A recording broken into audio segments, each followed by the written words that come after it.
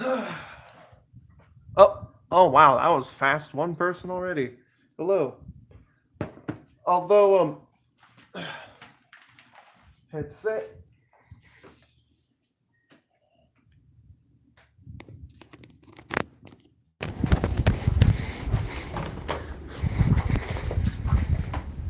Hello, Neko. Hello. And yes, I know this is definitely earlier than before. Specifically 2 hours earlier before. Like 2 hours earlier than usual, I know. And, share, copy link. Oh, Tatum, hello. Okay. Does this look grainy at all on either of y'all's end? I'm gonna put on music. There you go. Okay.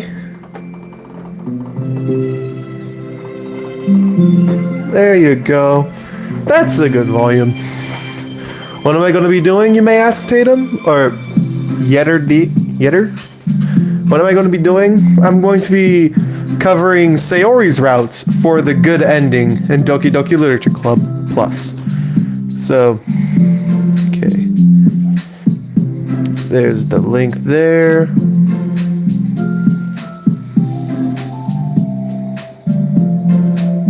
The link there.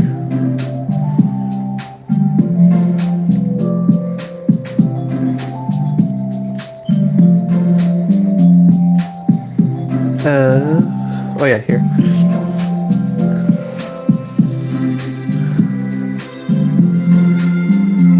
Streamisode group.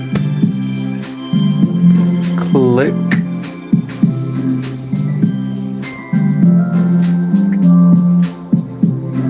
And just put this here. Okay.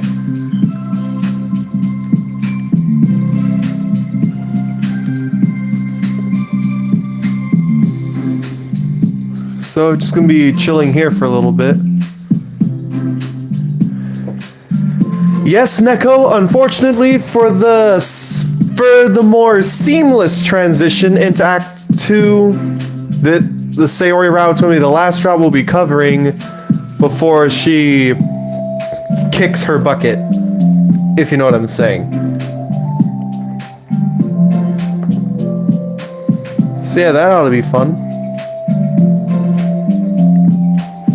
Now get the DDLC Plus notes. Sayori poem words. Okay. Just gonna be chilling here for a little while. Say the first 15 minutes in the stream. Just gonna be chilling here. First 15 minutes. Okay. I got the cheat sheet right here for the Sayori poem words.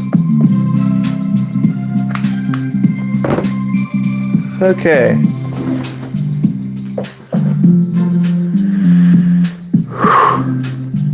Okay. And of course, like, since this is earlier than the usual time for chill streams, I guess I could do a StreamYard chill stream after this, because generally, why not? So, okay.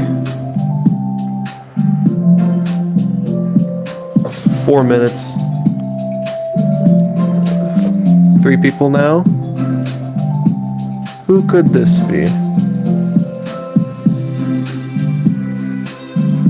Never mind, back down to 2.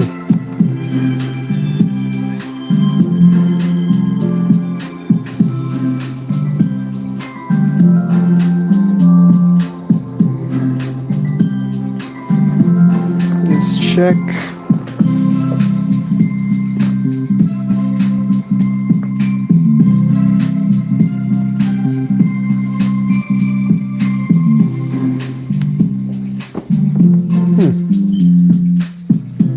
Oh boy. This ought to be fun. Okay.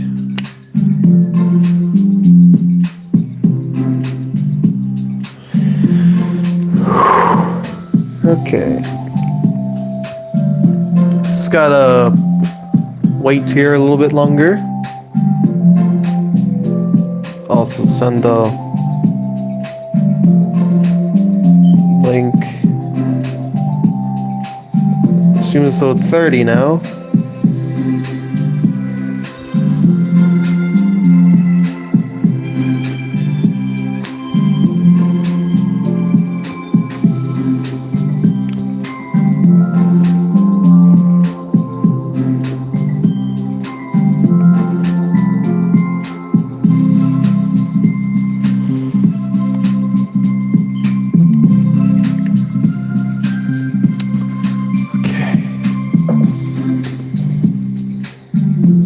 I'm gonna be here a while.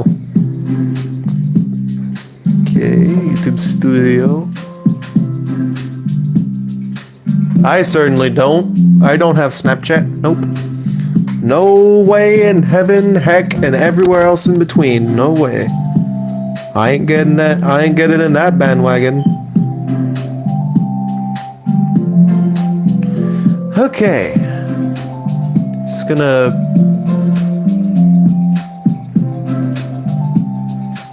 Huh. Okay.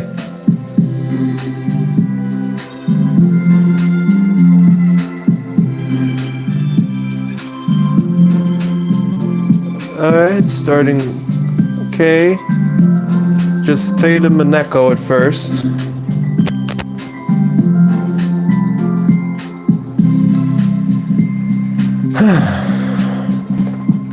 Oh god.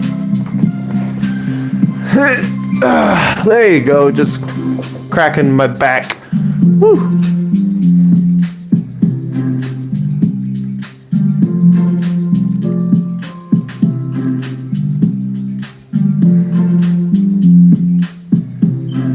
Okay.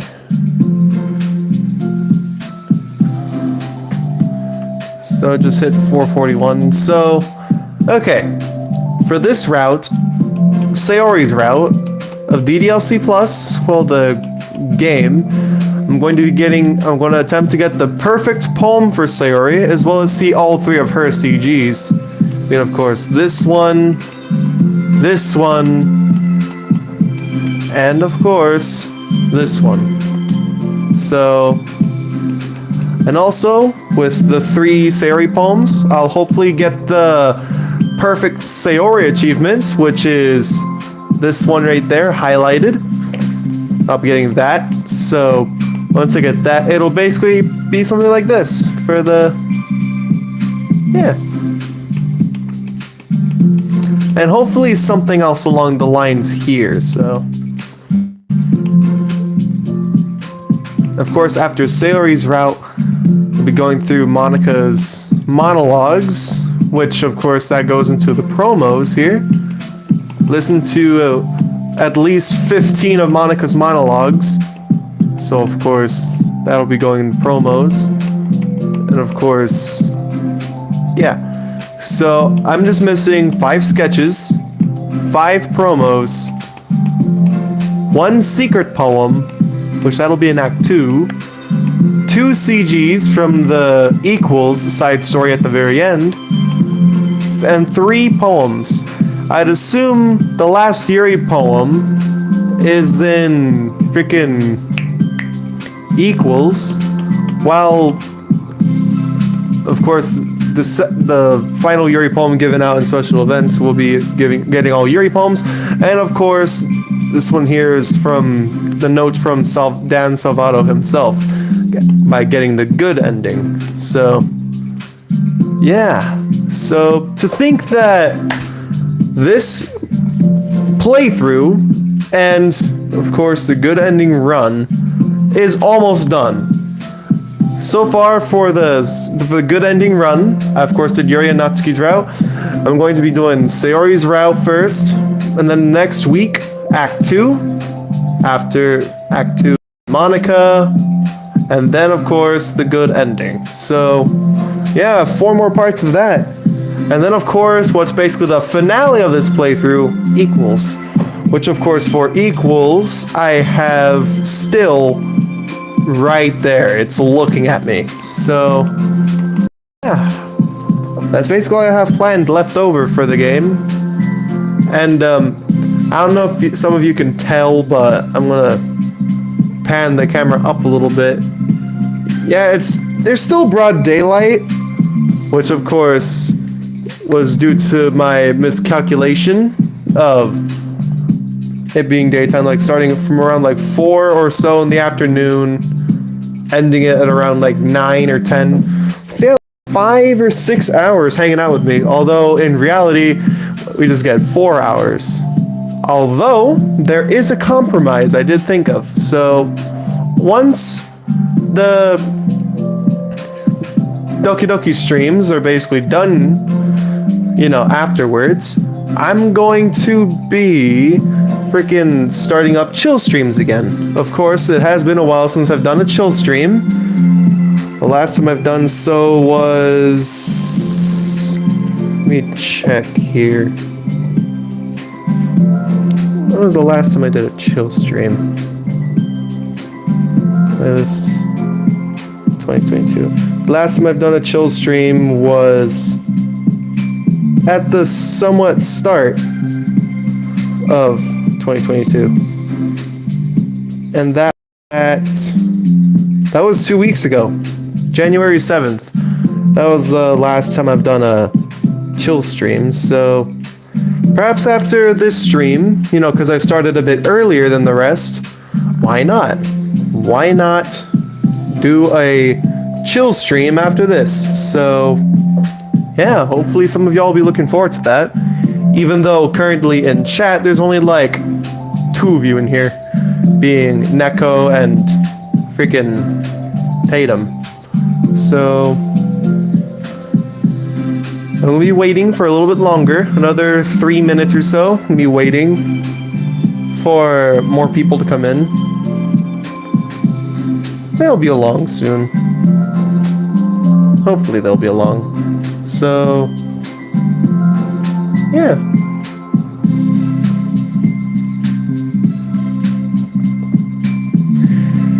Okay.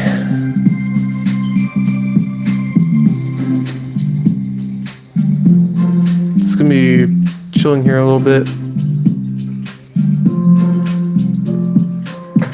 I'm gonna change the music here to this one just a little bit. Okay. This is a good one. This is on just a little bit. This one's also a good one. It has a kind of Christmassy vibe to it, but even though it's not Christmas, it's still a nice tune to listen to. It may sound Christmassy, but I don't think it is. Well, regardless, it just sounds nice, but you know what I mean. Yeah, we're just gonna be chilling here for a little bit. And 2 minutes now.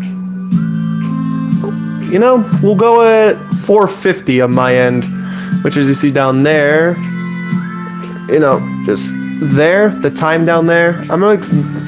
We should get going at around 4:50.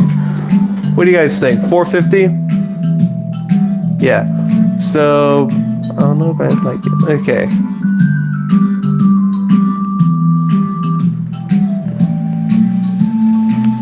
Yeah.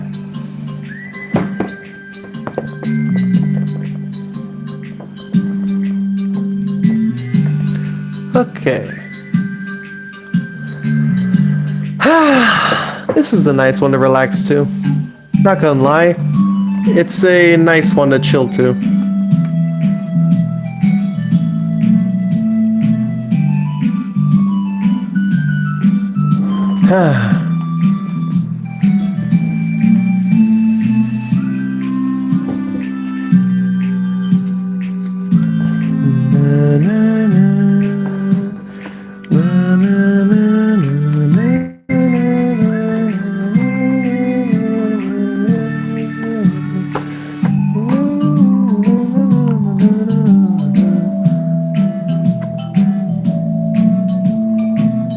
Oh boy.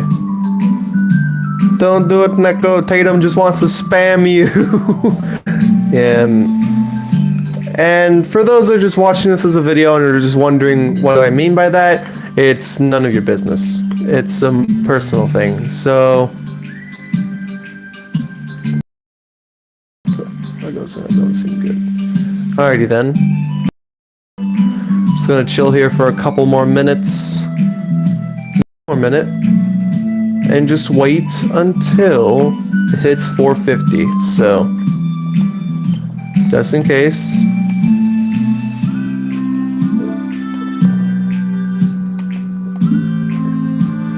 Just gonna chill here a little bit.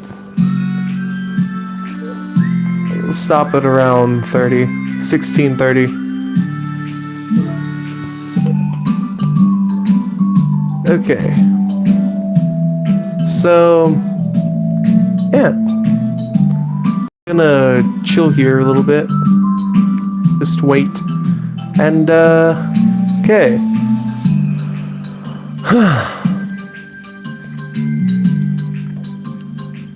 Okay, 25 then. Okay. So, without further ado, let's get on to Sayori's route of Doki Doki Literature Club. Cerny Forge. This game is not suitable for children or those who are disturbed. Okay. So, yeah. You see here I got Yuri's route. Yeah, Yuri's route, Natsuki's route. Lastly, Sayori's route right there. So, without further ado, let's actually get to this. Let's bake this bread. It's time to write a poem. Pick words you think your favorite club member will like. Something good might happen if whoever likes your poem the most. Okay. So, obviously comfort, that's a good start.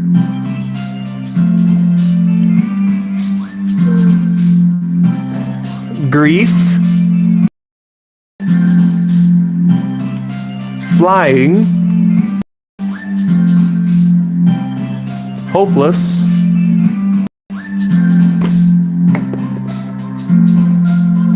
Romance.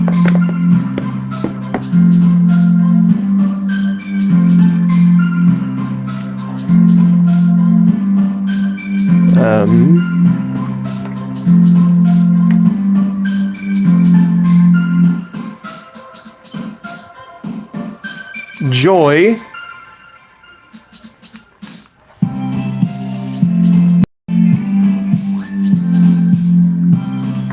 Marriage.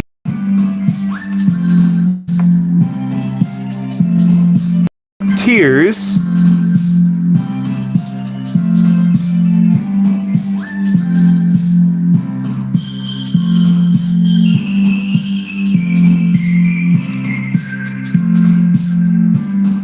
Okay. Calm.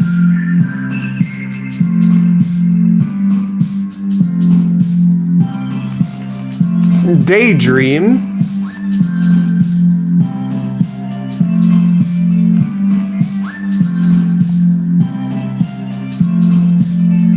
Bliss. Heart.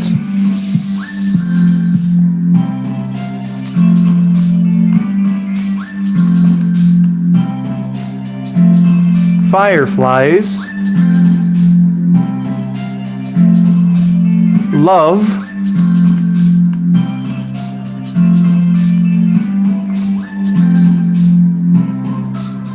Wonderful.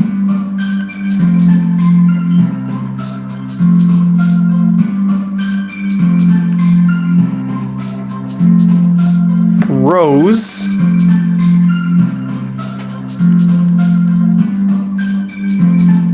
Alone.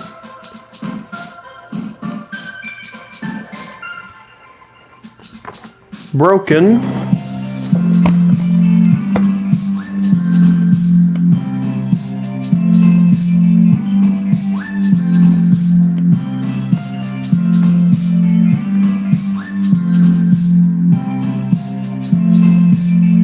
Play. And last one, childhood. Wait. Hey, I got it! Let's go! Oh, holy cow! That's a Kickstarter, people! Holy cow! Okay, 6 people in the stream, hello! Jesus, that was fast! Either that or I wasn't looking. Regardless, Jesus, that was fast! I didn't expect y'all to come in here so quickly. Anyways, welcome! Hi again, Edward. Glad to see you didn't run away on us. Nah, don't worry. This might be a little strange for me, but I at least keep my word. Well, I'm back at the literature club. I was the last to come in, so everyone else is already hanging out. Thanks for keeping your promise, Edward. I hope this isn't too overwhelming of a commitment for you, making you dive headfirst into literature when you're not accustomed to it. Oh, come on! Like, he deserves any slack. Sayori told me you didn't even want to join any clubs this year. And last year, too! I don't know if you plan to just come here to hang out or what, but if you don't take it seriously, then you won't see the end of it. Natsuki, you certainly have a big mouth for someone who keeps a manga collection in the club room.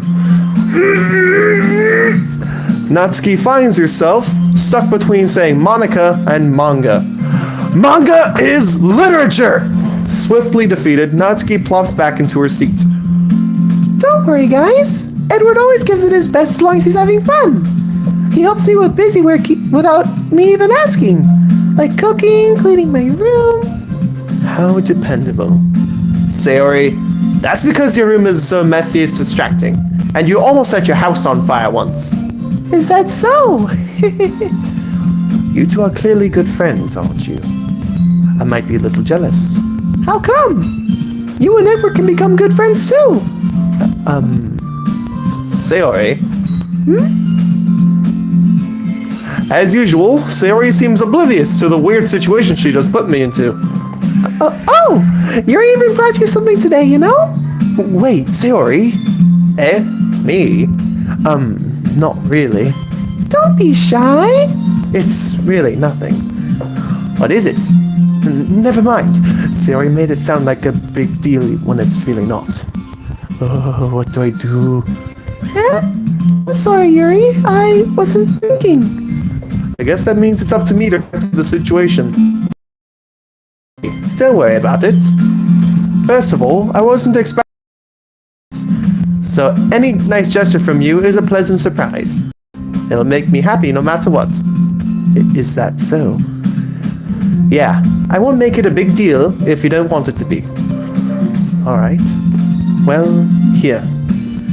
Yuri reaches into her bag and pulls out a book. I didn't want you to feel left out, so I picked out a book that I thought you might enjoy. It's a short read, so it should keep your attention, even if you don't usually read. And we could, you know, discuss it if you wanted. This is... How is this girl accidentally being so cute? She even picked up a book she liked, despite me not reading much. Yuri, thank you. How definite is this? I enthusiastically take the book. Phew. Well, you can read it at your own pace. I look forward to hearing what you think. Now that everyone's settled in, I expected Monika to kick off some scheduled activities for the club. But that doesn't seem to be the case. Sayori and Monika are having a cheery conversation in the corner. Yuri's face is already buried in a book. I can't help but notice her intense expression, like she was waiting for this chance. Meanwhile, Natsuki is rummaging around in the closet.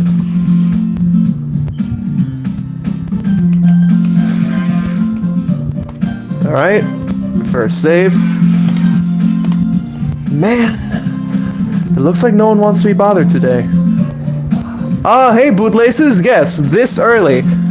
Mind you, at this early of a time, it was... The good ending runs were meant to be started this early. But of course, due to the other times, like the start of the run, you're being Yuri's route, and of course last time being up at 6, this time now it started up at 4. So, please forgive me for being early, so, hey, I guess, more time to hang out, eh? So, alright. It looks like no one wants to be bothered today. I slumped down onto the nearest desk. How am I supposed to occupy myself with something literature related by myself like this? I guess I could always read some of the book Yuri gave me, but I'm feeling a little too tired to read. I could probably fall asleep right now. I close my eyes and end up listening in on Sayori's conversation with Monika. We're probably gonna seem really lame compared to all the other clubs, though.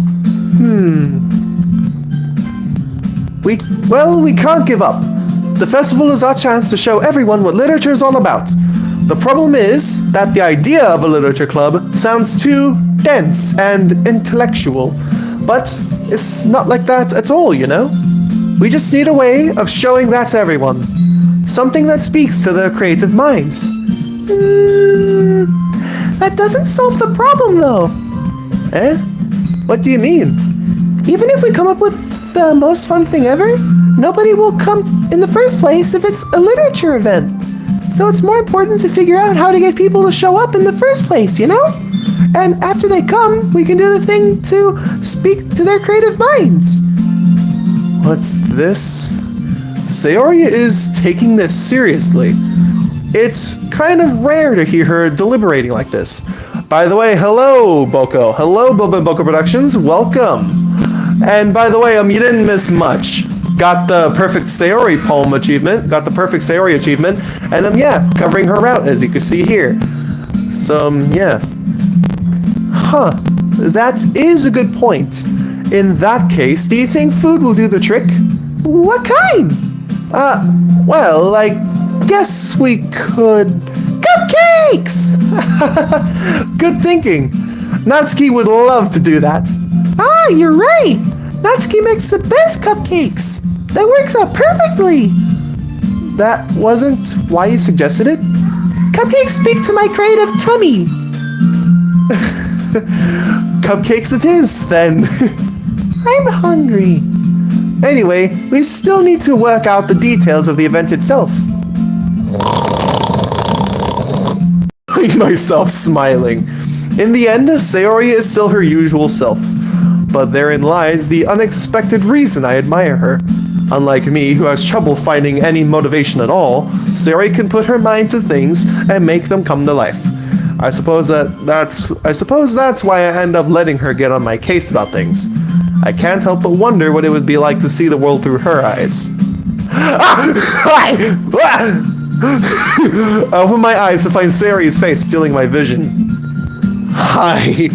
I'm gonna just sit back and wait to see if something happens. Okay, James. That Sayori being cute fills my soul. You know, bootlaces, the feeling is mutual. And there she goes, scaring me. I open my eyes to find Sayori's face filling my vision.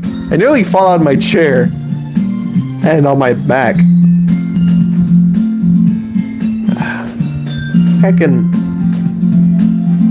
Oh, okay. I nearly fall out of my chair. Sorry. Wait, actually, I'm not sorry at all. It's your fault for sleeping like that. This isn't a napping club. Does our school have a napping club? You're staying up late again, aren't you? Now that you're in a club, you're gonna have less time for anime, no? You'll need to get used to it. Don't say that so loud. I glance over my shoulder to see if Monika overheard. It's true, though. Yeah, I know. You're always looking out for me, Sayori. It's what I do best. That's a problem. What about you? You look out for me better than you look out for yourself. You're still oversleeping every day, aren't you? Eh? Not every day. That's not very convincing. How many days this past week have you gotten up on time? Wait, apparently I used to hear back when Thomas used to work on the Mars Railway, he would be Sayori's Oh, okay. How many days this past week have you gotten up on time? It was only for thunderstorms! Oh, God. It's a secret!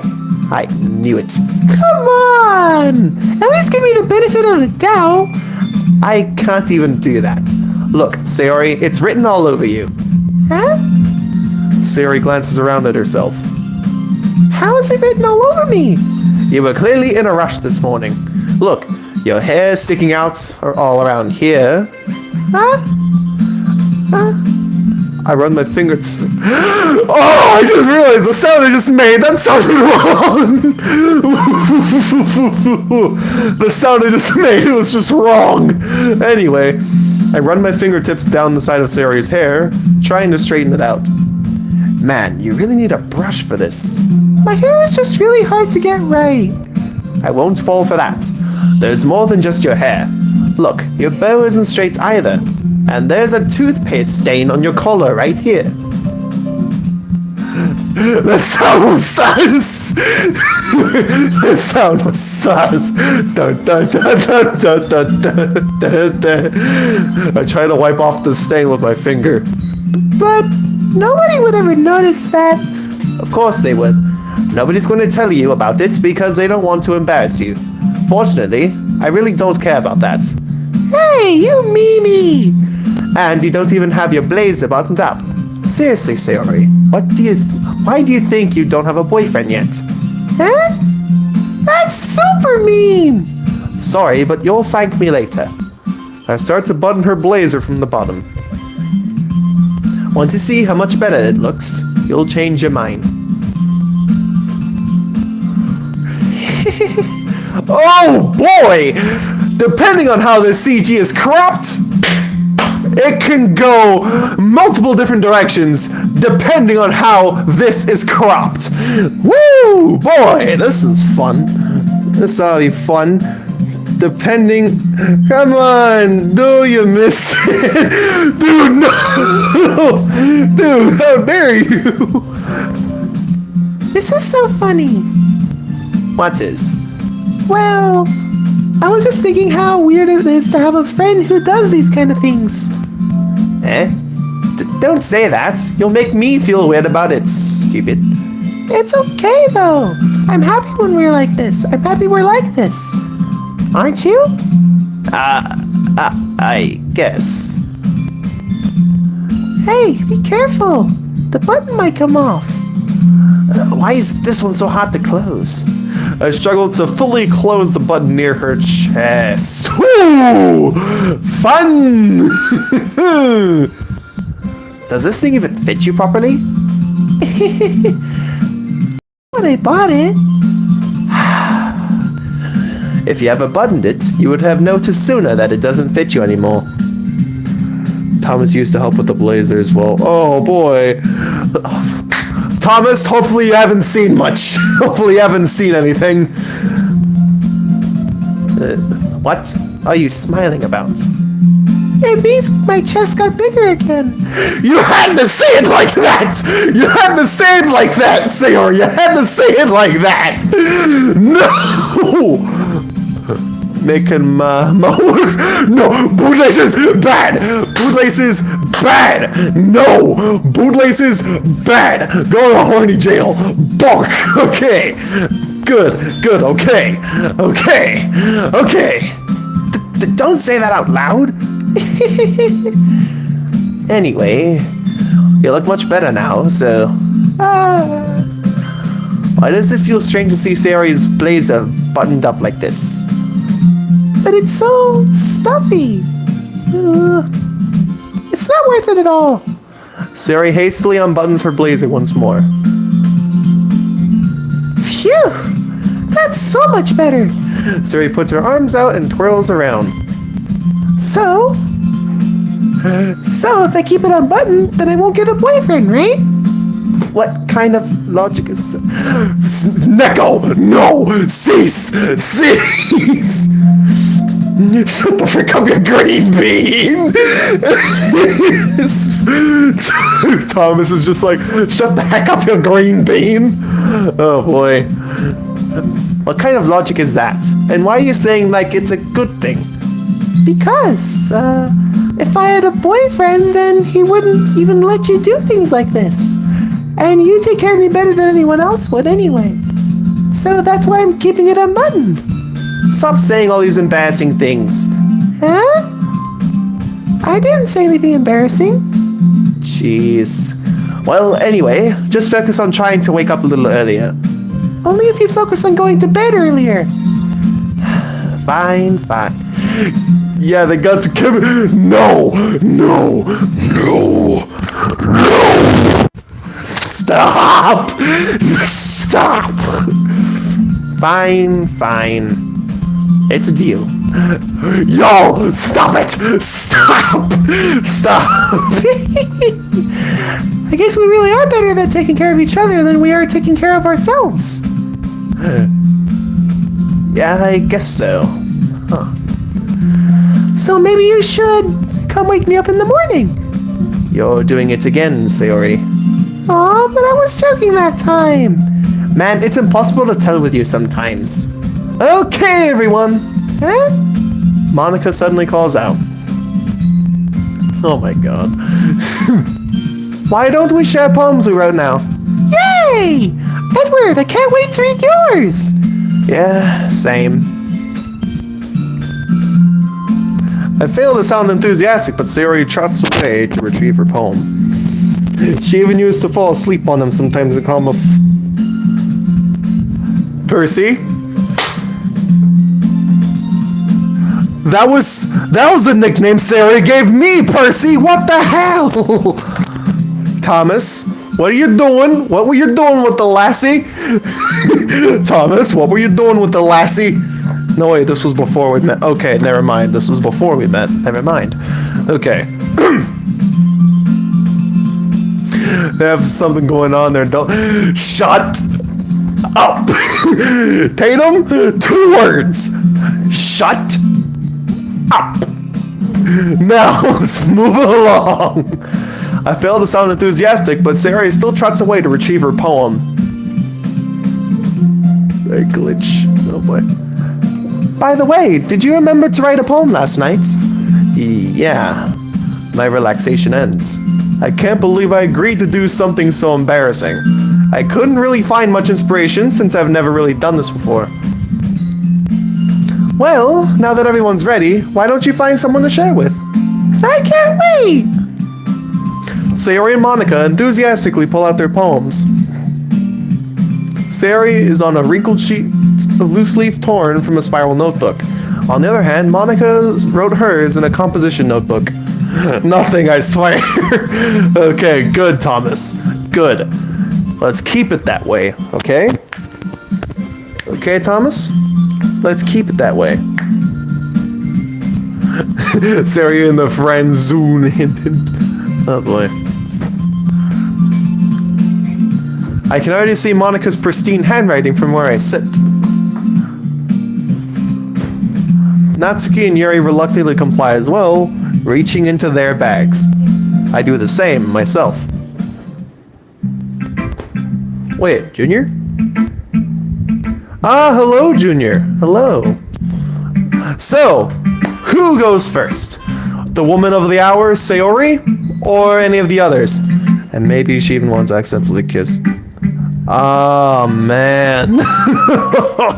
Oh, that's fun. That was a fun one, Thomas, wasn't it? It better be on the cheek, man. It better be on the cheek. What about more than friend zone? Okay, you better keep it no more for a bit, Tatum. I swear to God. I legit want to make a shipping fanfic between Thomas and Sayori bootlaces. Why? Oh, Natsuki. Oh, okay. 1 for Natsuki, 1 for Yuri,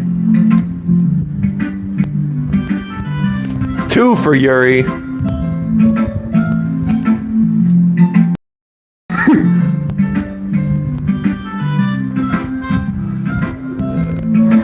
So far, it's 2 for Yuri winning this.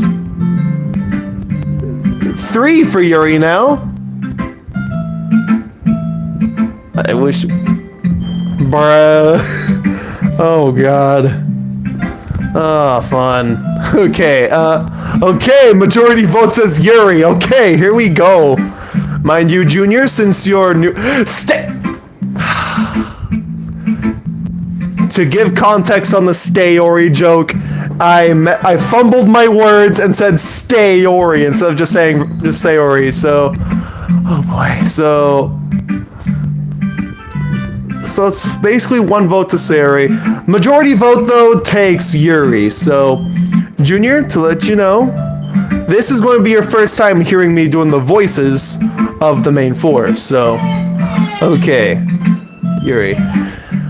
Yuri seems the most experienced, so I should start with her. I can trust her opinion to be fair.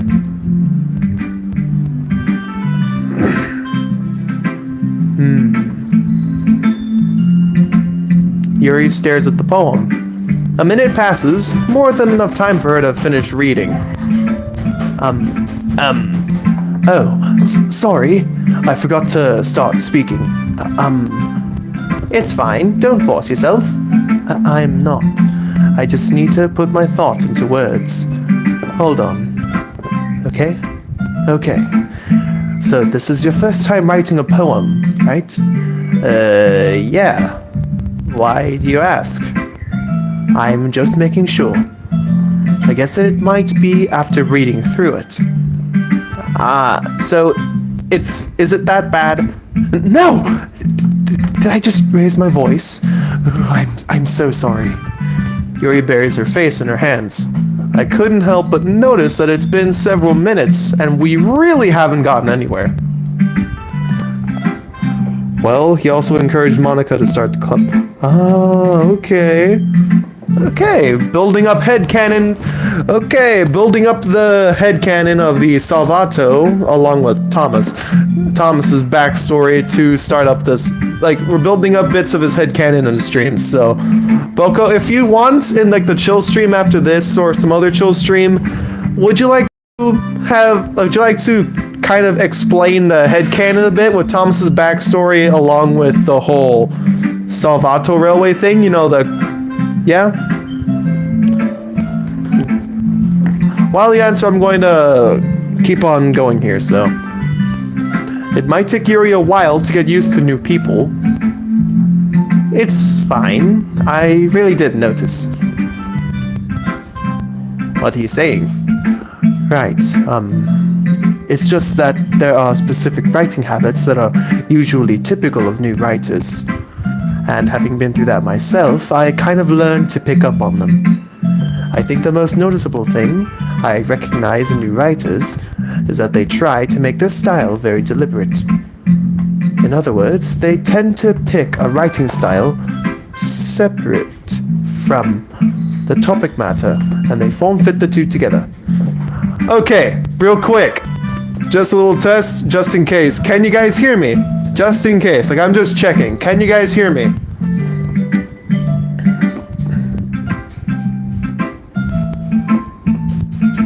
Yes, okay.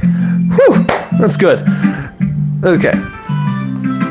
The end result is that both the style and the expressiveness are weakened. Once Yuri finds her train of thought, it's as if her demeanor totally changes. Her stammering is completely gone, and she sounds like an expert. Of course, it's not something you can be blamed for. There are so many different skills and techniques that can go into writing even a simple poem. Not just finding them and building them, but getting them to work together is probably the most challenging part. It might take you some time, but it all comes with practice and learning by example and trying new things. I also hope that everyone else in the club gives you valuable feedback. Natsuki can be a little bit biased, though. By the way, Junior, to let you know, I am playing it on the Xbox One, as you can tell by the controller here. Yeah, I'm playing this on the Xbox One. Also, I even heard he once beat... Apparently Thomas beat the hell out of Sayori's bullies. Like, Sayori had like bullies back then, and like Thomas, he just beat the hell out of them. He was like, stop being mean to the Bane, I swear. Like, Thomas was punching the hell out of Spider-Man. Junior, Boko sees your profile pic and he's like, Spider-Man. Okay. You just be like, Spider-Man. Oh boy, this is fun. Natsuki can be a little bit biased, though. Biased? How? It was with a crowbar. Oh god! Thomas, you beat the hell out of Sayori's bullies with a crowbar? Oh my god! Oh, fun! Oh boy. This headcanon makes more sense humanized for the Thomas characters. So the Thomas characters have humanized. This headcanon makes a little bit more sense. But I managed to work it out both ways for enginified Thomas and, of course, humanized Thomas. I managed to work it out. Yes, and I'll freaking do it again. Well, never mind. I shouldn't be talking about people like that. Sorry. It's fine. I'm not sure if Yuri is apologizing to herself, to me, or to Natsuki. Do you mind if I read your poem now? Please do. I'd love to share my thought process behind it. Yuri smiles dreamily, as if that's a rare opportunity for her. Which itself, it's kinda funny. After all, isn't this supposed to be a literature club? Oh boy, we got first round. Heh. Oh, this is great! Y'all are talking about Spider-Man! This is great. Y'all be talking about Spider-Man. I want to take pictures of Spider-Man! Okay, moving on. Ghosts under the light. The tendrils of my hair illuminate beneath the amber glow. Bathing. It must be this one. The last remaining street light to have withstood the test of time. The last yet to be replaced with the sickening blue-green hue of the future.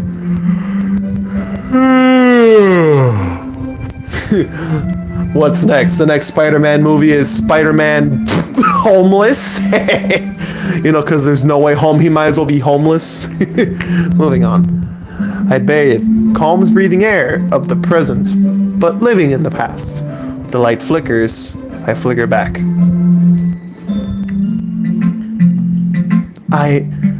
I'm sorry if I have such terrible handwriting. What? I wasn't thinking that at all. But it took you a long time to read. Well, I just don't read script very often. I actually think that your handwriting is pretty. Eh? That's a relief. Also, I liked your poem. Even though it's short, it was really descriptive. It wasn't too short.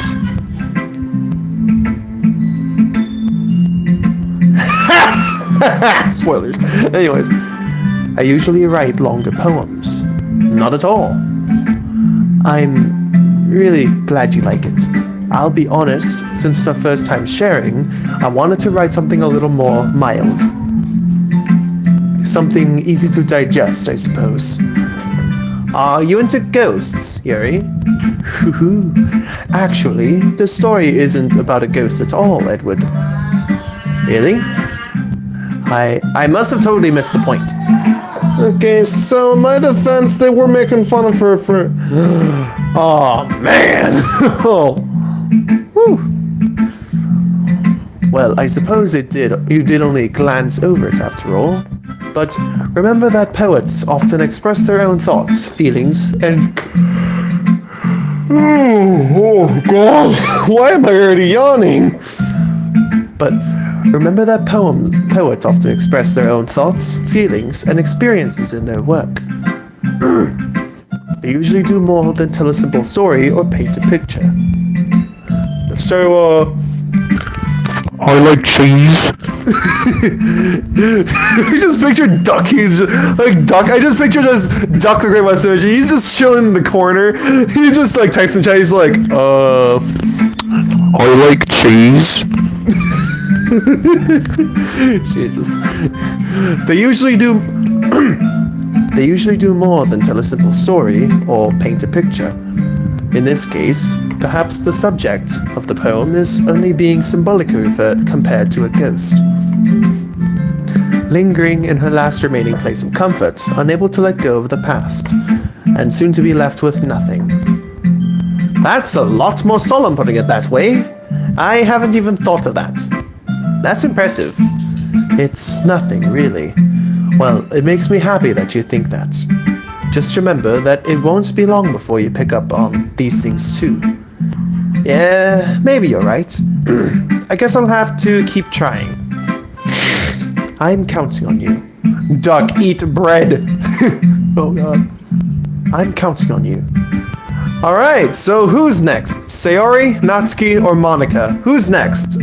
Covered Yuri, so who's next?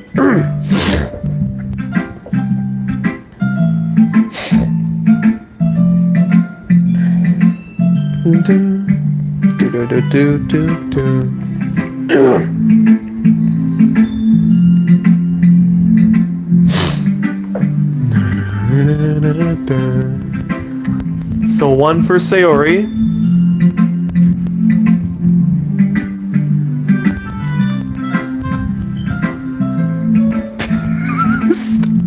No. Okay. 2 for Sayori. 3 for Sayori. 4 for Sayori.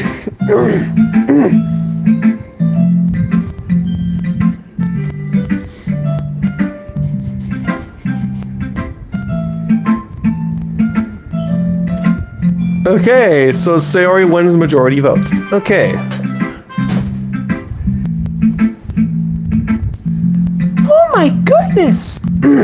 This is so good, Edward! Eh? I love it! I had no idea you were such a good writer! Sayori, you must be seriously overreacting. I'm not a good writer at all. I honestly have no idea what I'm doing. Oh, Sonic the Blue Blur 1991, who dis?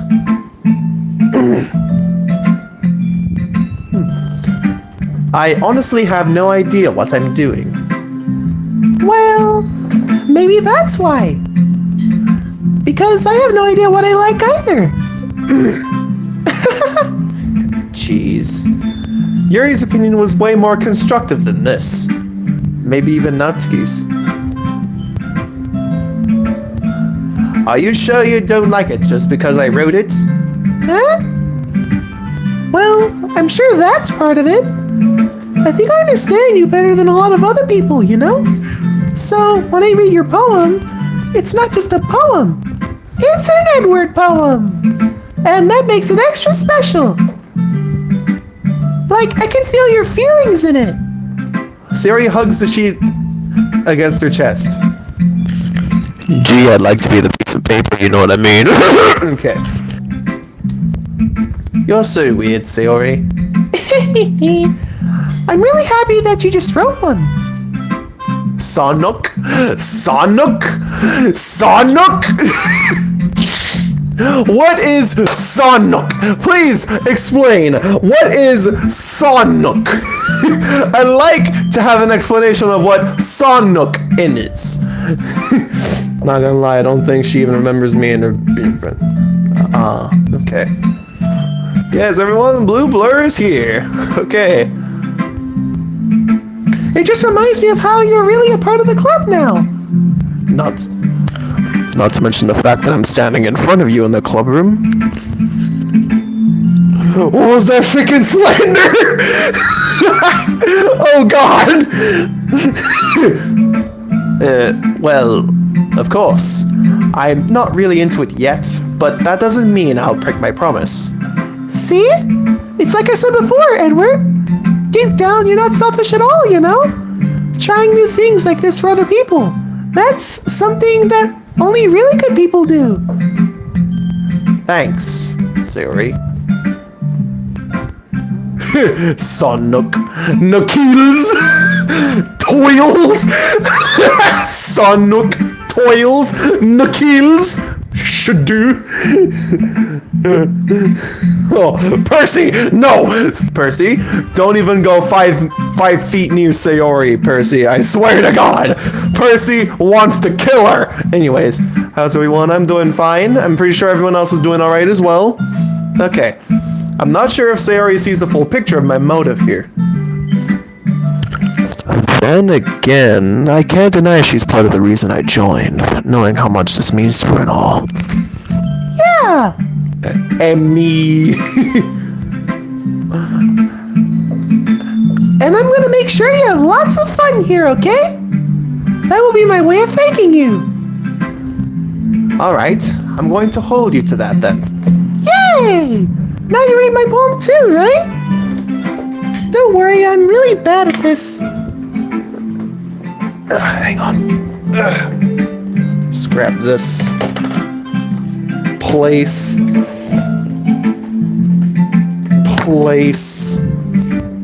You want me to grab Percy? Yeah, Neko, please do.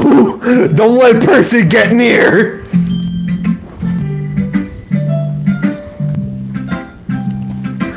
Alright, Neko, grab him. Don't let Percy get near.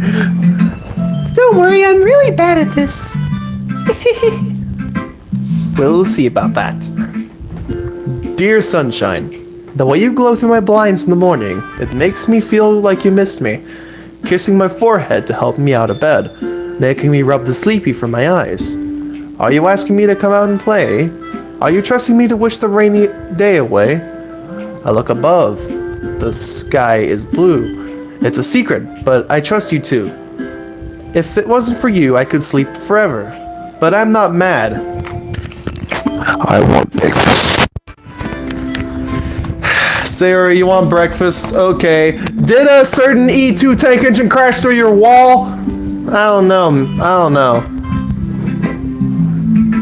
Sayori, this is just a guess, but did you wait until this morning to write this? No! Just a little bit. You can't answer just a little bit to a yes or no question. I forgot to do it last night. Well, at least that makes me feel a little better about myself. Don't be mean. I still tried my best. Yeah. I didn't mean to say that it was a bad poem. It came out nice, or how should I put it? It sounds just like you. Really? Yeah.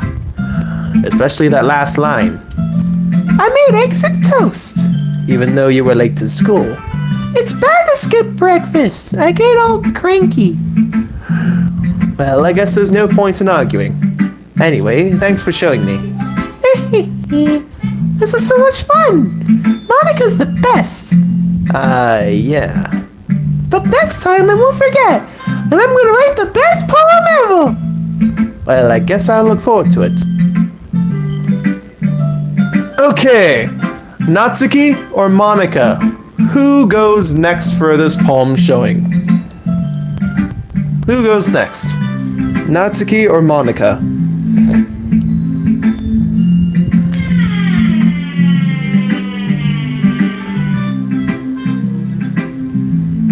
Good luck, Boko. You're in the LBSC Thomas draw. Alright, good luck. One for Natsuki. One for Monika. Two for Natsuki.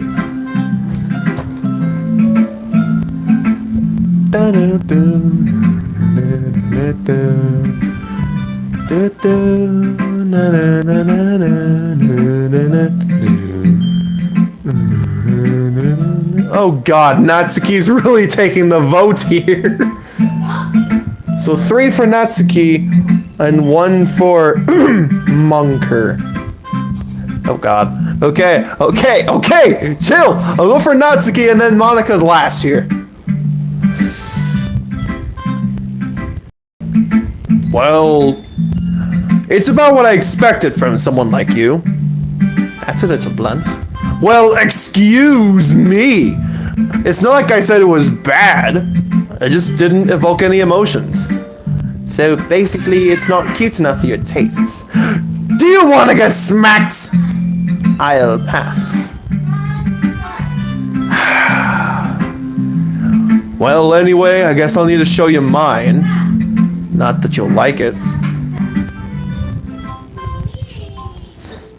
Eagles can fly, monkeys can climb, crickets can leap, horses can race, owls can seek, cheetahs can run, eagles can fly, people can try, but that's about it. Yeah, I told you that you were gonna like it. I like it. What? Just be honest! I am. Why are you so convinced that I wouldn't like it? Well, because everyone in high school thinks that writing has to be all sophisticated and stuff. Where's she gonna smack? Tatum, you better not say that again in James's presence. He's gonna want to smite you to the next dimension. James would want to send you to the Shadow Realm if you say that again in his face. Oh boy. Everyone in high school thinks that writing has to be all sophisticated and crap, so people don't even take my writing seriously. But isn't the point of poems for people to express themselves? Your writing style wouldn't make your message any less valid. Yes, exactly. I like when it's easy to read, but it hits you hard. Like in this poem. Seeing everyone around you do great things can be really disheartening. So I decided to write about it. Yeah, I understand. But the other nice thing about simple writing is that it puts more weight on the wordplay. Like, I set up for a rhyme at the end, but then made it fall flat on purpose. It helps bring out the feeling in the last line. So you did. I guess more went into it than I realized. That's what it means to be a pro. I'm glad you learned something. Didn't expect that from the youngest one here, did you? I guess not. I decided to humor her with that last comment. How hard does it hit on... Stop. I remember how some little crap threw her pie at Nat's face. Oh, God. So, some little booger, like... Yeah, this Thomas... Some little booger actually threw a pie at Natsuki's face. Oh, no. Say, Boko, did that little booger get smited by any chance? Did that little booger get sent to the Shadow Realm by Natsuki? What happened?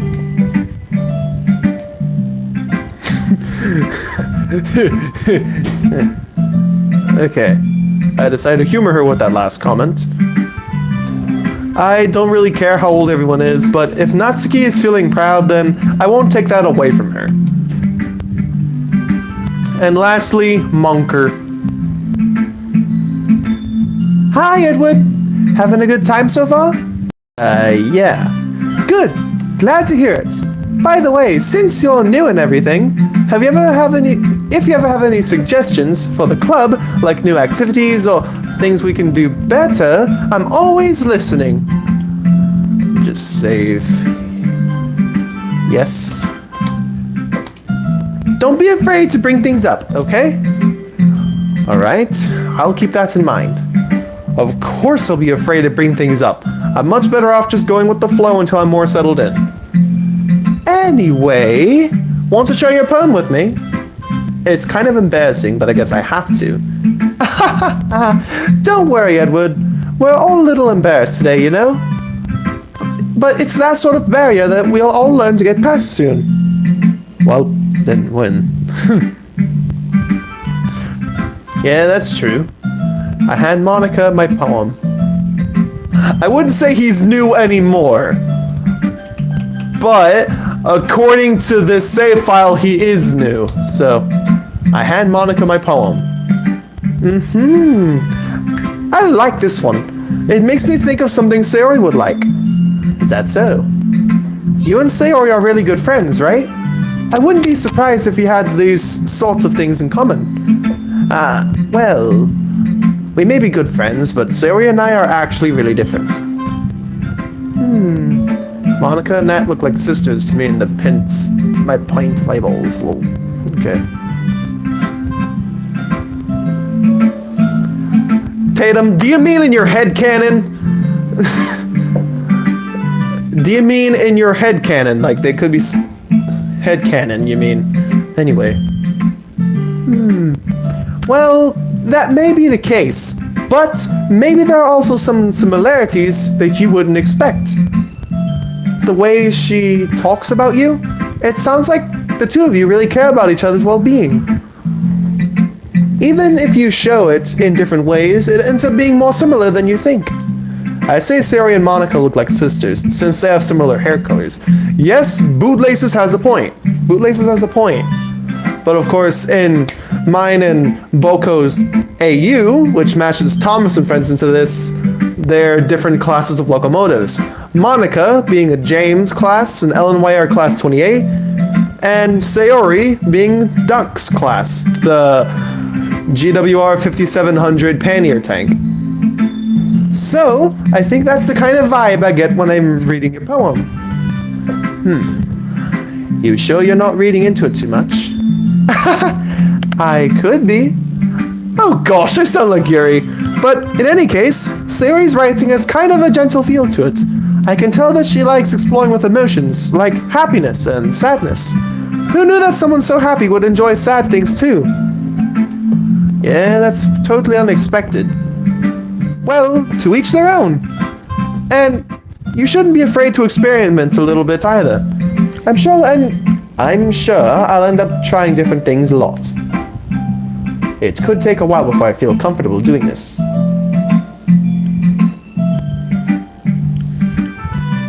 That's okay. I'd love to see you try new things. That's the best way to find the kind of style that suits you. Everyone else might be a little bit biased towards their own kinds of styles, but I'll always help you find what suits you the most. So don't force yourself to write the way everyone else wants you to write. It's not like you have to worry about impressing them or anything. Anyway, do you want to read my poem now? Don't worry, I'm not very good. You sound pretty confident for someone who claims to be not very good. Well, that's because I have to sound confident. That doesn't mean I always feel that way, you know? I see. Well, let's read it then. Hole in a wall. It couldn't have been me. See? The direction of the sparkle protrudes. A noisy neighbor, an angry boyfriend. I'll never know. I wasn't there. I peer inside for a clue. No, I can't see! I reel, blind like a film left out in the sun. But it's too late. My retina's already scorched with a permanent copy of the meaningless image. It's just a little hole. It wasn't too bright. It was too deep, stretching forever into everything. A hole of infinite choices. I've realized now that I wasn't looking in. I was looking out, and he on the other side was looking in. So, what do you think? It's very freeform, if that's what you call it. Sorry, I'm not really the right person to ask for feedback. That's okay.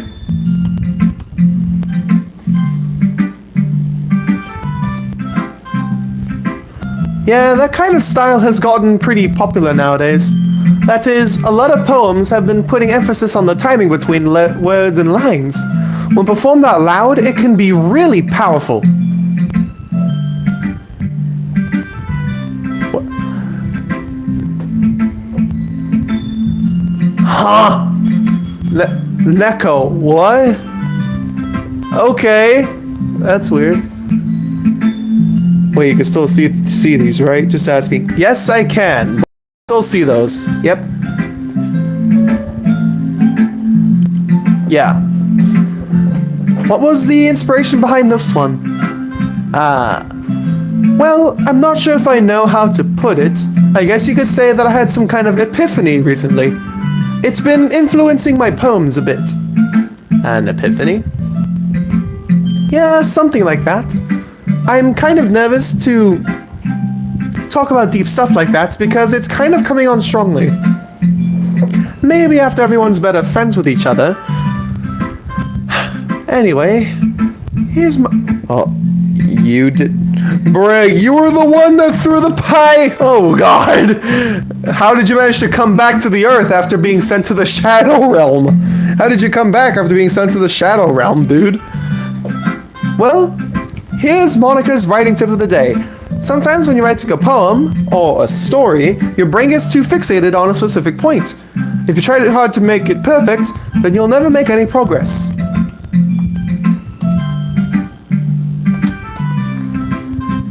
Just force yourself to get something down on the paper and tidy it up later.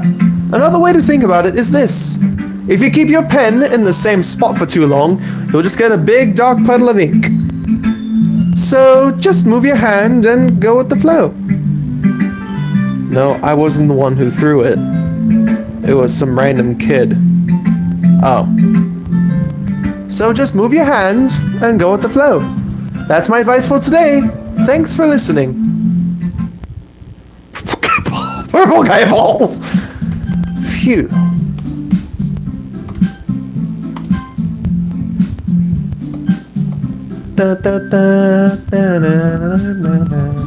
I guess that's everyone. I glance around the room. That was a little more stressful than I anticipated. It's as if everyone's judging me for my mediocre writing abilities. Even if they're just being nice, there's no way my poems can stand up to theirs. This is a literature club, after all. But about the kid, he got uppercut by Nat. Oh god. Oh boy. I guess that's what I ended up getting myself into. So, Mboko, do you think Neko should let go of Percy? Across the room, Sayori and... Oh, Tails, if you're wondering what you just walked into, let's just say it's some interest. You just got in some things. Oh, hello, bootlaces. Seeing Tails again. Hello there. And then it's just, like, bootlaces are seeing Tails, you're just like, hello there. And then Tails is just like, General Kenobi.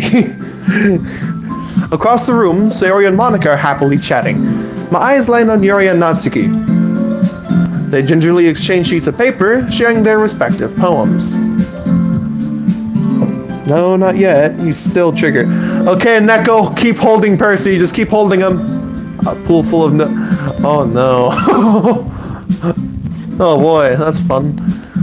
As they read in tandem, I watch each of their expressions change. Natsuki's eyebrows furrow in frustration. Meanwhile, Yuri smiles sadly. What's with this language? Eh? Did you say something? Oh, it's nothing. Natsuki dismissively returns the poem to the desk with one hand. I guess you could say it's fancy. Thanks. Yours is... cute.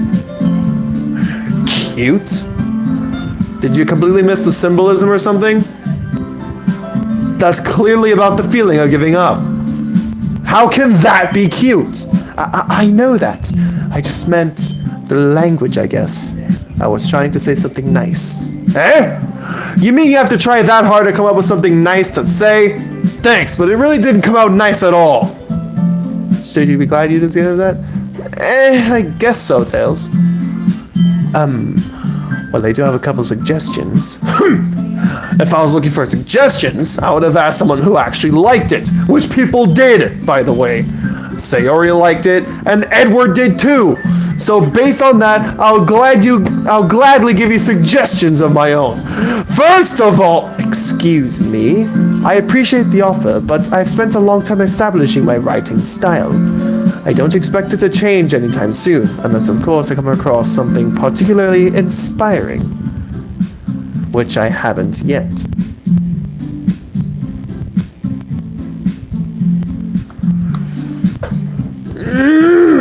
And Edward liked my poem too, you know? He even told me he was impressed by it. Natsuki suddenly stands up. Oh, I did realize you were so invested in trying to impress our new member, Yuri. That's not what you're just... Yuri stands up as well. Maybe you're just jealous that Edward appreciates my advice more than he appreciated yours. Huh? And how do you know he didn't appreciate my advice more? Are you that full of yourself? No. If I was full of myself, I would deliberately go out of my way to make everything I do overly cutesy. Is everyone okay? Well, you know what? I wasn't the one whose chest magically grew a size bigger as soon as Edward started showing up. Natsuki? Natsuki, that's a little... This doesn't involve you. I don't like fighting, guys! Suddenly, both girls turn towards me, as if they just noticed I was standing there. Edward, she's just trying to make me look bad. That ain't true! She started it! If she could get over herself and learn to appreciate that simple writing is more effective, then this would have happened in the first place. At least her chest didn't grow a size bigger. Oh god. At least her chest didn't grow a size bigger. Oh boy. Sibling fight. Oh god. Wait, in what way? I like how Joel stood up to act out, not standing up. Oh my god! Did she learn that from you? Oh god. Then this wouldn't have happened in the first place. What's the point in making your poems all convoluted for no reason? That meaning should jump out at the reader, not force them to have to figure it out. Help me explain that to her, Edward. Wait, there is a reason we have so many deep and expressive words in our language. It's the only way to convey complex and meanings most effectively. Avoiding them is not only unnecessarily limiting yourself, it's also a waste. You understand that, right, Edward? Well? How did I get dragged into this in the first place? It's not like I know anything about writing, but whomever I agree with, they'll probably think more highly of me. Of course. Since this is Sayori's route now, I've already done those 2 routes above, so this is Sayori's route. Natsuki glares at me, drawing up any words I had in my mouth. So instead I turn to Yuri. But Yuri's expression is so defenseless that I can't bring myself to say anything to her. Sayori? Huh? Yeah, everyone's fighting is making Sayori uncomfortable. How can the 2 of you keep fighting when you know you're making your friend feel like this? Edward? Well, that's her problem. This ain't about her. I agree. It's unfair for others to interject their own feelings into our conflict. Yeah, unless Sayori wants to tell Yuri what a stuck-up jerk she's being. She would never. It's your immaturity that made her upset in the first place. Excuse me, princess? Are you listening to yourself? This is exactly why nobody likes... Stop! Natsuki! Yuri! You guys are my friends! I just want everything to get along and be happy. My friends are wonderful people, and I love them because of their differences. Natsuki's poems, they're amazing because they give you so many feelings with just a few words. And Yuri's poems are amazing because they paint beautiful pictures in your head. Everyone's so talented. So why are we fighting? Because, well... Also, Natsuki's cute, and there's nothing wrong with that. And Yuri's chest is the same as they always were. Big and beautiful! God damn it, I still can't say it. I haven't said that in a long time and I still can't say it. That's fun.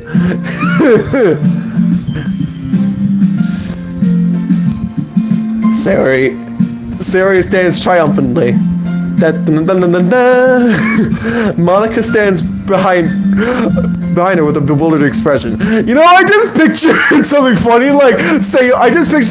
So, Sayori, she's just standing on a desk with a superhero cape, and it's like fireworks just going off in the back, and this epic theme is like Sayori, she's just standing on the desk like kind of like superheroes, like yeah, kind of pose, and like freaking there's like fireworks going off in the back. She's standing on the desk like a superhero, and she has like a cape floating off from her, probably hanging from the blazer. That's just funny. Oh god. Dude, no. Sayori speaks for most people here about Yuri. Oh god! Smooth laces! Well, you're technically not wrong, but why? Oh god. Monika stands behind her with a bewildered expression. I'll make some tea. Yuri rushes off. Natsuki sits down with a blank expression on her face, staring at nothing. So this is why Sayori's vice president. I whisper to Monika. I'm a big fan out of that. Yeah, just Sayori just standing on a superhero pose, fireworks going off in the back, and there's just like superhero music like ba ba ba ba ba ba ba ba ba ba ba ba. Just something funny like that. Just cookie girl. Oh god. I whisper to Monika. She nods in return. Well, to be honest, I might come off as a good leader and I can organize things, but I'm not very good with people. I couldn't even bring myself to interject. As president, that's kind of embarrassing of me. Nah, it's not like I can blame you. I wasn't able to say anything either. Well, I guess it just means Sayori is amazing in her own ways, isn't she? You could say that. She might be an airhead, but sometimes it's weirdly suspicious that she knows exactly what she's doing. I see. Take good care of her, okay? I would hate to see her get herself hurt. That makes two of us. You can count on me. Monika smiles sweetly at me, causing my stomach to knot. Such a genuine person really does make a good president, regardless of what she says. If only I could get the chance to talk with her a little more. Okay, everyone. Just save here. Okay, everyone. It's just about time for us to leave. Yuri and Nat needs 100 chill pills. Nah, they're gonna overdose and die. That's basically it. They're just gonna overdose and die.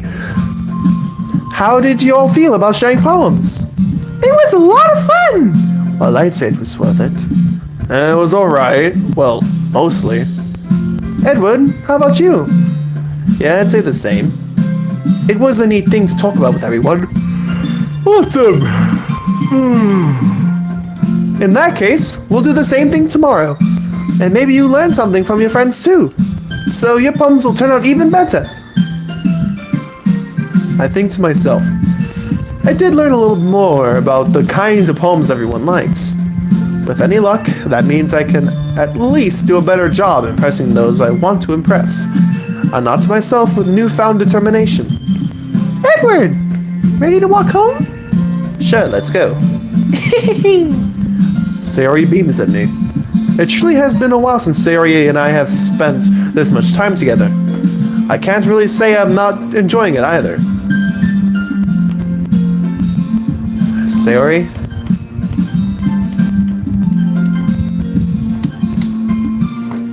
About what happened earlier. Huh? What do you mean? You know, between Yuri and Natsuki.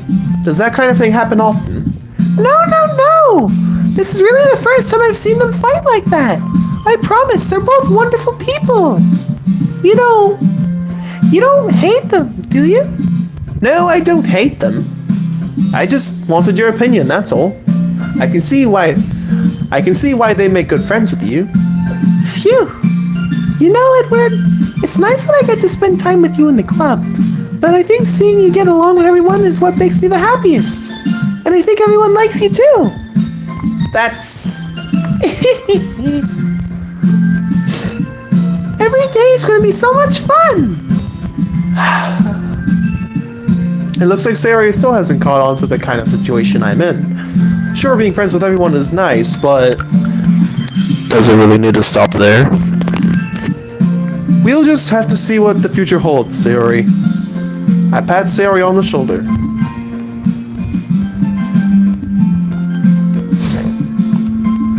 I said that more to myself than to her, but it's easy to use Sayori as an internal monologue sometimes. Okay! Yeah, let's do this. Alright, next poem.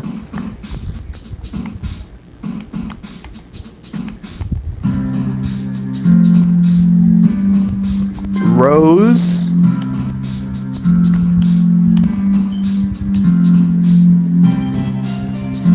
Holiday.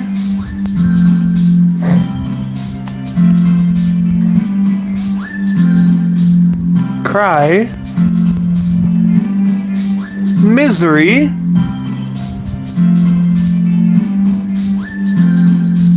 Fireworks.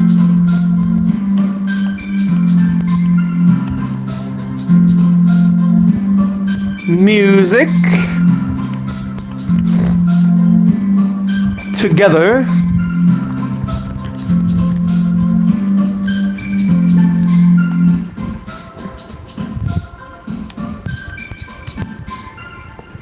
Empty.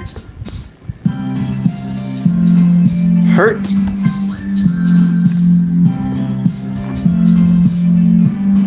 Cheer.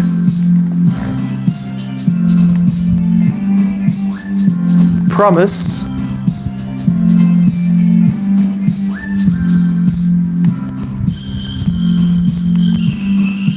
Memories.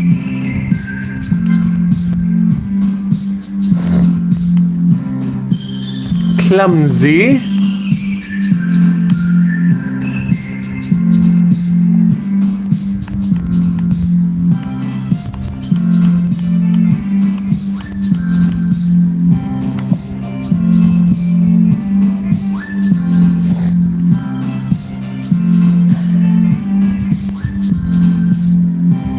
Shame.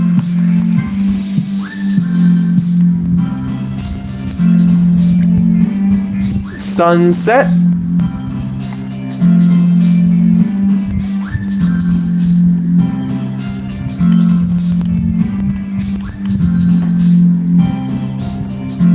Pain.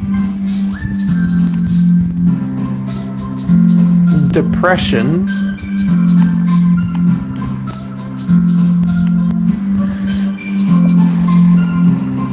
Tears.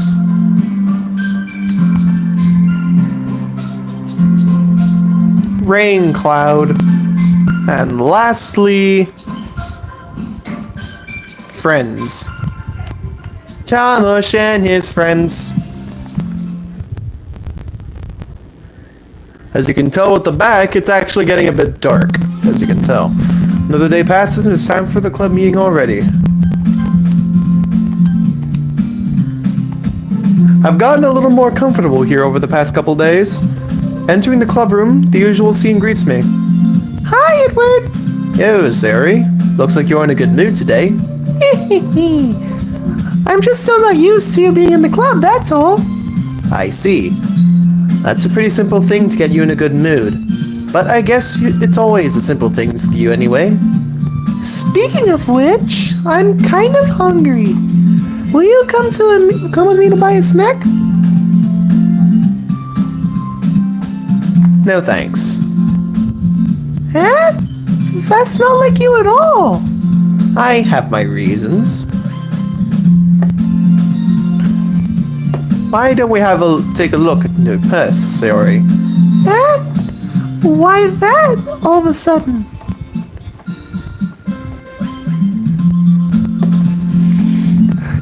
Neko! Wait, no, bootlaces! Did you just realize what you just did? Percy wants to kill Sayori and Neko was holding him away! This is great, now Sayori's gonna die because you pushed Percy out of Neko's grasp! See, how do you feel about that? Sayori's gonna die. How do you feel about that? No reason, really. I just wanted to look at it. Smart one, Eddie. She made me fall for that a lot. Sayori nervously retrieves her coin purse. She fumbles with the latch and gets it open. Then she turns it upside down and lets its contents spill onto the desk. Only 2 small coins fall out. I knew it. I could see right through you, Sayori. That's not fair! How did you even know? It's simple. If you had enough money in the first place, you would have bought a snack before coming to the club room. So either you're not hungry and wanted an excuse to take a walk, or you plan to conveniently forget that you spent all your money so that I would lend you some. But there's one more thing. You're always hungry, and so that only leaves one option. I give up! Don't make me feel guilty! If you feel guilty, that means you deserve to feel guilty. Yuri suddenly giggles. Huh? I didn't notice she was listening in. Why not put him in a jail cell? You know, that is a good question. Her face is in her book, as always. I wasn't listening or anything. I was just something in my book. Yuri! Tell Edward to let me borrow some money! Don't get me involved like that, Sayori. Besides, You should only buy what you can reasonably afford. And frankly, after pulling a mischievous little stunt like that, your suffering is fair enough retribution. Did I just... I didn't mean that. I got too absorbed in my book. I really like when you speak your mind, Yuri. It doesn't happen much, but it's a fun side of you. There's no way you could think that. You were right, though. I did something bad and now have to accept the revolution. Retribution. That! Still, coming from you, Sayori, I guess there's a little devil inside of all of us, is there? Don't let her fool you. Sayori knows exactly what she's doing.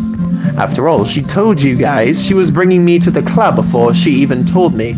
But you wouldn't have come if it weren't for the cupcakes. So I had to trick Natsuki into making them. Come on, give more credit than that, Sayori. Out of nowhere, something smacks Sayori in the face and tumbles onto the desk. Whack.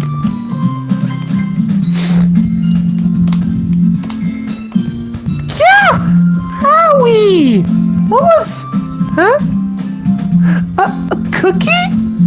Sure enough, it's a giant cookie wrapped in plastic. Sayori glances around. Is this a miracle? It's because I paid my restitution! Retribution. Actually, that one almost worked. I was just gonna give it to you, but then I heard you blab about the cupcakes. It was totally worth seeing your reaction, though. Natsuki, it's so nice of you. I'm so happy. Sayori hugs the cookie. Gee, one thing for certain, I want to be the cookie. That's for damn sure. Jeez, just eat it. Sayori rapidly tears open the wrapper and takes a huge bite. Was that the bite of 87? Anyway. So good. Sayori suddenly claps her hands over her mouth. I bit my tongue. You're going through a lot over just one cookie. Natsuki takes a bite of her own cookie. Yours looks really good too, Natsuki. Can I try it? Jeez, beggars can't be choosers. But yours is chocolate. Yeah? Why do you think I gave you that one? Fine. Still, I'm really happy that you shared this one with me. Sayori gets out of her seat, goes behind Natsuki, then wraps her arms around her. Jeez. I get it. Cookie still in hand, Natsuki reaches out to nudge Sayori off of her. Sayori suddenly leans down and takes a bite out of Natsuki's cookie. Hey! Did you seriously just do that? Mouth full, Sayori trots away to safety. Yuri and I laugh as well. Jeez, you're such a kid sometimes. Monika, can you tell Sayori? Huh? Natsuki glances around. Monika isn't in the club room. No! That was great. Let me just skip ahead.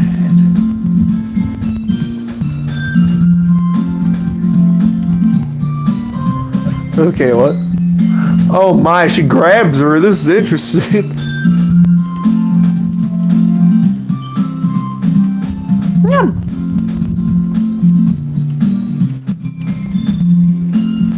Natsuki glances around. Monika isn't in the club room. There you go. That's what I meant to do. This is probably one of my favorite parts of the game. Yeah. Where is Monika, anyway? Good question. Have any of you heard anything about her being late today? Not me. Yeah, I haven't either. That's a bit unusual. I hope she's okay. Well, I got Percy again. No thanks to bootlaces. Okay. Good, Neko. Of course she's okay. She really just had something to do today. Or someone to do today. She's pretty popular after all. Huh? You don't think she has a... I wouldn't be surprised. She's probably more desirable than all of her kind. That's true. Excuse me! Suddenly, the door swings open. Sorry, I'm super sorry. There you are. I didn't mean to be late. I hope you guys weren't worried or anything. Eh? Monika chose to come over her boyfriend after all. You're so strong-willed. Boyfriend? What on earth are you talking about? Monika quizzically glances at me. Never mind that. What held you up anyway? Okay, that was a yawn. Well, my last period today was study hall. To be honest, I kind of just lost track of time. That makes no sense though. Why? You would have heard the bell ring at least. I must not have heard it since I was practicing piano. Piano? I wasn't aware you played music as well, Monika. I don't, really. I just kind of started recently. I've always wanted to learn piano. That's so cool. You should play something for us, Monika. Monika looks at me. Maybe once I get a little bit better, I will. Yay! That sounds cool. I'd also look forward to it. Is that so? In that case... that was a yawn. I won't let you down, Edward. Monika smiles sweetly. I didn't mean any pressure or anything like that. Don't worry. I've been practicing a whole lot recently, and I'd really love the chance to share once I'm ready. I see. In that case, best of luck. Thanks. So I didn't miss anything, did I? No. Save. Good. No, not really. I choose to leave out Sayori's mischievous escapade. I'm sure Natsuki will end up complaining to her anyway. It looks like everyone's already settled down. Sayori somehow already finished her entire cookie. Yuri is back to her book, and Natsuki disappeared into the closet. Edward! Sayori suddenly comes up to me. I'm gonna go get some supplies from another classroom.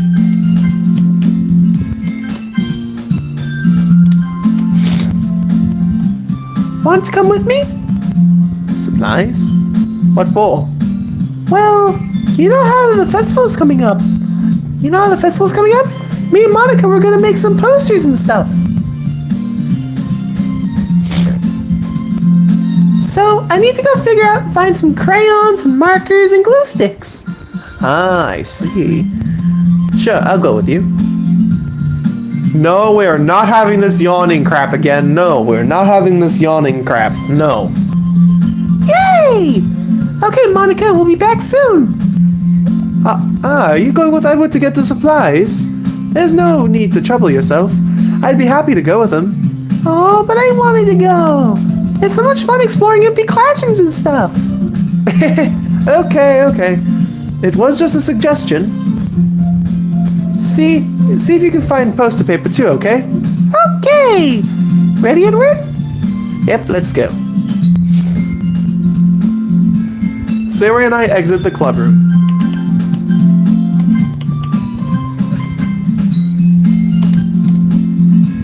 I follow behind as Sayori hums and skips around the hallway. Honestly, it feels like I'm taking a kid to the mall or something. Sayori finds pleasure in the simplest things sometimes. Hey, Sayori, what exactly are we doing for the festival anyway? I'm not sure how you would make an event out of literature. Me and Monika have it all planned out. Don't you worry. Is that so? Yep. We're gonna do a poetry performance. A performance? Of what kind? Well, everyone's gonna take turns on stage and recite their favorite poems. That sounds kind of dull. Edward, you're not thinking about it the right way at all. It's not just about reading poems. It's about performing them. Like you say the lines of the poem, like, between my feet, the last remaining flower beckons to me. I twist the stem, freeing it from its clinging roots, caressing the final joyous moments between my fingers. But to what ends have I summoned this joy? For now, when I look in every direction, the once prosperous field before me. But it's a barren wasteland! Like that! Sayori.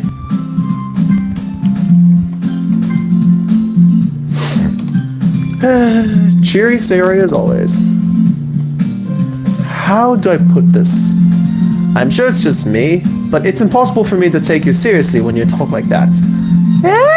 You meanie! I'm working super hard on this, you know? I know.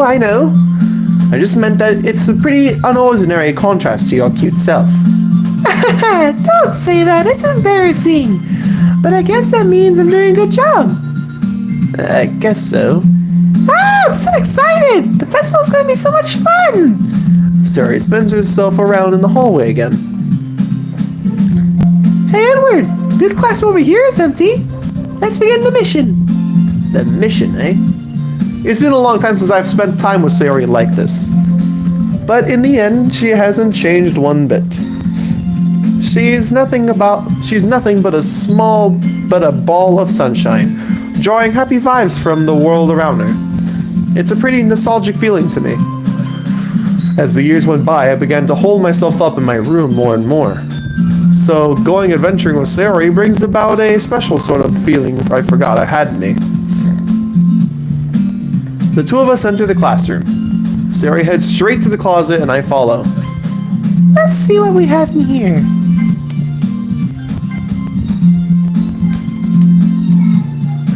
Crayons! Sayori pulls a box full of crayons off the shelf. They're the best brand too! They're kind of dirty though. Sayori starts pulling various crayons out of the box, reading the color names. Alright, there's one down. Don't get distracted. We'll need to find... Wait, I'm looking for my favorite color. Fine. Then at least move aside so I can look for the poster paper. Oh, I dropped one by accident. Oh! Yeah! Sayori bends over and smacks her forehead right onto the shell. Oh, that's gotta hurt. I don't care what universe you're from, that one's gotta hurt.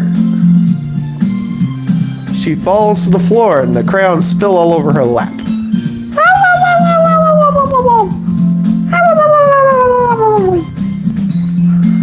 You okay? My forehead! Sayori clutches her forehead.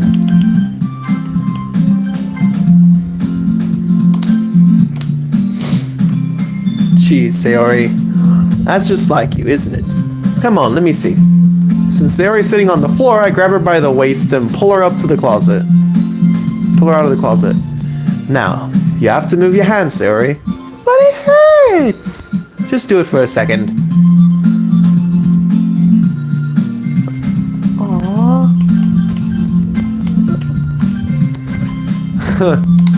You know, I'm feeling oddly nostalgic. I'm feeling oddly nostalgic to the first stream. Or was it the second one of this playthrough? I'm feeling nostalgic again of this.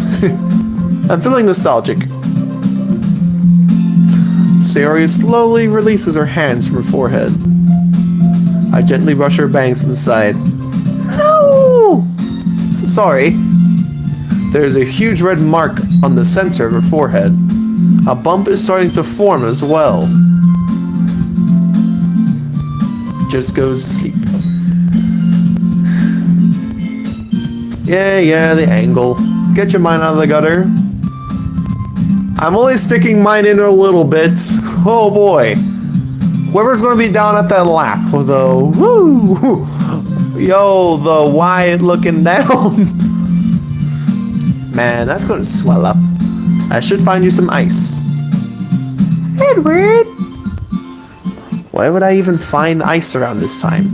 I guess a cold drink would do. You don't have to. I'm fine with looking like a unicorn. Even wincing from the pain, Sayori makes a silly joke. What are you saying? I'll be right back, okay? Okay. I pat Sayori on the shoulder and run out to the hallway.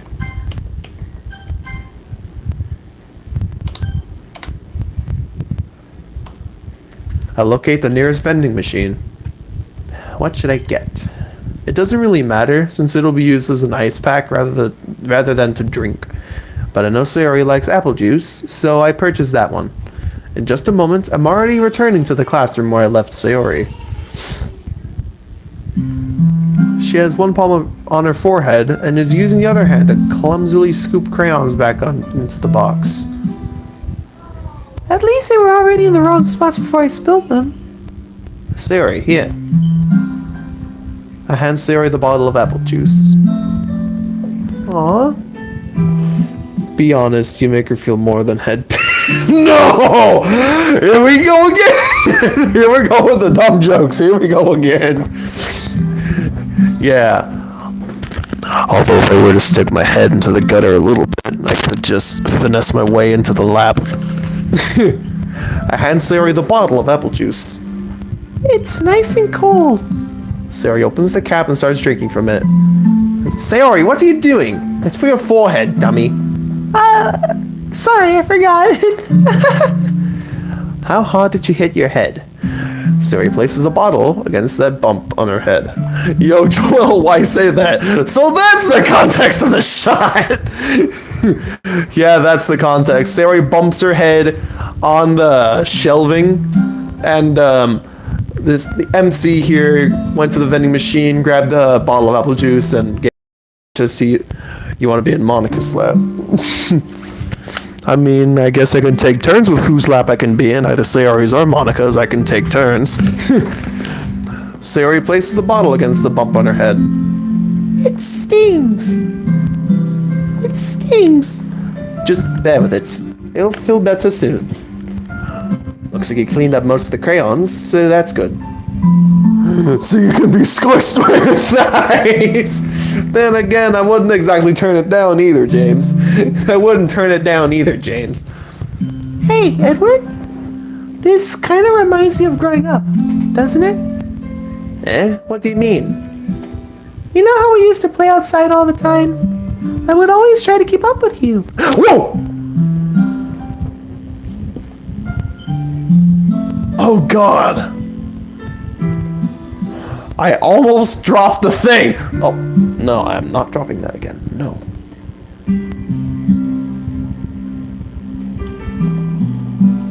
Shut the heck up, you wanna so you can... Yeah, James, shush, you wanna be a gnat's thighs. What little there are of them!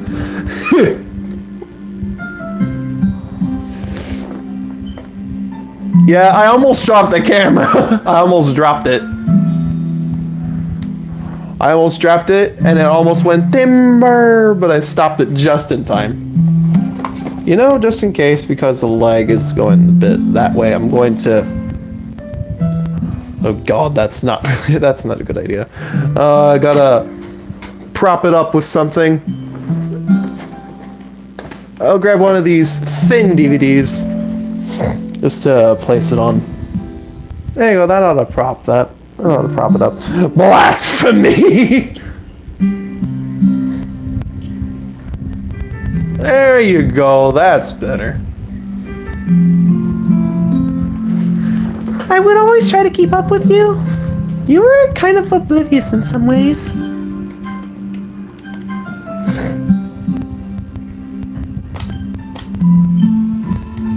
Like, I usually fell behind or had trouble climbing on the things you did. But sometimes when I tried to do things I couldn't, I would get myself hurt. I'd fall and scrape myself or get a bump. And I would start crying really hard. And hell, the person wants to squish his boyfriend. Oh God! Oh God! Oh, that's fun! Oh boy! Oh, you need me to grab James too? Nah. Nah, it'll be fine. And you would rush over as quick as you could. You would try really hard to get me to stop crying. It was almost like you blamed yourself and were afraid of getting in trouble if someone found out. Even though it really wasn't your fault at all, you know? Did I really do that? Joel is innocent. Bruh, please! I've been beyond innocent. I ain't that innocent anymore. Yeah. You don't remember? Come to think of it, maybe I do remember a bit. I guess I was always so focused on my games that I didn't pay enough attention to you. So in a way, it was my fault. Kind of like this time too. If I wasn't rushing you out of the closet, you probably wouldn't have hit your head. Edward, I don't think you realize it, but you're always thinking about other people. Even after all these years. You're rushing to help me, even though I'm just being clumsy. You're really a sweetheart. Don't call me that. And I don't really do this kind of thing. It's all the time. I guess when it comes to you, it just feels natural. But before I even know it, I'm treating you like that. I guess that's what happens when you've been friends for so long. Really? Maybe you're right. Edward, I'm so glad nothing's changed between us. Do you think it'll be like this forever? Forever? If I'm honest with myself, there's no telling where we'll end up for college or after that. So it wouldn't be fair for me to make any promises. But... well, I hope so. It's been this long already, right? I can't imagine you ever changing, so my hopes are up. I'm so happy. Sayori has a whimsical expression in her eyes. We remain silent for a moment. She's so silly and clumsy on the outside that when I see her deep in thought like this, it makes me not want to disturb her. I guess we should go back. I don't want to worry Monika, you know? Good luck with that. Damn.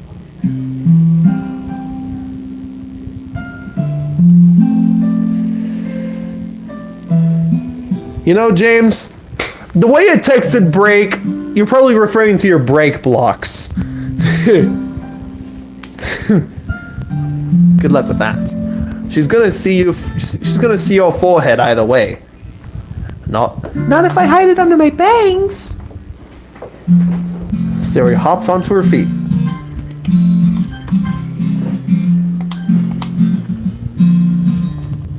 Ah! She clutches her forehead again. Don't stand up so fast after hurting yourself. Well, I guess it's too late now. Anyway, let's go.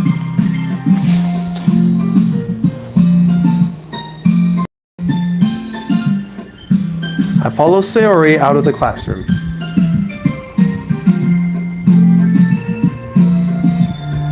Sayori plays with her bangs to try and hide the bump, but without making much success. In a moment, we make it back to the club room.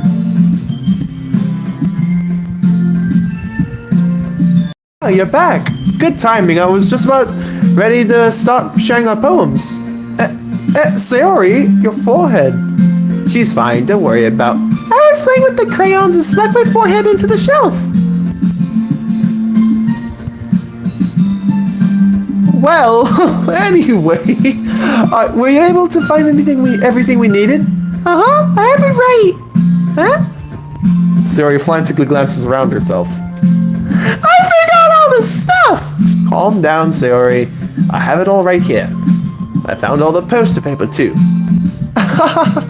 Sounds like you ended up doing all the work, Edward. Well, Sayori. I failed to come up with an excuse for Sayori. I made it an adventure! Yeah, that. Okay. In any case, good work. I'll start working on the posters tonight. Me too! Okay, everyone. Are you ready to share your poems? Guess I should grab mine. After making sure the crayon box is closed tightly, I return to my seat.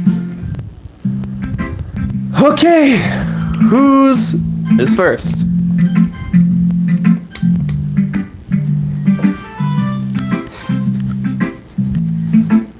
Okay, who's is first?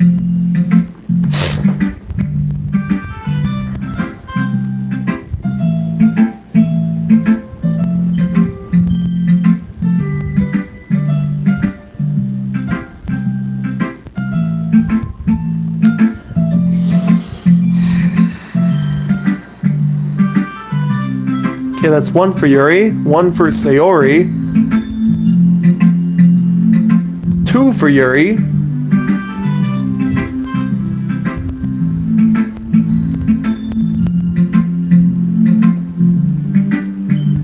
One for Natsuki.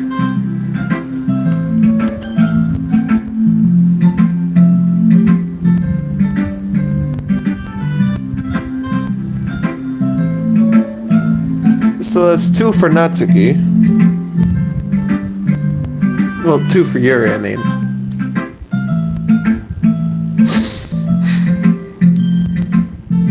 Alright. Calm down. Going for Yuri. Calm down. Let's see what you've written for today.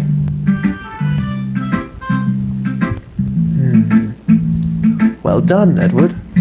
Your skills are already improving. Really? Must you all spam the chat? I already chose Yuri, so stop spamming! Thanks, Yuri.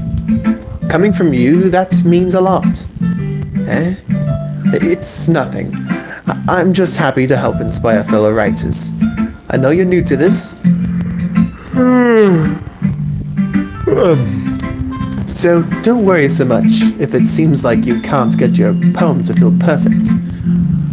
You don't need to be afraid to be a little more daring. Metaphors can go a long way.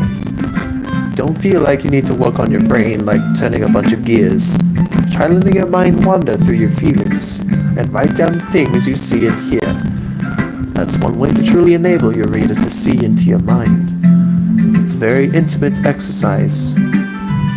I see. That's a certainly interesting technique. Thanks for sharing. I have, well, an example of that if you'd like to read it. Of course. Is this the poem you wrote for today? Yuri nods and timidly hands me her poem. Oh boy, we got the raccoon again. Oh man. Got the raccoon again. It happened in the dead of night, while I was slicing bread for a guilty snack. My attention was caught by the scuttering of a raccoon outside my window. That was, I believe, the first time I noticed my strange tendencies as an ordinary human. I gave the raccoon a piece of bread. My subconscious was well aware of the consequences. Well aware that a raccoon that is fed will always come back for more. The enticing beauty of my cutting knife was the symptom. The bread, my hungry curiosity. The raccoon, an urge.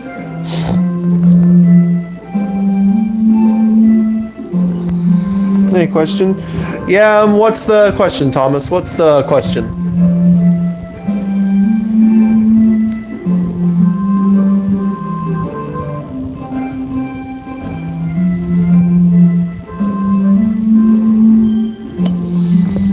Thomas, we can talk about this after the stream. Not now. We can talk about this after the stream.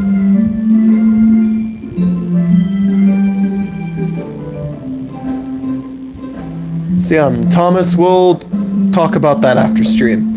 Anyway. The moon increments its phase and reflects that much more light off my cutting knife. The very same light that glistens in the eyes of my raccoon friend.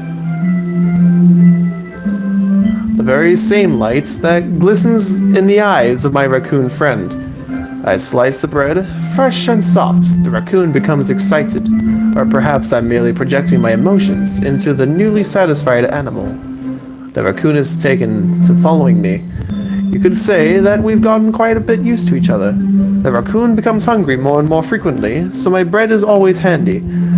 Every time I brandish my cutting knife, the raccoon shows me its excitement.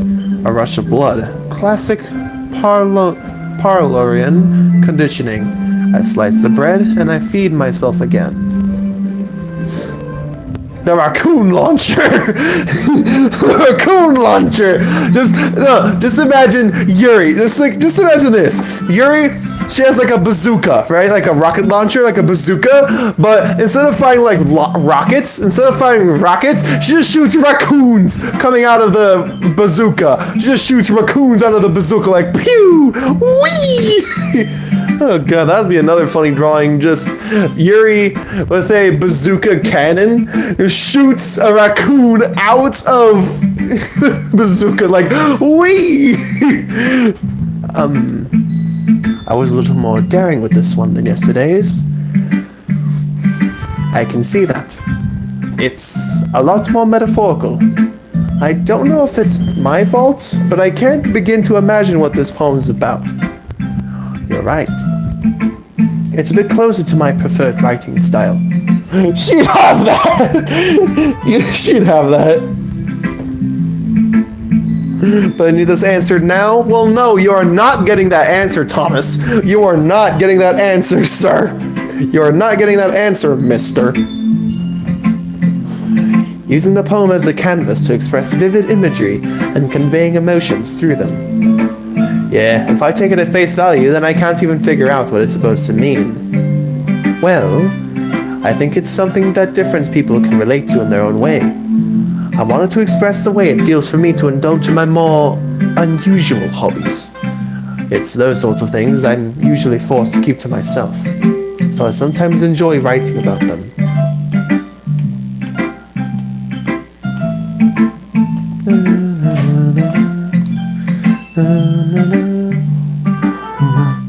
Seriously, I need it answered. No, you don't. Why do you keep them to yourself? Because they're embarrassing, and people would make fun of me. Don't you have anything like that, Edward? Well, yeah, I guess I do. I feel like everyone has a little something like that. The best we can do is respect each other and our individualities. Even if it's difficult sometimes, and some things make us uncomfortable.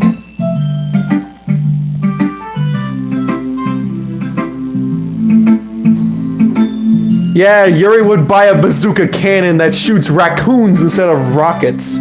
Yeah, she'd want that. Get your head out of the gutter and stick to the humor. After all, if I haven't learned to embrace my own weirdness, I probably would hate myself. I might be ranting a little bit now, but I'm glad you're a good listener. Okay, who's next? Sayori, Natsuki, or Monika? Who's next? Although, while I let you all decide, I'm gonna put on a jacket. It's a bit cold.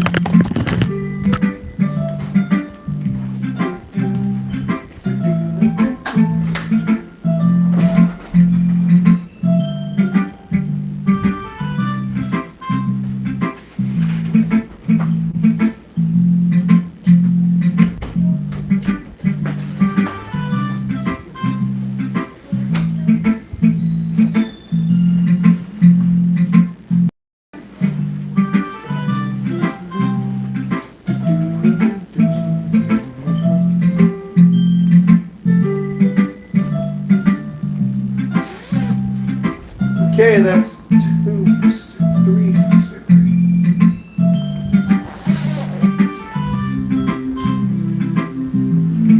Okay. I'm back.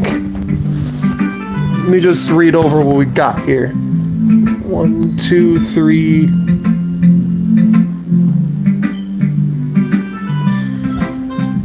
Three votes for Sayori. 3 votes for Sayori. Okay, 4 votes for Sayori. Everyone says Sayori. Okay. Whew, okay. I love your poems. I can't believe me. Hey, I'm not hiding anything. Your poems are so good. Yesterday's and this one too. You can't tell me you haven't done this before. I mean, you're really the only one who feels that way, so... Huh? No way! Not even Natsuki? Well, I guess Natsuki's the least likely to admit how much she likes something, but I don't think it's that. What do you mean? Well, I guess I'll be honest about it. It's a lot easier to write poems when I'm thinking about you. Stop thinking weird things, dummy. Wait, what? No, Edward, no! Why would you call her an idiot? You're mean, Edward! Anyways, I just mean that you're really expressive, I guess. How am I supposed to write poems about my own stupid life? But you somehow make everything in your life an adventure. Even the little things. Like cooking! Let's not talk about that. So yeah, I guess what I'm saying is that I can feel more feelings through you than I can through myself. We have that kind of weird connection. Wait. Just found a fan-made Thomas movie that looks interesting. Okay, bootlaces. See ya. Yuri with the raccoon launcher. Oh god. Dude, legit, with the quality, dude, legit, the quality went to 8-bit. Show me I'm not joking. It's legit looks 8-bit. Does it though? On my end, it's perfectly fine, but I guess I'll see in the meantime. Wait. Is that better?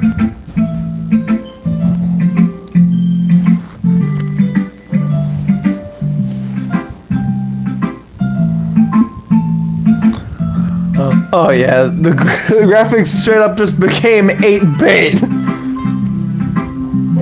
Oh boy, yep, straight up went bit, I can tell.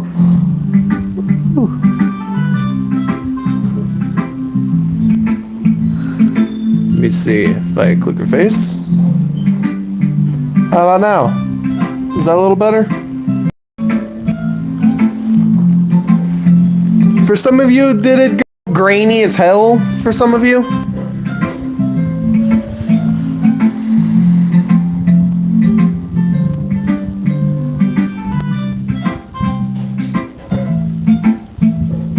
Yeah, for some of you, did it get all grainy as hell for you? For some of you?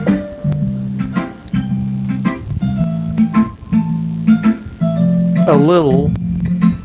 A bit.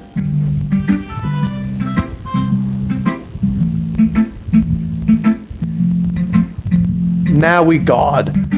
Oop, now it's clear. Okay. Look what Knuckle put in the chat. It's just like, now we God. We ascended. Excuse me. This is a cough. We have that kind of weird connection. It's your fault for getting in my business all the time. I don't know if I understand. We the Lord! You never understand when I try to explain things to you, don't you, Sayori? I pat Sayori's head. Hey!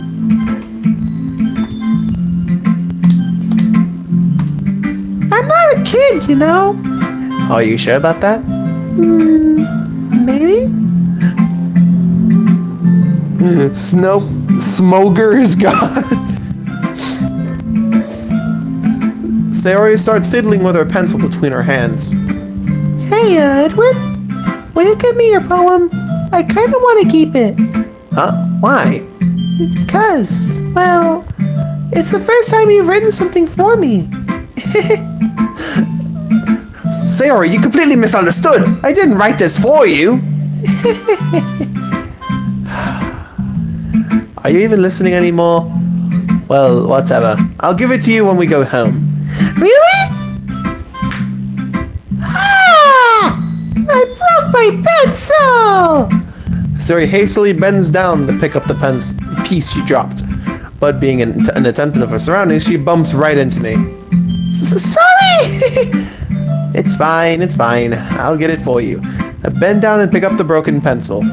Sayori clutches her desk beside her to support herself, knees shaking. I'm a little clumsy today. Let's just sit down, Sayori. Yeah. I grab Sayori's arm and help her sit at the desk. Anyway, I still haven't read your poem. Oh, sorry, I forgot about that. But it's not as good as yours.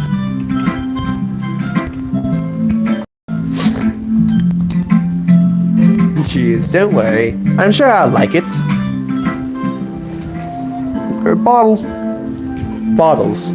I pop off my scalp like the lid of a cookie jar. It's the secret place where I keep all my dreams. Little balls of sunshine, all rubbing together like a bundle of kittens. I reach inside with my thumb and forefinger and pluck one out. It's warm and tingly, but there's no time to waste. I put it in a bottle to keep it safe. And I put the bottle on the shelf with all the other bottles. Happy thoughts, happy thoughts, happy thoughts in bottles, all in a row. My collection makes me lots of friends. Each bottle a starlight to make amends. Sometimes my friend feels a certain way. Down comes the bottle to save the day. Night after night, more dreams. Friend after friend, more bottles. Deeper and deeper my fingers go, like exploring a dark cave, discovering the secrets hiding in the nooks and crannies.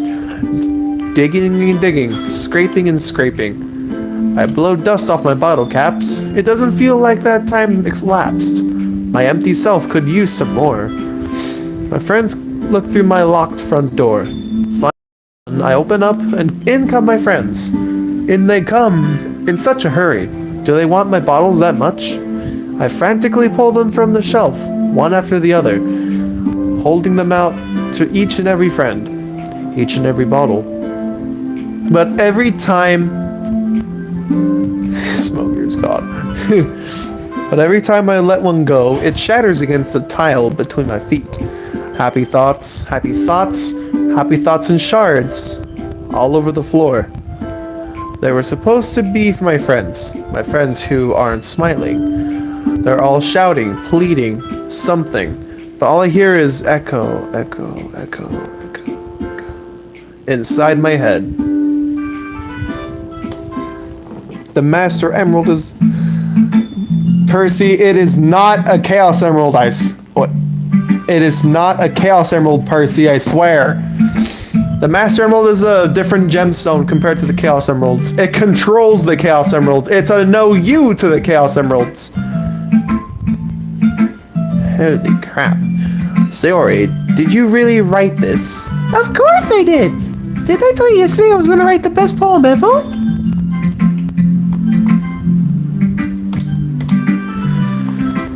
Yeah, but... I mean, I didn't expect, like, this coming from you. Monika taught me a whole lot, and I've been really in touch with my feelings recently. I see that. It's almost kind of creepy. Creepy? Well, not exactly. Maybe because I'm so used to you being cheerful. Yeah, Neko, you can still hold Percy.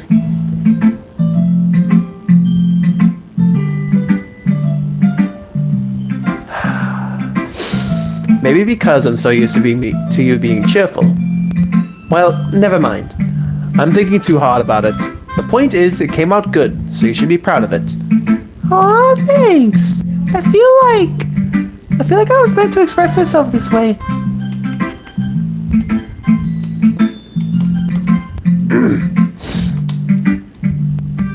It even helps me understand my own feelings a little bit better.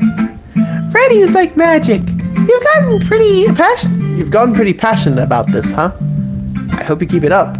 Yeah! Writing's the best! I'm gonna keep writing until I die! Don't get too ahead of yourself. Sayori's always had a habit of getting obsessed with something before dropping it no more than a week later. I wonder if this is one of those times. But seeing the passion in her eyes makes it hard for me to be pessimistic.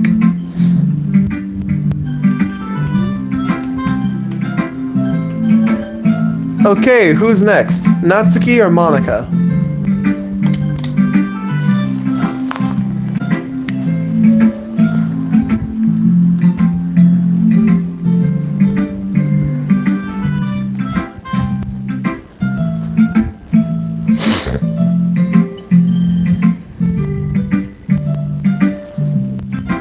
Natsuki, I choose.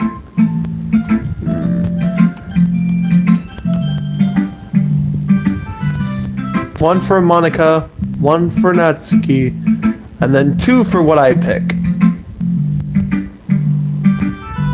Now 2 for Natsuki.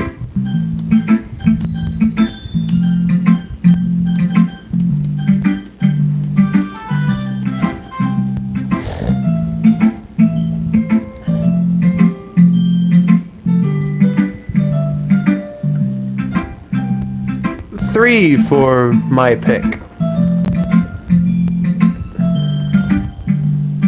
2 for Monika.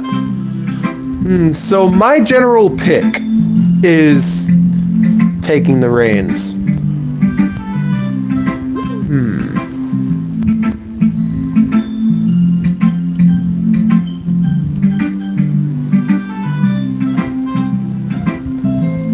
Do, do, do, do, do, do,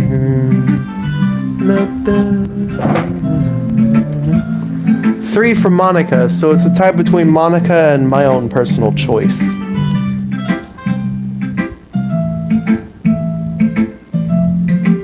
Jesus Christ, Oscar, can you not spam the chat? Jesus. Holy mother of Cheez-Its, stop spamming the chat!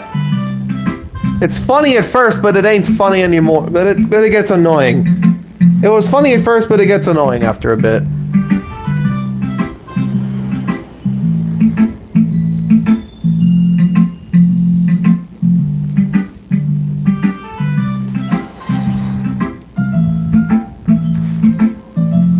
And since it's my personal pick,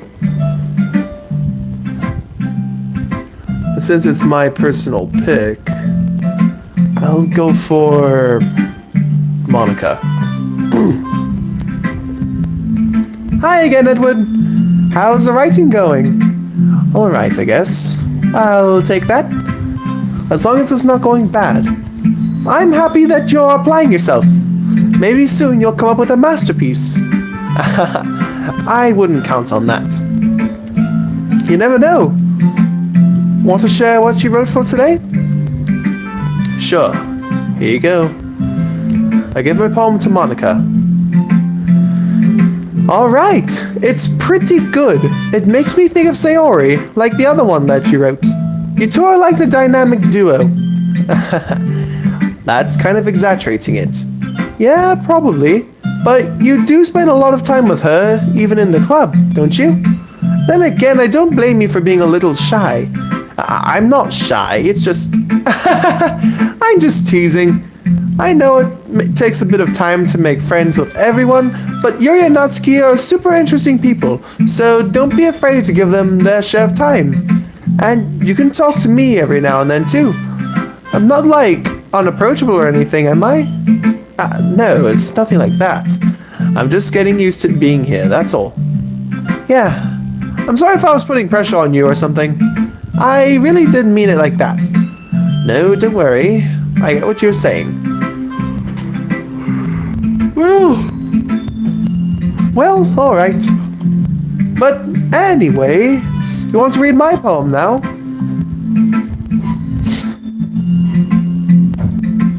I like the way this one turned out, so I hope you do too. Alright, let's take a look. Save me. The colors, they won't stop. Bright, beautiful colors, flashing, expanding, piercing, red, green, blue, an endless cacophony of meaningless noise. The noise, it won't stop. Violent, grating waveforms, squeaking, screeching, piercing, sine, cosine tangents, like playing a chalkboard on a turntable, like playing a vinyl on a pizza crust. An endless poem of meaningless. Load me. It's even more abstract than your last one, huh?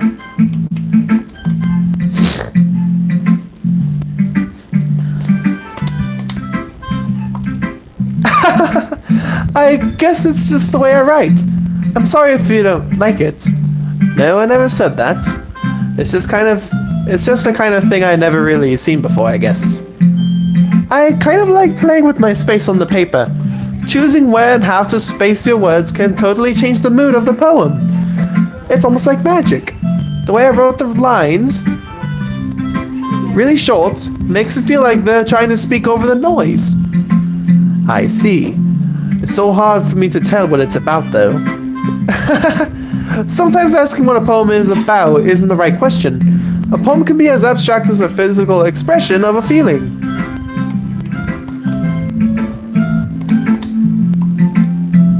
Or a conversation with the reader. So, putting it that way, not every poem is about something. Anyway, here's Monika's writing tip of the day. Sometimes you'll find yourself facing a difficult decision. When that happens, don't forget to save your game. You'll never know when you might change your mind. Or when something unexpected may happen. Wait, is this tip even about writing? What am I even talking about? That's my advice for today. Thanks for listening. And lastly, Natsuki. Real quick, load, save again.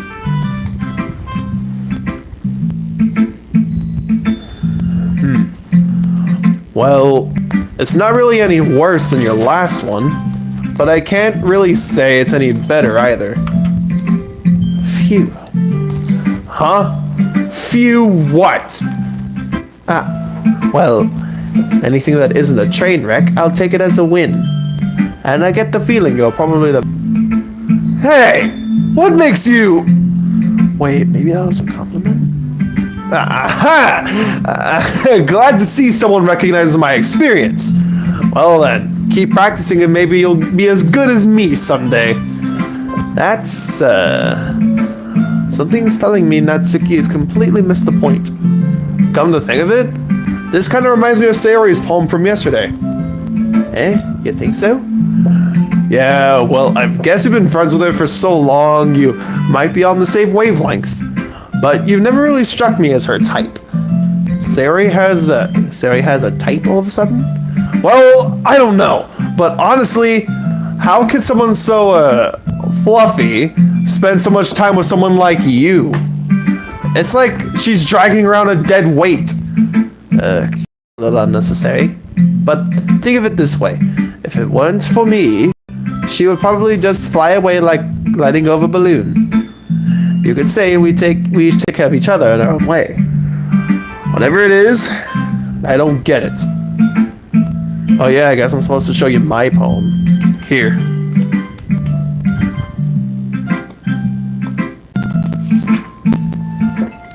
Amy likes spiders. You know what I heard about Amy? Amy likes spiders. Icky, wriggly, hairy, ugly spiders. That's why I'm not friends with her. Amy has a cute singing voice. I heard her singing my favorite love song. Every time she sang her chorus, my heart would pound to the rhythm of the words. But she likes spiders. That's why I'm not friends with her. One time I hurt my leg really bad. Amy helped me up and took me to the nurse. I tried not to let her touch me. She likes spiders, so her hands are probably gross. That's why I'm not friends with her. Amy has a lot of friends. I always see her talking to people. She probably talks about spiders. Well, if friends start to like spiders too, that's why I'm not friends with her. It's clear that yesterday's way too short. I was just warming up. Hope you didn't think that was the best I could do. Of course not. Anyway, the message is pretty straightforward in this poem. I doubt I have to explain it. Sometimes you can explain complicated issues with much simpler analogies. And it helps people realize how stupid they're being. Like, anyone would agree that the subject of this poem is an ignorant jerk. Do you know people like that? Do you know people like that? Of course! It's about how everyone thinks my... Did the quality just dance for everyone else, or was it just me? Is dip in quality? There's that better?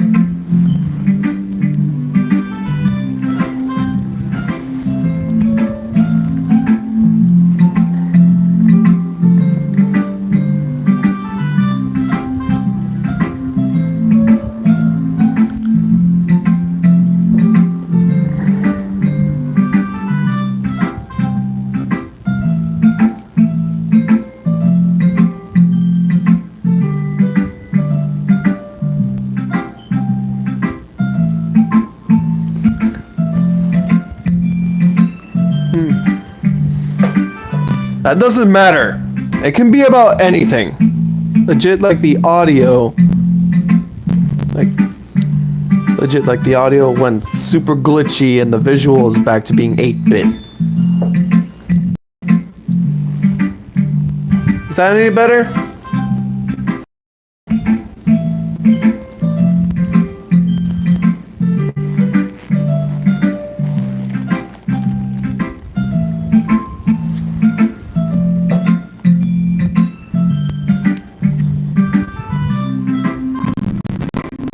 Trying to find the right spot.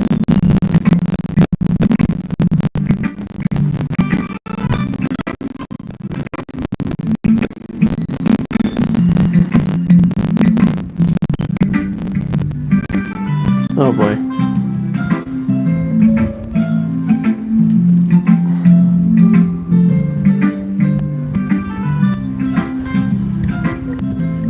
Oh god, technical difficulties. Ow. Okay.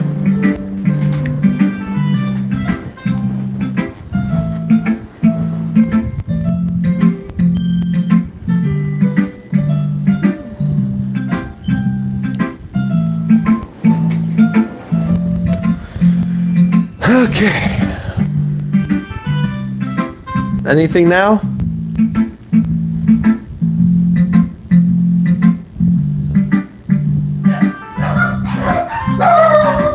Sorry about that, dogs.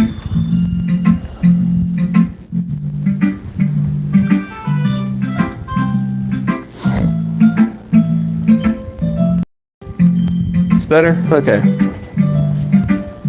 That doesn't matter. It can be about anything. I wrote it to be easy to relate to. Everyone has some kind of weird hobby or guilty pleasure. Something that you're afraid if people found out, they'd make fun of you or think less of you. But that just makes people stupid. Who cares what someone likes, as long as they're not hurting anyone and it makes them happy. I think people really need to learn to respect others for liking weird things. Huh, that's funny. Yuri wrote about a similar thing today. Huh? Did you say Yuri? Yeah, she said her poem was about an unusual hobby of hers. I didn't really get it, but she said something similar to you. That people shouldn't make each other feel insecure about those things. Really? Well, I mean, Yuri's pretty weird, so I wouldn't doubt that she has some weird hobbies. Not that there's anything wrong with that. It's not like I would judge or anything. Natsuki has trouble finding words. I guess I should try not to be so mean to her.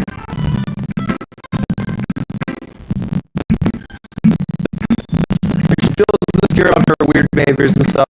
I mean, I always hate people who make me feel insecure.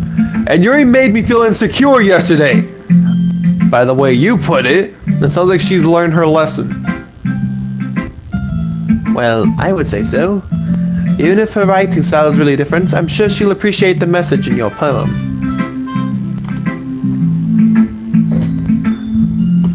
It's what I do best, after all. I don't like writing unless there's a good message to take away from it. Like, conveying emotions is important. But I want to make people think, not just feel.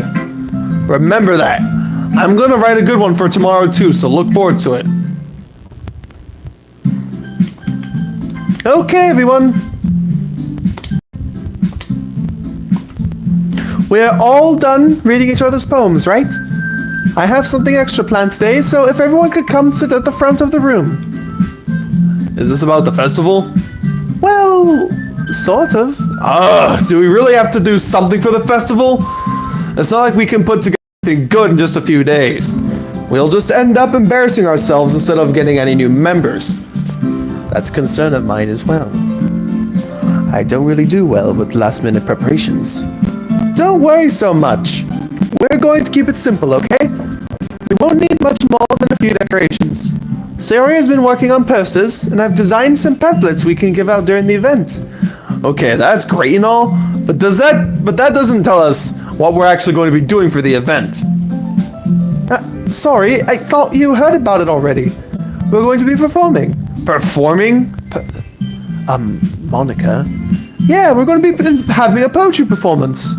Each of us is going to choose a poem to recite in us. But the cool part is, we're also going to let anyone else come up and recite poems too. So we're putting it all on in case anyone wants to prepare ahead of time. Sayori, who's been coloring a poster, holds it up for us to see. Are you kidding me, Monika? You didn't already start putting these posters up, did you? Well, I did. Do you really think it's that bad of an idea? Well, no. It's not a bad idea. But I didn't sign up for this, you know? There's no way I'm going to be performing in front of a group of people like that. I agree with Natsuki. I would never in my life do something like that. Imagining it, Yuri shakes her head in fear. Guys! No, Sayori. I understand where they're coming from. Remember that Natsuki and Yuri have never shared their poems with anyone until just a couple days ago? It's a lot to ask them to recite their poems out loud to a whole room full of people. I guess I kind of overlooked that. So... I'm sorry. But I still think we should give it our best. We're the only ones responsible for the fate of this club. If we start the event and each put on a good performance, then it will inspire others to do the same. And the more people who will perform, the better we'll be able to show everyone what literature is all about. Yeah! It's about expressing your feelings, being intimate with yourself, finding new horizons, and having fun. That's right. Yeah, it's blurry on my screen too and it lags every now and then. Oh god, again it dipped. The quality dipped again. This is great. There is.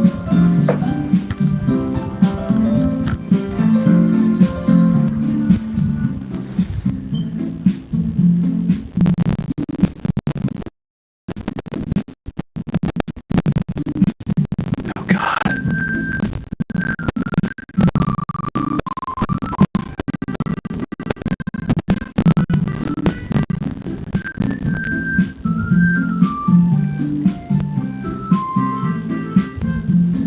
Oh, that's great.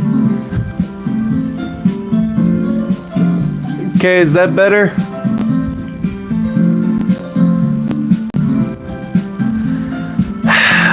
Okay. We're really having technical difficulties this stream. It's good now, it's just blurry. Let's see here. There?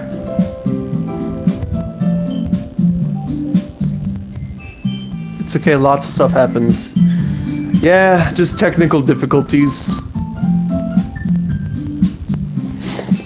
You know, perhaps in Act 2 onwards I ought to switch to this phone.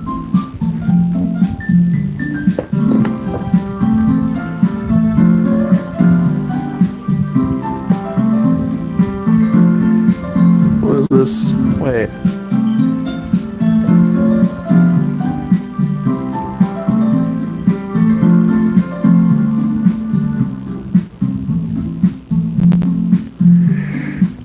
I think I should switch over to the newer phone after Sayori's route here.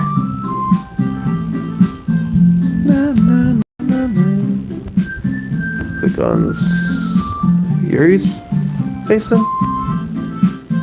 Or center.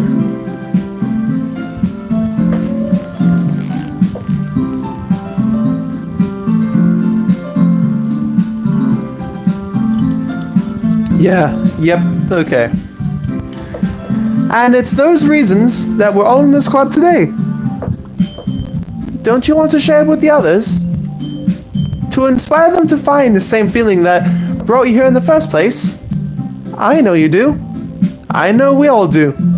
And if all it takes is standing in front of the room for 2 minutes and reciting a poem, then I know you can do it.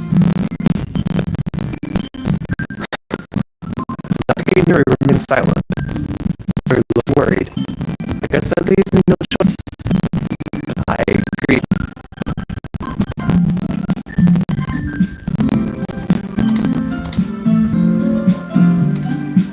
I don't think it's too much to ask. I think that Sayori and Monika have been trying really hard to get new members. The least you can do is help them out a little bit. Well, maybe, but... It looks like Natsuki doesn't have any arguments left. Okay, fine. I guess I'll have to get it over with. Alright! Phew. Thanks, Natsuki. What about you, Yuri? Yuri dejectedly glances around at everyone else's expectant faces. I guess I don't really have a choice. Aha! That's everyone! You're the best, Yuri! This club is seriously going to be the death of me. Oh gosh, you'll be fine, Yuri. But anyway, let's move on to the main event. I want each of you to choose a poem of yours. We're going to practice reciting them in front of each other. No way! Monika, this is too sudden. Well, if you can't recite your poem in front of the club, how do you expect to do it in front of strangers? Oh no. Don't worry, I'll start off to help everyone feel a little more comfortable. Can I go next? Haha, of course. Now, let's see. Monika flips through her notebook to the specific poem she has in mind for herself. She even stands behind the poem. The title of this poem is The Way They Fly. Monika begins reciting her poem. Her clear, confident voice fills the room. More than that, her inflection is pristine. She knows exactly how to apply emotion behind each line she recites, bringing the words to life. Is it something she's done before, or is she simply natural? Everyone has their eyes on Monika. Sarah looks amazed. Ray has an expression on her face that I don't understand. Finally, Monika finishes the recitation. The four of us applaud. Monika takes a breath and smiles. That was so good, Monika! Thank you very much. I was just hoping to set a good example. Are you ready to go next, Sayori? I'll go next. What? Yuri's fouled up all of a sudden. Yuri clenches a sheet of paper between her hands and stands up. Keeping her head down, she walks quickly over to the podium. This poem is called... Yuri anxiously glances at each of us. You can do it, Yuri! It's called After Image of a Crimson Eye. Yuri's voice shakes as she starts to read the poem. Just a moment ago, she practically refused to do this. Why is she suddenly putting in so much effort? As Yuri gets past the first couple of lines, her voice changes. It's almost like what happens when Yuri gets absorbed in her books. Her quivering words transform into the sharp syllables of a fierce and confident woman. The poem is full of twists and turns and structure that she enunciates with perfect timing. This must be a rare glimpse into some whirling fire that Yuri keeps concealed inside her head. Suddenly, she's finished. Everyone is stunned. Yuri snaps back into reality and glances around her as if she will believe in herself. It's...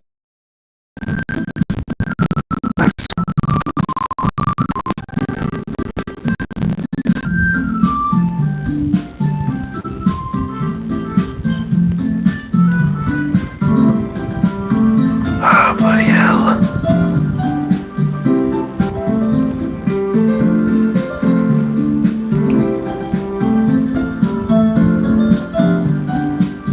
Okay, it's up to me to save the situation. I'm the first to start applauding.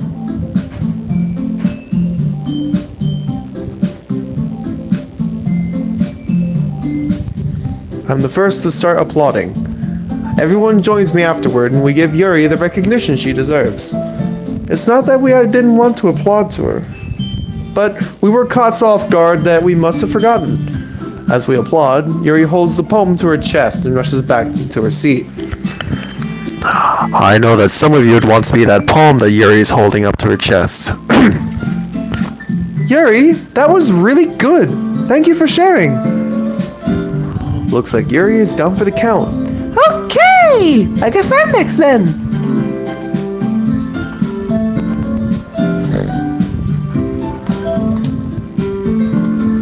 Sayori hops out of her chair and cheerfully walks to the podium. This one is called My Meadow. Sorry, I giggled. Sayori. It's a lot harder than I thought. How did you guys do it so easily? Try not to think of it like you're reciting to other people. Imagine you're reciting to yourself, like in front of a mirror or in your own head. It's your poem, so it'll come out the best that way. I see. Okay then. Sayori begins her poem. Somehow, it feels like her soft voice was made as a perfect match. The poem isn't aimlessly cheery like Sayori is. It's serene and bittersweet.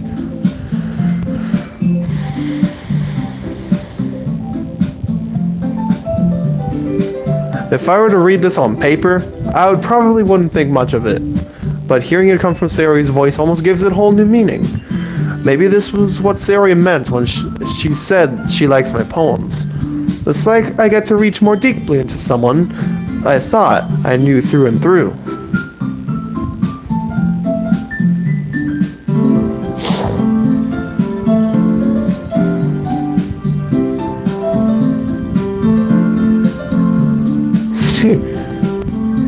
It's like I get to reach more deeply into someone I thought I knew through and through.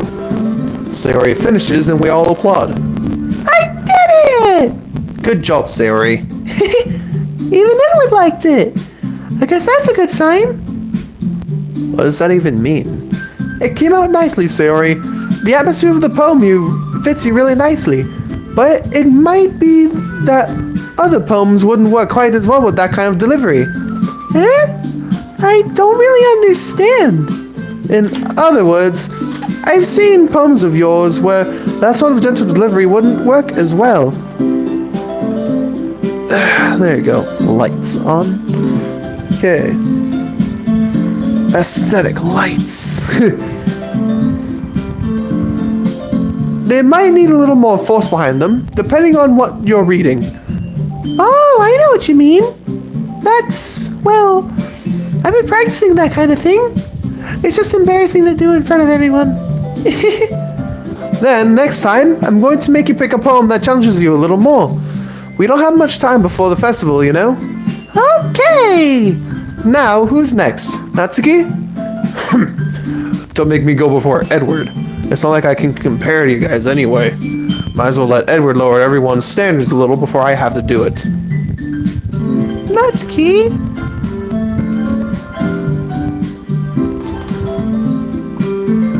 It's fine. I might as well get it over with. But it's not like I have much of a selection of what to read. I'll just have to go with what I wrote for today. I stand up in front of the podium.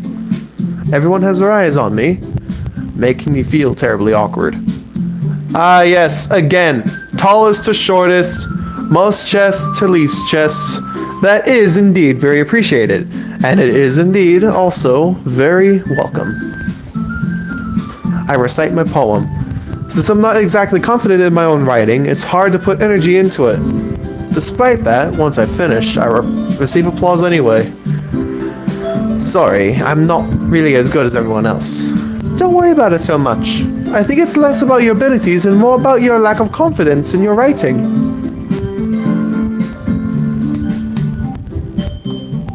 That's something that'll improve over time, though. Maybe. Alright, then. That just leaves you, Natsuki. Yeah, I'm going. Natsuki begrudgingly gets out of her seat and makes her way to the podium. This poem is called...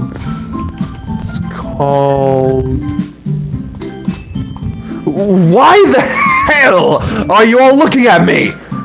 Because you're presenting. Anyway, the poem is called Jump. Natsuki takes a breath. Once she starts reciting the poem, her sour attitude disappears a little. While she's still a little unenthused, her poem has a rhythm and rhyme to it. It's Natsuki's trademark style, and it works surprisingly well when spoken aloud. The words feel like they bounce up and down, as if giving life to the poem. Natsuki finishes, and everyone applauds. She huffs back to her seat. That wasn't so bad, was it?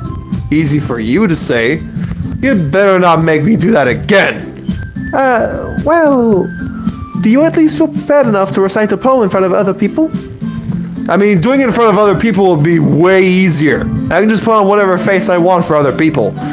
When it's just my friends, it's just embarrassing. That's a surprise, Natsuki. I think it would be the other way around for me. Well, that's just how it is, so... Well, I guess in that case, you won't have much to worry about for the festival. That said, I want to thank everyone for coming through. It might be hard, but I hope that you all have an idea for what it's like now.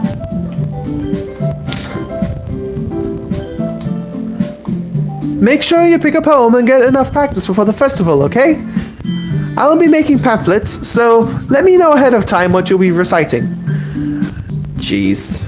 I should probably find some other poem to recite instead. That's fine too. It doesn't have to be your own. I'm already pleasantly surprised that you're putting in all this effort for the club.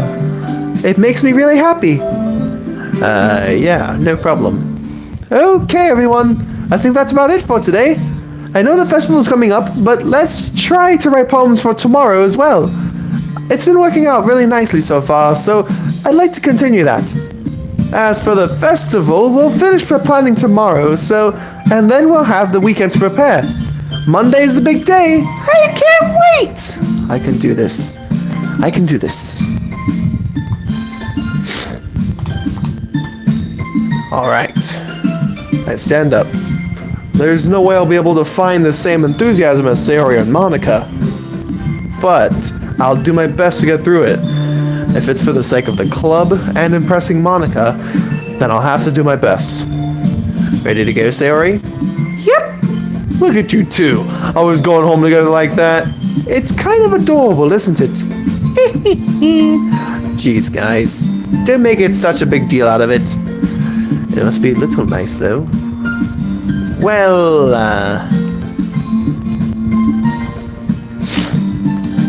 again, same deal as last time. Tallest or shortest, most chest to least chest. It's again, very appreciated, and of course, always welcome.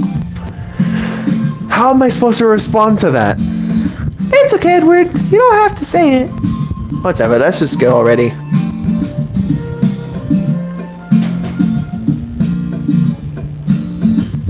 Walk home with Sayori once more. Even though it's only been a few days, a lot of has already changed. But today, Sayori's being a little quieter than usual on the way home. Hey, Sayori. Oh no. She getting sad.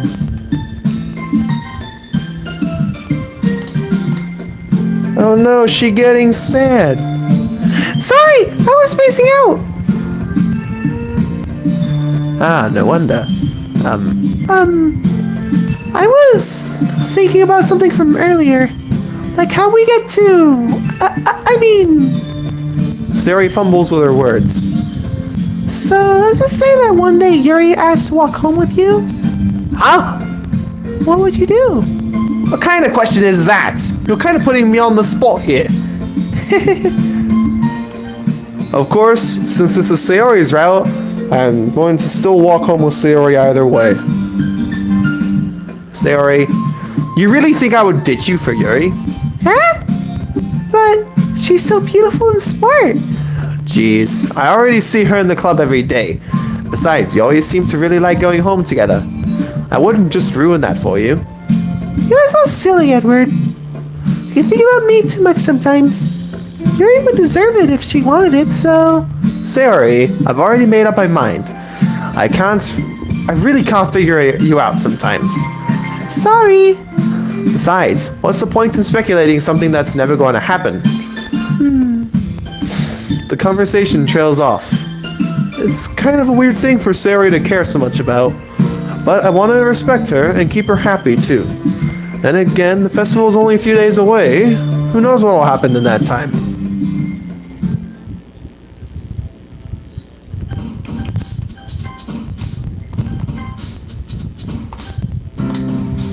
Okay.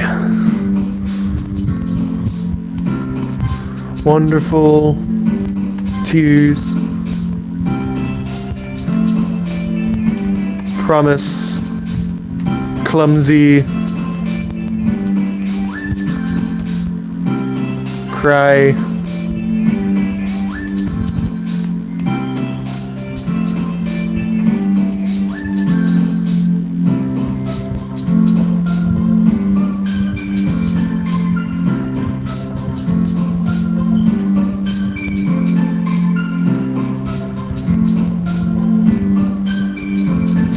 Joel and his cheat sheet. How did you know I was going to my cheat sheet? How did you know? Oh boy.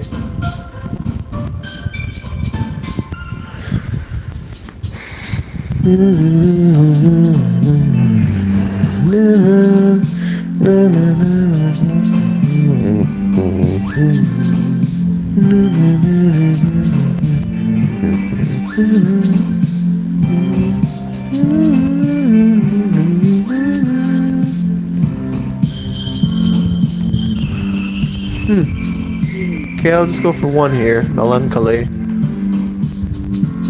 Amazing.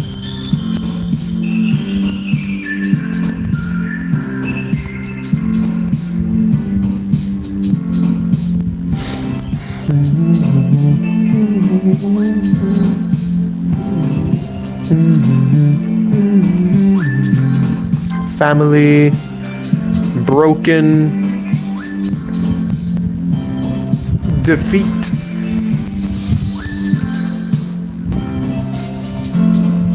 Vacation. Loud. Ocean. You had it in the bending of the stream.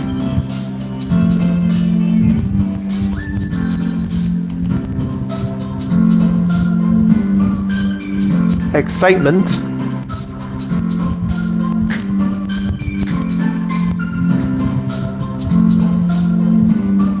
Charm.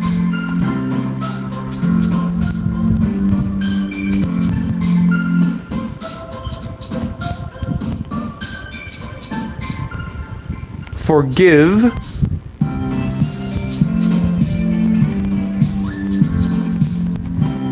Together. Dance.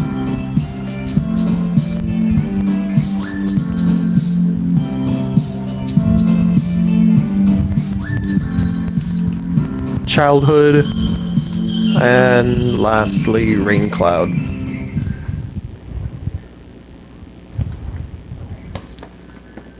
Alright, that's it for Sayori.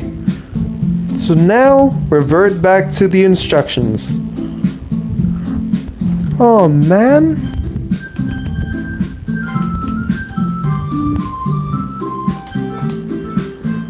I'm the last one here again. Don't worry, I just walked in too. Were you practicing piano again? Yeah. You must have a lot of determination. Starting this club and now picking up piano. Well, maybe not determination, but I guess passion. Remember that the club wouldn't be here if it wasn't for all of you. And I'm super happy that you're all willing to help out for the festival too. I can't wait for the festival. It's gonna be great. Huh? Weren't you complaining about it just yesterday, Natsuki? Well, yeah. I'm not talking about our part of the festival. It's just a whole day of school where we get to play and eat all kinds of delicious food. You sound a bit like Sayori all of a sudden. Oh boy. Monika, do they usually have fried squid? Squid? That's a pretty specific thing to look forward to. Oh, come on! Are you saying you don't like squid? You, of all people? I didn't say I don't like it. Besides, what do you mean by you, of all people? Because it's right in your name, Monika. That's not how you say my name at all. Also, that joke makes no sense in translation. Huh? Never mind. Let's just focus on our own event for now, okay? Fine. Your reactions aren't as fun as your Sayori's anyway. Excuse me? Where is Sayori anyway? Oh, there you are. Sayori is sitting at a desk in the corner of the room, looking down at nothing. I walk over to her. Hey, Sayori. I wave my hand in front of her face. Just save again. You know me. Yep. Huh? You're spacing out again. Sorry, don't mind me. You can go talk to everyone else. Huh? Is everything alright? Of course. Why wouldn't it be? It just feels like you're a little off. Sorry for assuming things. Jeez, you're worried too much about me. I'm fine, see? Sayori shows me a big smile. Don't let me distract you from having fun with everyone. Well, alright, if you say so. I worriedly glance at Sayori before turning back toward everyone else. But the conversation is already dispersed, with everyone back at their usual activities. Maybe I should ask Monika if she's noticed anything about Sayori recently. Since they've been preparing for the festival, they must be spending a lot of time together.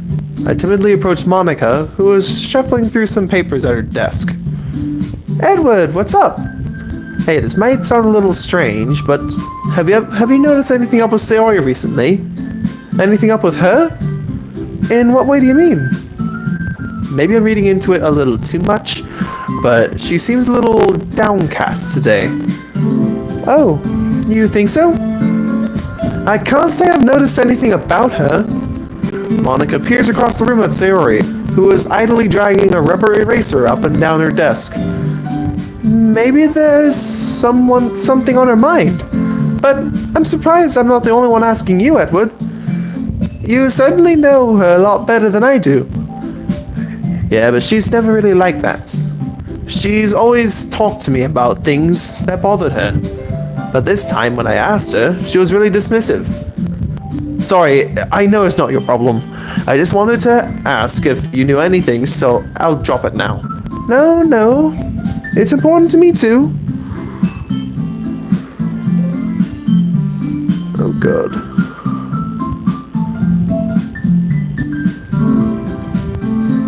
It's important to me too. I mean, I'm also friends with her. And I also care about the well-being of my club members, you know? Maybe I'll try talking to her myself. Eh? Are you sure about that? She seemed like she wanted to be left alone. Are you sure? Maybe she just has a hard time bringing it up with the person of interest. Person of interest? What do you mean by that? I'm saying that maybe the thing on her mind is you, Edward. Me? How on earth would you come to that conclusion? Well, I probably shouldn't say too much, but Sayori talks about you more than anything else, you know? Eh? She's been so much happy ever since you've joined the club. It's like an extra light was turned on inside of her. What? No way. Sayori is always like that. She's always been full of sunshine. It's not any different now than it always has been. You're so funny, Edward. Have you ever thought that maybe you've always seen her as so cheerful because that's just how she is when she's around you? I said too much. I'm sorry. What do I know anyway? I didn't mean to jump to conclusions, so you should just forget about what I said. I'll try to talk to her, so try not to think about it for now. Alright. Monika smiles meaningfully. I know she said to forget about it, but I already know that I won't be able to get her words out with my head. Monika stands up from her desk and walks across the room to where Sayori is sitting. I watch her kneel down next to Sayori and gently talk to her, but she's keeping her voice so quiet that I can't hear her from here. I sigh and sit myself down. I know Sayori told me not to worry about her and have fun with everyone else.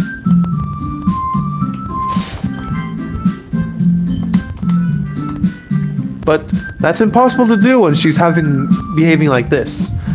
Exactly how much do I care about her, that I'm letting this weigh me down so much? Now that it feels like I'm the one behaving out of the ordinary, but there's nothing I can do besides wait for Monika. Okay, everyone. After some time passes, Monika calls out to the club room.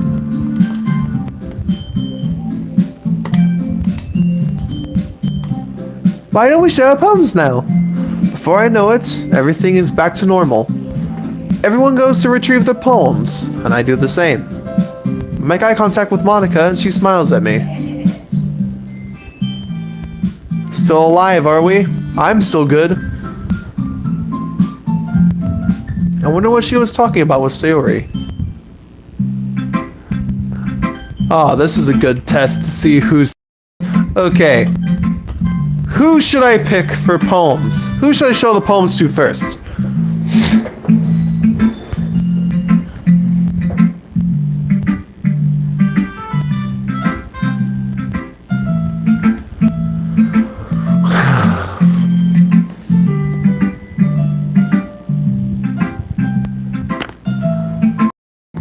One for Sayori, one for Yuri.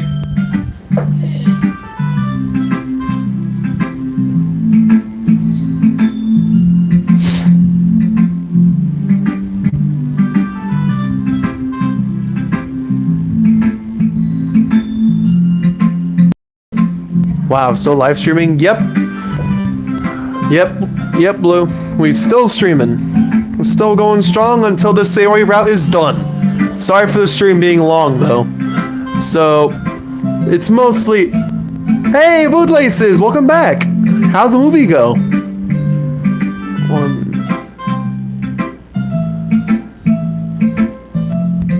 Two... One... Two... It's a tie so far. 2 for Yuri, 2 for Sayori.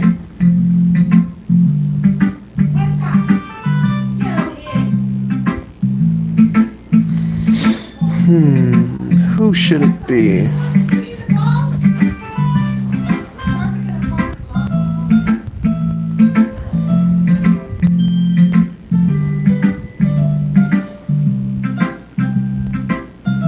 Oh, the Scotsman's USA tour thing. Ah, okay.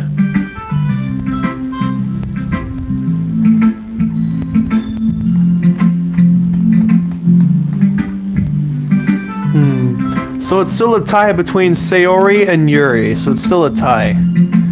Yuri because she's probably the professional with poems. Sayori because she's the big sad and we gotta check on her.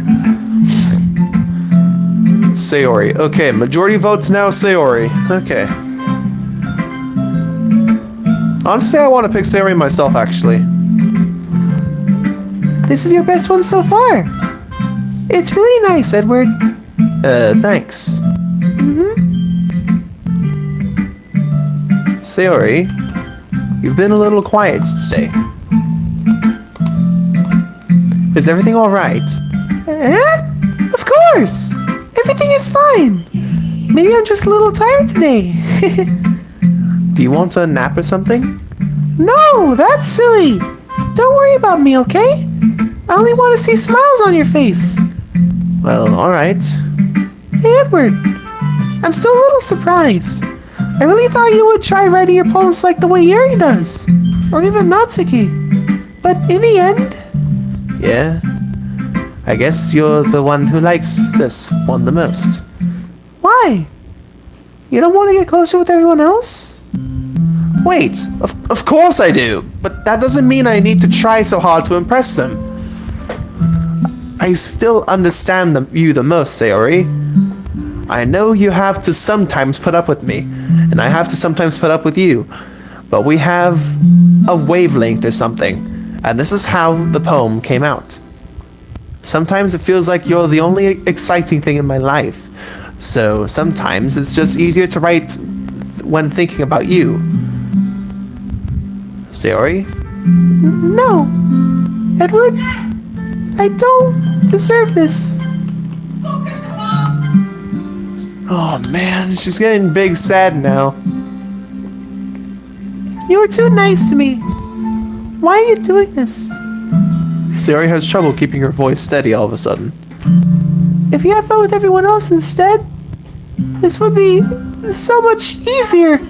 Sayori! I glance around the room to make sure nobody has noticed this.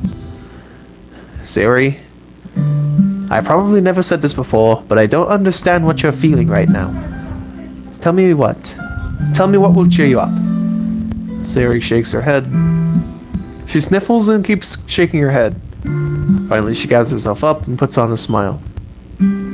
It's nothing, Edward. It's just a little rain cloud. I'm sorry you had to see that. I promise it won't happen again. Just smiles for everyone, okay? That's all that matters. Go play with everyone else. I'm gonna go home a little bit early today. Sayori! Tell Monika I wasn't feeling well, okay? I'll see you tomorrow. Before I can say anything else, Sayori cheerfully walks out of the classroom, humming to herself. Okay, so then Yuri next.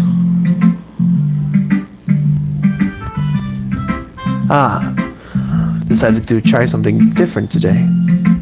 I guess so. Is that good or bad? Well, neither. I have my preferences, but it would be unfair of me to call something good or bad based on that. As always, I believe... As always, I believe what's most important is exploring and discovering yourself. That's comforting. I'm kind of afraid of disappointing you in some way or another. Eh? Why me? Well, you're always sophisticated with your writing and have the most advice to share.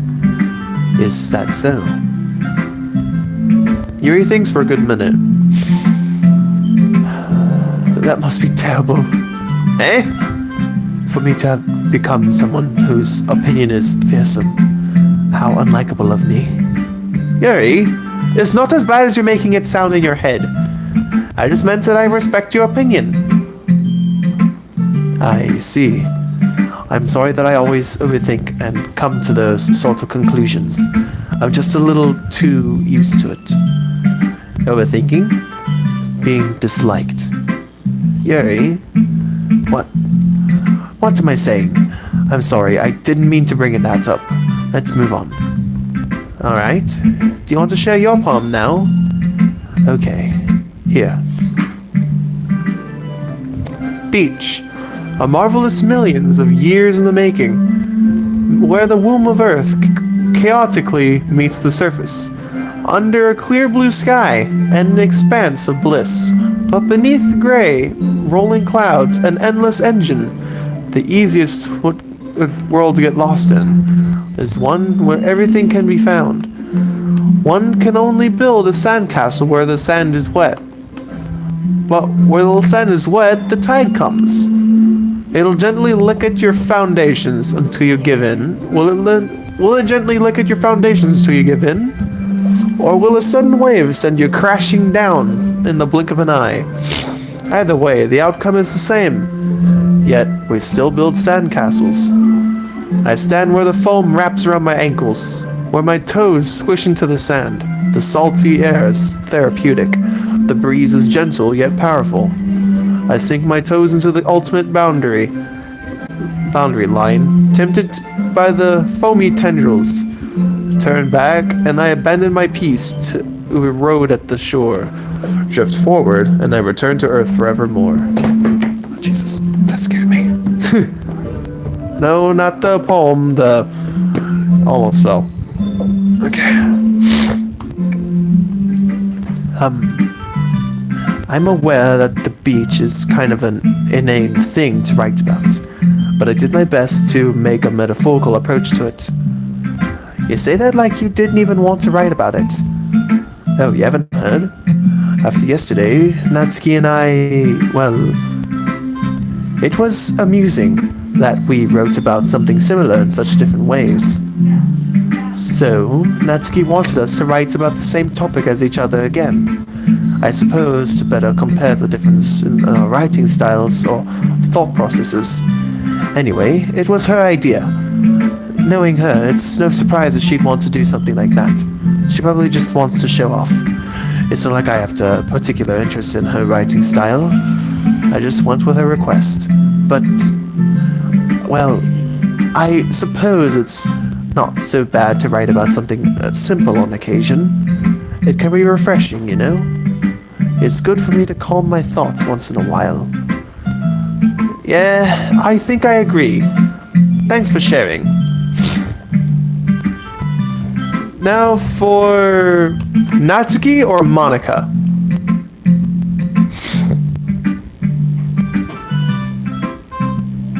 Oh, what? Okay.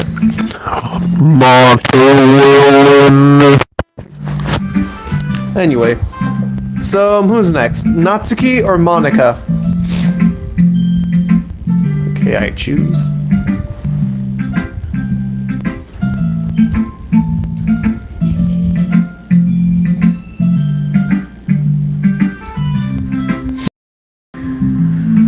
Natsuki. Oh god. That's 2 for Natsuki. Oh god. That's 2 for Natsuki.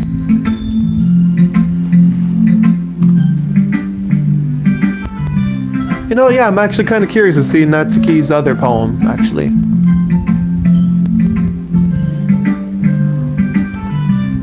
This one's alright. Alright? Well, yeah. About as good as yesterday's, anyway. I see what you're going for, but it's not really my style, really. I mean, that's fine. I'm mostly just glad that you're trying a little bit. Well, of course. But of course I'm at least trying. Why are you so emotionally invested in my poems anyway? Natsuculenti. Natsuculenti. That's funny. Natsuculenti. Isn't that more of a compliment to me? No! Gross! It's not like I care. It's just that one of us in this club has to make sure you're not slacking off. Really? Well, what if you ended up just scaring me away? That's, It's not like you would actually do that. Yeah, you're right. Yuri with raccoon launcher. It's kind of fun to hang out here, even if I have to put up with you. Natsuki's elbow connects with my stomach. Oh, maybe I won't mind scaring you away after all. I was just joking. Oh, I know. Don't worry, I was too. How the hell do you call that a joke? That seriously hurt. Well, maybe it was funny to her. I guess that's kind of the point. I should really just watch my mouth around Natsuki. Anyway, Natsuki holds her poem out like nothing having happened. Ah, this. I'll be your beach. Your mind is so full of troubles and fears that diminished your wonder over the years. But today I have a special place, a beach for us to go. A shore reaching beyond your shirt, beyond your sight. A sea that sparkles with brilliant light. The walls in your mind will melt away before the sunny glow. I'll be the beach that washes your worries away. I'll be the beach that you daydream about each day. I'll be the beach that makes your heart leap in a way you thought it had left you long ago. Let's bury your heavy thoughts in a pile of sand. Bathe in sunbeams and hold my hand. Wash your insecurities in the salty sea and let me see you shine. Let's leave your memories in a footprint trail. Set you free in my windy sail. And remember the reasons you were wonderful when you pressed your lips to mine. I'll be the beach that washes your worries away. I'll be the beach that you daydream about each day. I'll be the beach that makes your heart leap in a way you thought it had left you long ago. But if you let me be by your side, your own beach, your own escape, you'll learn to love yourself again. I feel like the stream's gonna be 5 hours. Yeah. I felt like I kept writing about negative things, so I wanted to write something with a nice message for once. Besides, the beach is awesome. Kind of hard to write anything negative about the beach. Well, Yuri's take on it was a little more solemn. Well, that's Jeez, she better not have said anything bad about mine. After all, she was the one who wanted us to write about the same topic. You can really see her doing that too. Okay, hang on real quick. I'm just gonna get food real quick. I'll be right back. If there's food.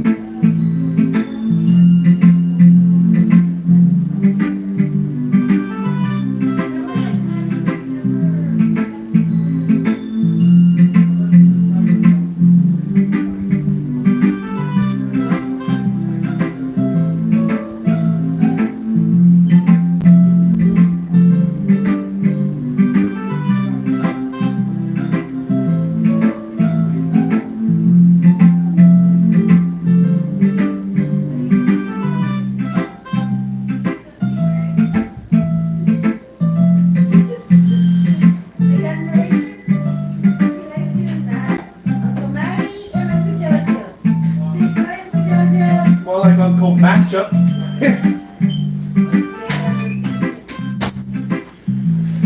Okay, I'm back. Sorry, I was summoned for a brief thing.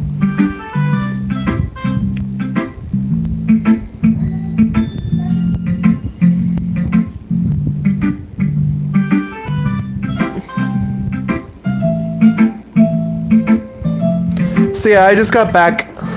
I'm back. I was just summoned for a thing. Okay. You can't really see her doing that too. Making us write about a simple topic when trying to impress me by coming up with something all fancy. It's not like I care. I just did it anyway. I mean, I guess mine ended up being kind of metaphorical too, but there's nothing wrong with doing that once in a while. At the very least, it was good practice. And of course, lastly, Monika.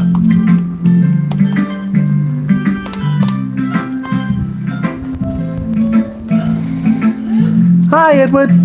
Have you thought about what you want to submit to perform at the festival? Well, being in this club is one thing, but performing in front of a bunch of people... I'll have to give it some more thoughts. Okay, no pressure. But whatever you do, I'm sure it'll turn out great. It would make me happy to see. Anyway, let's take a look at today's poem. Sure. I'll let Monika take the poem I'm holding in my hands.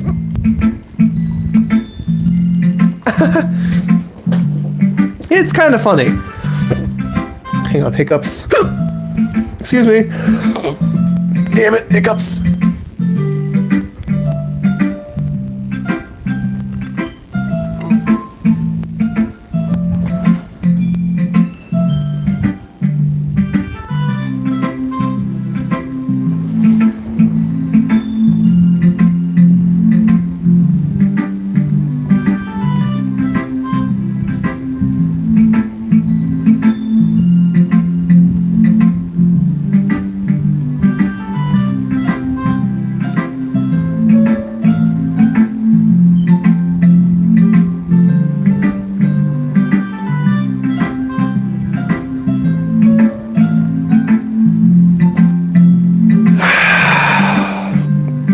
Okay. Just held my breath for a little bit.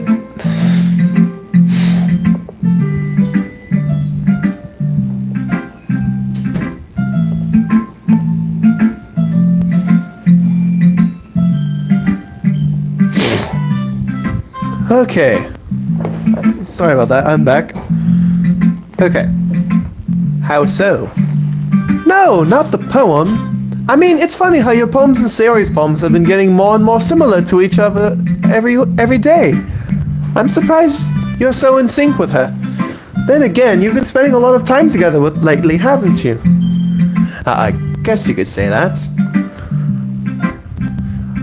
Although we kind of grew up as best friends, I haven't been seeing much of her this past year.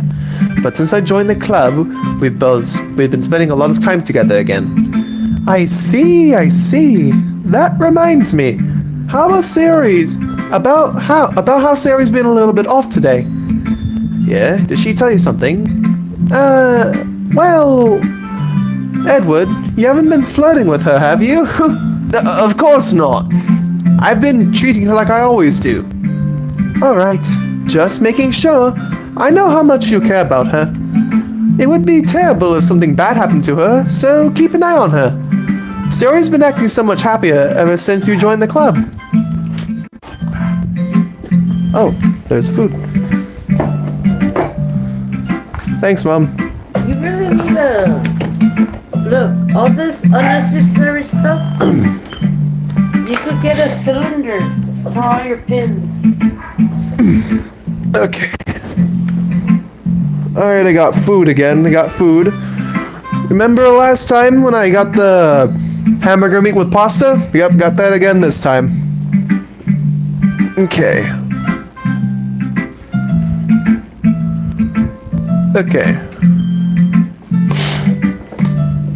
Sayori's been acting so much happy ever since you joined the club.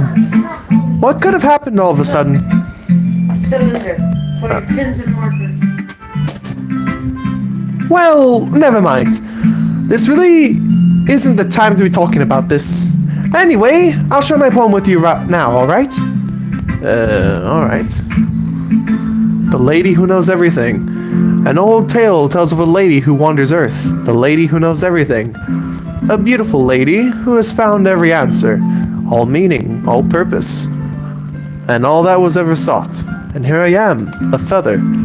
Lost adrift the sky, victim of the currents of the wind. Every day I search with little hope, knowing legends don't exist. But when all else failed me, when all others have turned away, the legend is all that remains. The last dim star glimmering in the twilight sky. Until one day, the wind ceases to blow. I fall. And I fall and fall and fall even more. Gentle as a feather. A dry quill, expressionless. But a hand catches me between the thumb and forefinger. The hand of a beautiful lady. I look at her eyes and find no end to her gaze. The lady who knows everything knows what I'm thinking. Before I can speak, she responds with a hollow voice. I have found every answer.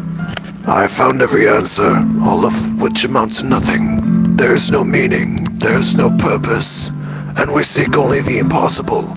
I am not your legend. Your legend does not exist.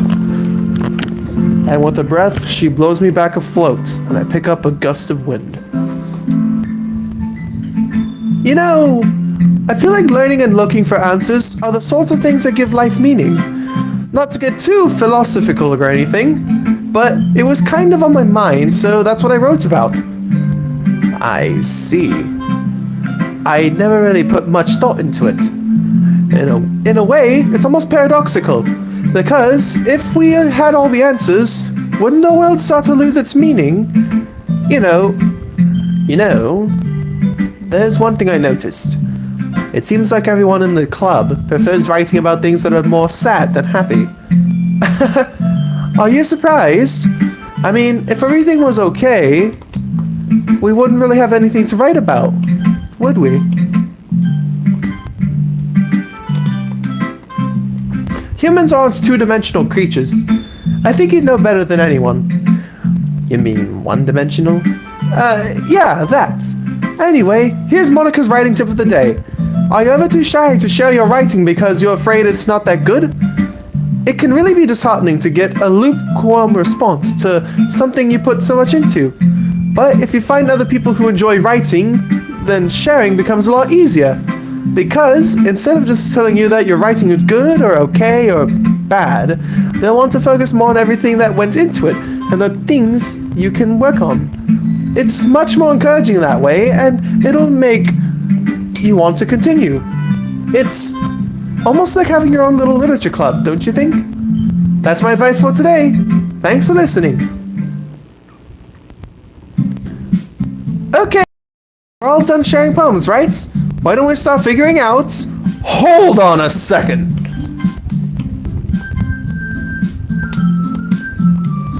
Is it just me, or did you say something strange just now? Huh? Something did sound a bit unusual. That's right. You deviated from your usual catchphrase when adjusting the club. Catchphrase? I don't have a catchphrase. Jeez. Why is the mood so weird today? Look, even Yuri isn't immune to it. Stagnating is common foreshadowing that something terrible is about to happen. In your books, maybe. Look, the only thing different is that Sayori isn't here. Ah, it seems you're right. Sayori always helps lighten the mood a little bit, doesn't she? It's almost like everyone's balance is thrown off a little when she's not around. That's a virus link, people. Do not click it. People, that is a virus link. Do not click it. Do not click the virus link.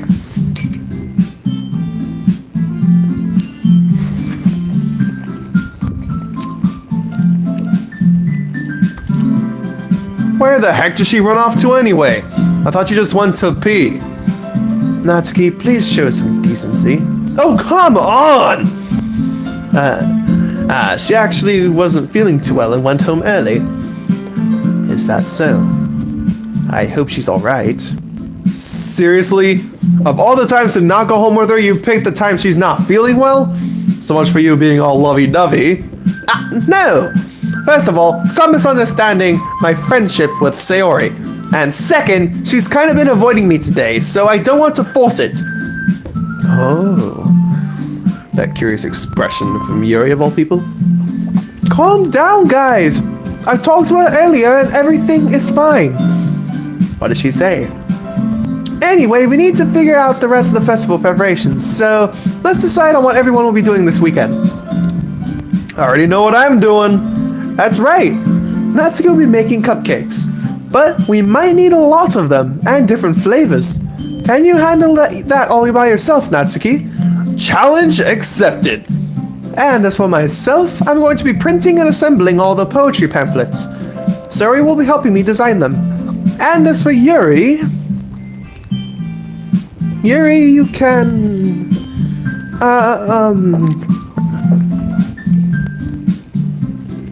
Guys, can you help me come up with something for Yuri? That's another virus link. Do not click that. That is another virus link. Do not click that. I'm useless. No, that's not like it at all. You're the most talented person here, you know?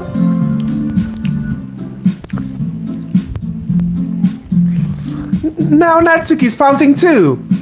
Jeez, even I can tell now. I guess I never gave Sayori enough credit. But I can tell things are even harder on you when she's not around. That may be the case, but if I can't also be a leader on my own, then I won't grow as a person. So, Yuri, you have beautiful handwriting, you know? So you should make some banners and decorations to help set the atmosphere. Atmosphere? About that... I love atmosphere! Yuri's expression suddenly changes as she stares at her desk and focuses and starts nodding to herself. Your mind's already racing, I see. That's great! You'll be a wonderful help, Yuri. But anyway, that just leaves you, Edward. The one who's truly useless. Don't say that. In fact, both Natsuki and Yuri have some pretty heavy tasks to handle. It would probably go a very long way to give one of them a hand. You could always help me out as well. I would be really appreciative of that. That's... As Monika's suggesting I spend the weekend with one of my club members, how on earth are they going to respond with a suggestion like that? I suppose I wouldn't mind a bit of help. Well, even if you don't know how to bake, there's always some dirty work I can give to you. It's not like Monika's gonna give me a choice, and you shouldn't be sitting on your butt anyway. Natsuki tries to mumble a bunch of excuses like that. If I recall, Natsuki, you mentioned that you would like to handle the baking on your own. Edward may not like to be around if you only make him out to be a nuisance. So therefore, he may be more suited to assisting with the decorations. Hold on, I never said that! How hard can it be to make a few decorations anyway? So it's more like you're just making excuses for Edward to... What are you saying? It'll be extremely meticulous work. And baking isn't? Just what do you think? Guys! Let's settle this down for a moment. In the end, I think it's up to Edward to decide how he'd like to contribute. Besides, he hasn't really gotten the chance to spend any time with me yet, you know? So I'm sure he's interested in... You literally just said... I'm surprised as well. Sorry. I was just saying, though. Jeez. Can we just settle this already? Yeah. Edward, you're okay with this, right? In the end, it's up to you. Of course. Very well. In that case, everyone looks straight at me.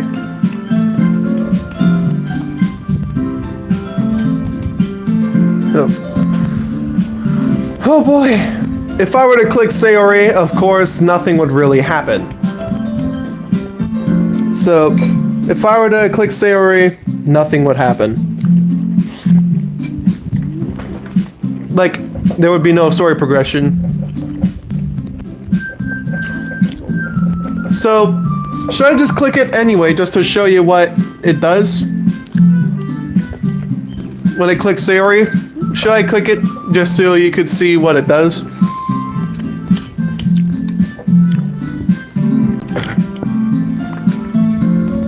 Yes.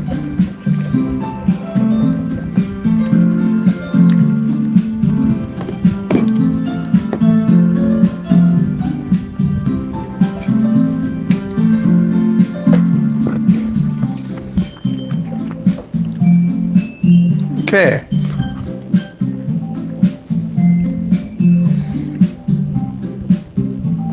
Button, go, click. Okay. I mean, if it's going to be anyone, then I prefer helping Sayori. I mean, we're already neighbors, but Monika said that Sayori was helping her. Jeez. Do you really hate us that much? No. Sorry, I didn't mean for this to be difficult. Just think of the club, okay?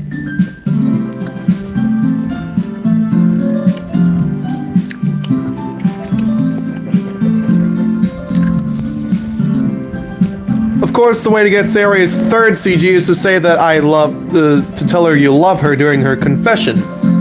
So, it wouldn't really matter between Yuri or Natsuki who goes.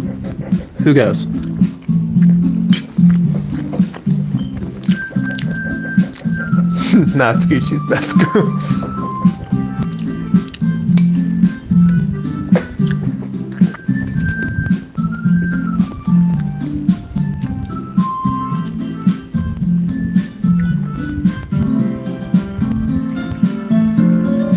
Two against one. 2 for Yuri, 1 for Natsuki.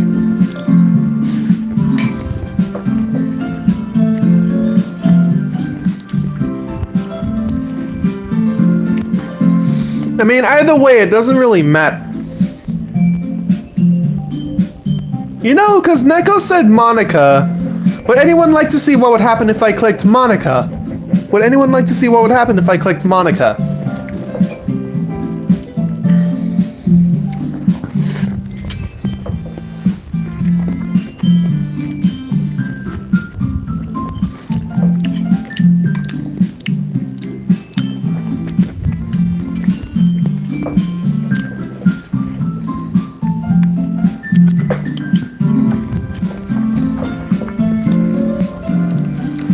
Yeah, would anyone like to see what would happen if I clicked Monika?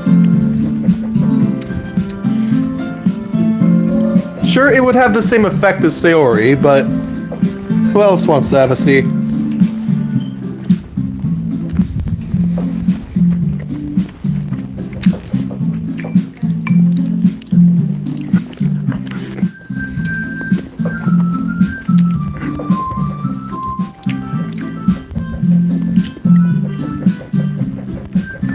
That's 2. Right now, Jesus! Okay, so let's see what happens if I click Monika. Well, I guess I should probably be helping Monika. Yay, you picked me! Hold on a second! Yeah. Monika, you're the one who needs the least help out of all of us! But I agree with Natsuki. Not only is your work already most suitable for one person, but you already have Sayori as well. But Edward was the one who, That doesn't matter. You were the one who scared him into picking you in the first place. You're the club president, Monika. You're supposed to make responsible decisions for the club. Monika, you shouldn't let any ulterior motives interfere with this decision. Ulterior motives? What are you saying, Yuri? In fact, it sounds like you guys are the ones with ulterior motives. Excuse me! Otherwise, this wouldn't have been made into such a big deal in the first place. That's completely false, Monika. Yeah! We have a lot of work to do, you know. We won't do as good of a job if you make us work alone. Maybe that's true. Think of the club, Monika. If we want our event to succeed, then we need to appropriately distribute our resources. So are you gonna do the right thing? So are you gonna do the right thing, President? Okay. I get it. It's technically most logical for Edward to help one of you two. So, I guess that's what we'll do. Do you have a preference, Edward?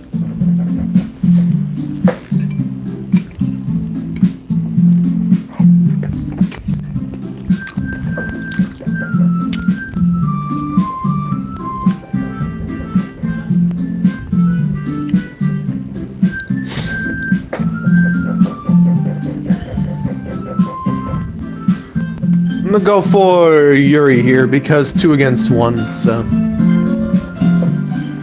Well, I'll probably be the most useful helping out Yuri. Me? Are you serious? Why would you? Natsuki, I can already tell you're about to say something mean. No, I was just saying. Ugh. So, you'll be helping Yuri then, Edward? Yeah, that's what I'm going to do. I'm glad. I have a bad habit of overthinking these sorts of things, so I think your assistance would be very useful. That's great to hear. Natsuki, will you be able to handle the baking yourself? I mean, yeah. I already said it would be fine. Okay. Everyone can tell that Natsuki is feeling a little sour. So, is that everything we needed to go over?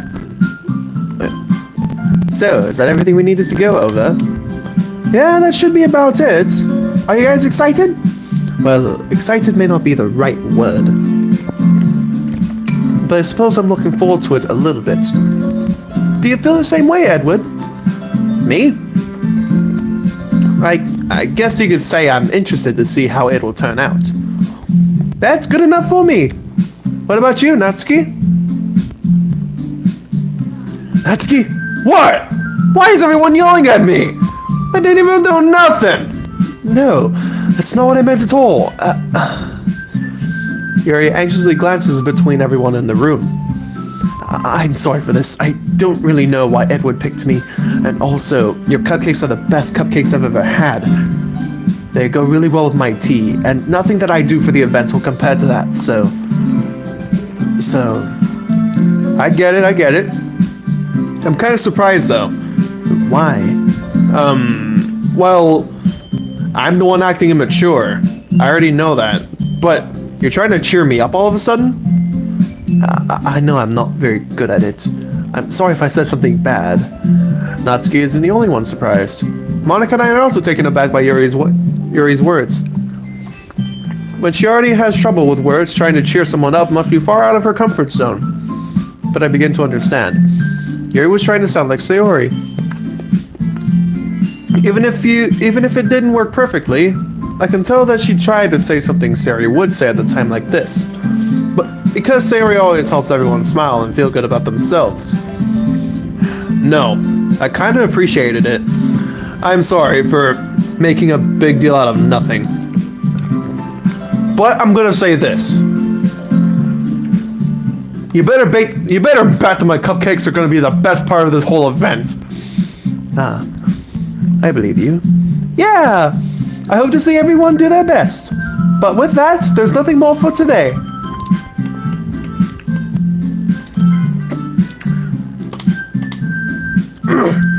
So I guess it's time for us to head out.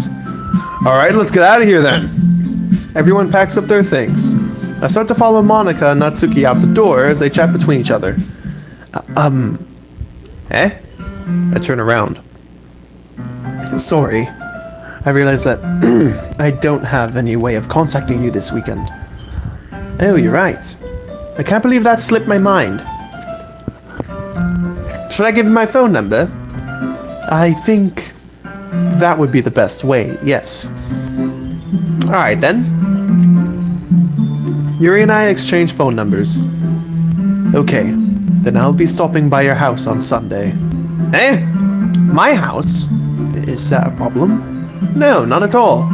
I just thought that I would be the one going to your house, since I'm the one helping you. I suppose that makes sense, but if you don't mind, I think I would prefer going to your house. Alright, in that case, it won't be a problem. I decided not to press Yuri for a reason. It's not like it should matter in either way, so I'll just need to make sure my room is clean. I hope I managed to make my stuff useful in some way. I'm not nearly as creative as you are. Don't underestimate yourself, Edward. I think that we'll make a very productive team. Even if you only chose me because you felt bad or something. Wait, you don't actually think that, do you? I don't know. It's difficult to come up with any other reason you may have chosen me. You're forgetting the one reason with the most common sense. I chose to help you because that's what I want to do. But... Yuri thinks to herself with an extremely tense expression. Yuri, you're overthinking this. You wanted me to point out when you're overthinking, right?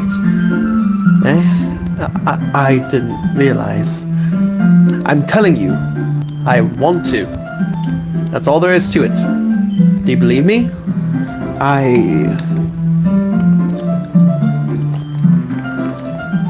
Yuri thinks really hard again. She looks straight into my eyes and for a long while. I believe you. As if it took her tremendous effort, Yuri finally says that and relaxes her expression. And I'm really looking forward to Sunday. Yeah, I am too. After that exchange, I make my way out the door, and Yuri follows. I can't believe this!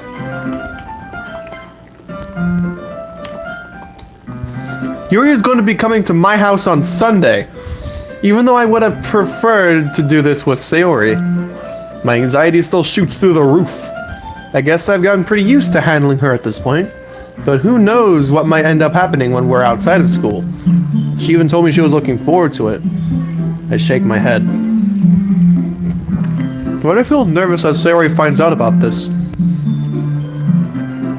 It's not like we feel that way about each other. Besides, like Monika said, this is about the club. I have nothing to worry about.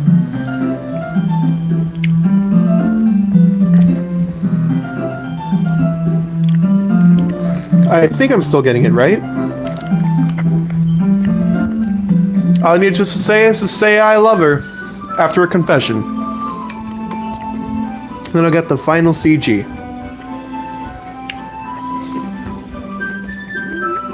If I just go with it, then I'll have a good time.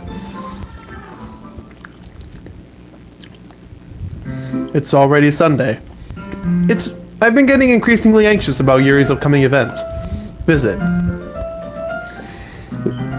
What happened? What is it, Boko?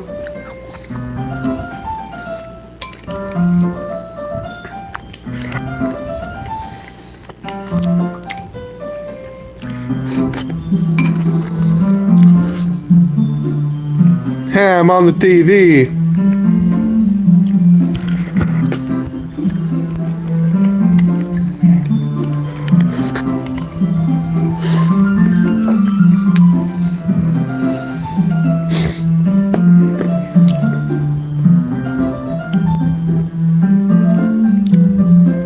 Yeah, I'm on TV. Yes, Neko?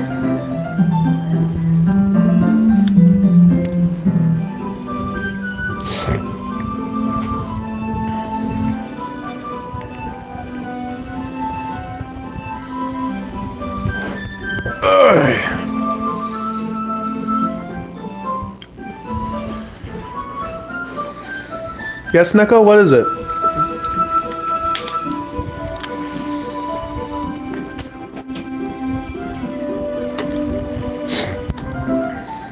Oh.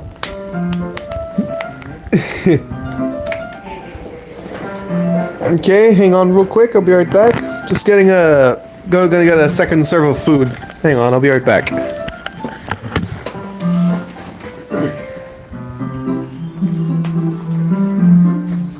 I guess you're still getting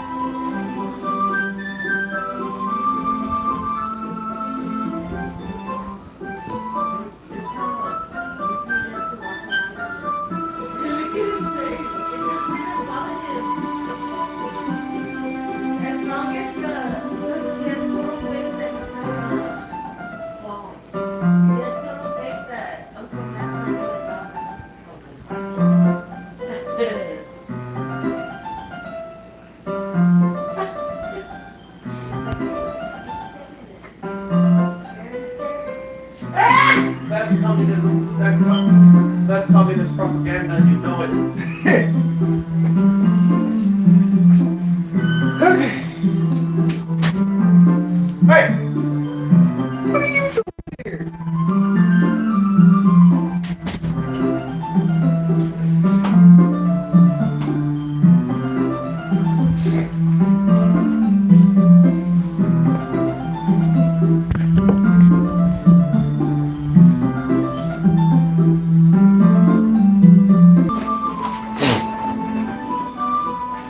Okay.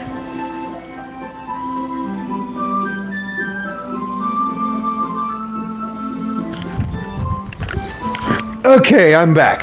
Just got my second serve of food. I'm good. I keep telling myself there's no reason to be nervous, but it doesn't help much. Yuri is clearly an introvert, and also an intimate person in general. There's no doubt that she'll open up a little bit when it's just the two of us. Meanwhile, we've been texting occasionally. She was extremely apprehensive at first, but it wasn't long before I was already learning more about her. But putting Yuri aside, I haven't heard a thing from Sayori since she left the club early the other day.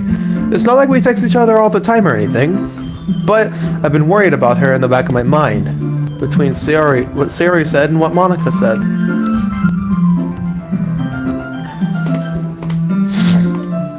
Is it really okay for me to put Sayori's feelings aside when she might need me?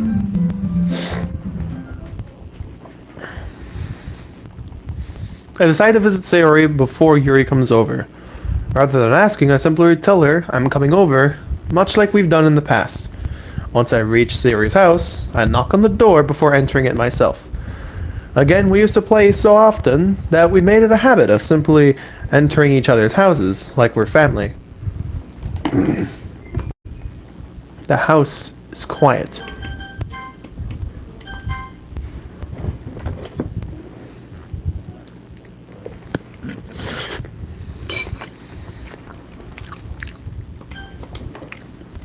Sayori isn't anywhere on the first floor, so I assume she's up in her room. It's already strange of her not to run down and greet me. I head up to her bedroom, where I finally find her. Sayori? Hi, Edward. I sit down in her room. Sayori forces a smile, but it's easy to tell that she's different. There's a minute of silence between us. You haven't come over like this in a long time, have you? I guess you're right. It has been a long time. Not much has really changed, has it? Sayori's room is as messy as it's always been. I also recognize the same stuffed animals and the wall decorations that she's had for years now. If you came over more often, it wouldn't be such a mess. That's because I end up cleaning up for you. How come you suddenly wanted to come over today? Aren't you supposed to see Yuri today?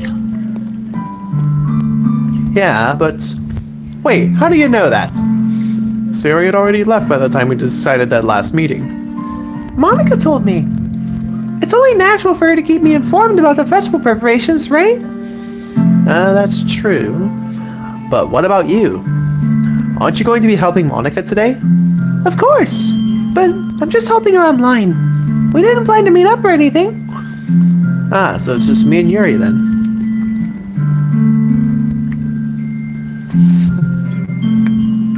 This is not collect for James.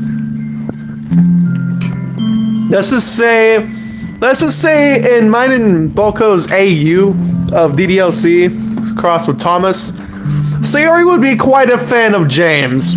Sayori would be quite a James fan, even having a Bachman large-scale James but having nowhere to put it, so she just kept it in the closet. Yes, there'd be a Diaped James in a display case, just basically would be like there on the windowsill by Mr. Bird. Yep. There's more silence between us. Sayori stares in a random direction. Everything about her behavior is really uncharacteristic.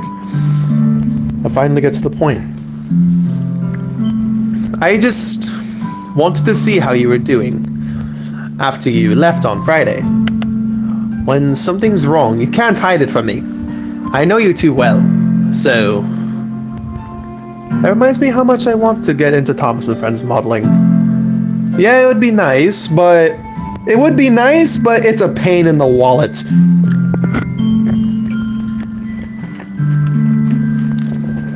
Sayori smiles, shaking her head. That's no good, Edward. Why can't it just be like it's always been? It's all my fault. If I didn't get so weak and accidentally express my feelings, if I didn't make that stupid mistake, then you wouldn't have to been worried about me at all. You wouldn't have come here. You wouldn't have been thinking about me right now. But this is just my punishment, isn't it? I'm getting punished for being so selfish. I'm thinking that's why the world decided to have you come over today. It just wants to torture me. Sayori! I grabbed Sayori by the shoulders. What on earth are you saying? Are you listening to yourself right now? I know something happened to you. There's no other explanation for you to be like this. So tell me already. Until I know, I won't be able to stop thinking about it. Sayori gives me an empty smile. You really put me in a trap, Edward. But you're wrong. Nothing happened to me. I've always been like this. You're just seeing it for the first time. Seeing what? What are you talking about, Sayori? You're really just gonna make me say it, aren't you, Edward? I guess I have no choice this time. The thing is, I've had really bad depression my whole life. Did you know that?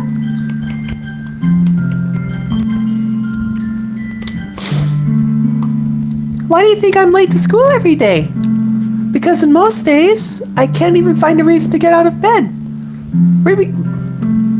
What reason is there to do anything when I fully know how worthless I am?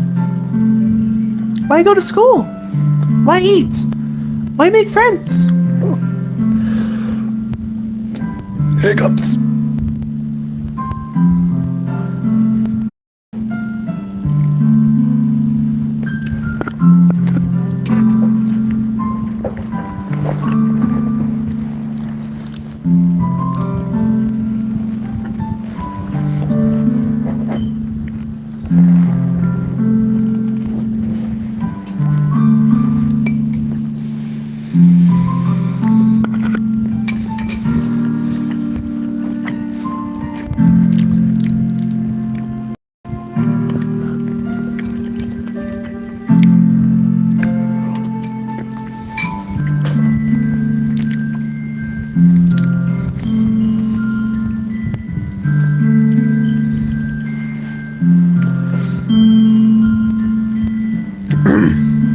Why make other people put their energy and caring to waste by having them spend it on me? That's what it feels like. And that's why I just want to make everyone happy, without anyone worrying about me. I'm in shock. I can't even figure out how to respond. How is it possible that Sayori kept this from me the entire time that I've known her? Did she really want so badly for me to just not think about her? Why, Sayori? Huh? Why is it that you've never told me about this? It almost feels like I've been betrayed as your close friend. Because if I knew, I would have done everything I could to support you. Even if there's only so much I could do. I would have tried a little bit harder to make every day a little better for you. That's why I'm your friend. All you had to do was tell me. You don't understand at all, Edward. Why do you think I didn't tell you? Because if I told you, then you would have to waste all efforts caring about me instead of doing important things. I don't want to be cared about. It's bittersweet when people try to care about me. It feels nice sometimes, but it also feels like a bat being swung against your head, against my head. That's why I wanted so badly for you to make friends with everyone else. Helping everyone be happy together is the best thing for me. But then, I discovered something else too. seeing him make friends and get closer with everyone in the club, it feels like a spear going through my heart. So that's why.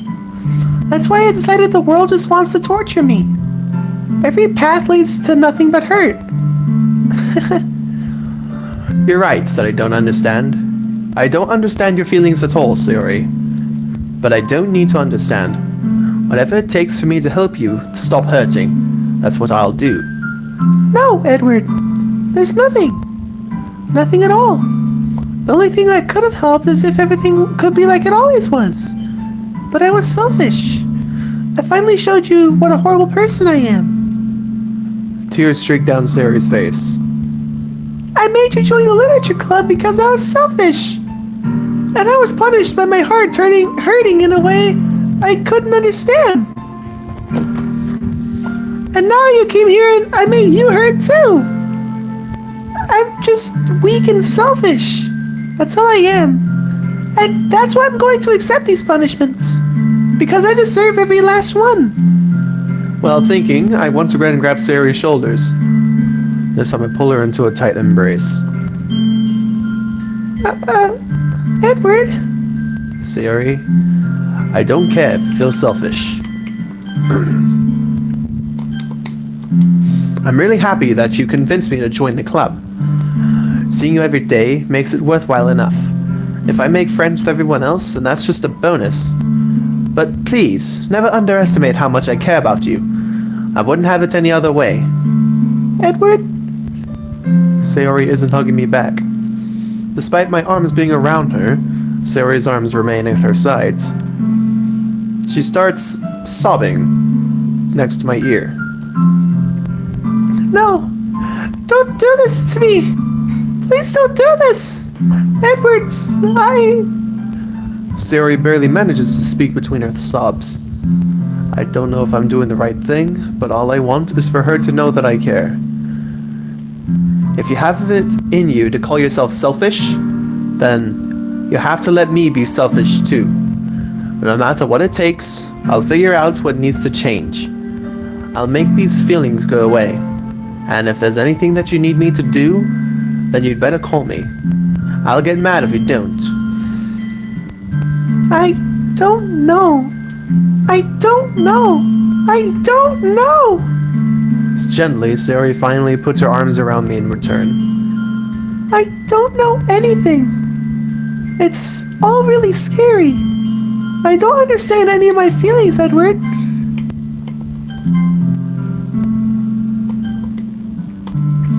The only time I'm not feeling nothing is when I'm feeling pain. But your hugs are so warm. And that's really scary too. Sayori lets me go. As she does so, and let her go as well. The festival is tomorrow. Yeah, It's going to be fun, right? yeah. How would you like for me to spend it all with you? That's what I want. I promise. I think that would be nice then. Yeah. Sayori wipes her eyes. If I could spend the whole day here, I would. Of all days, this one where I have other plans.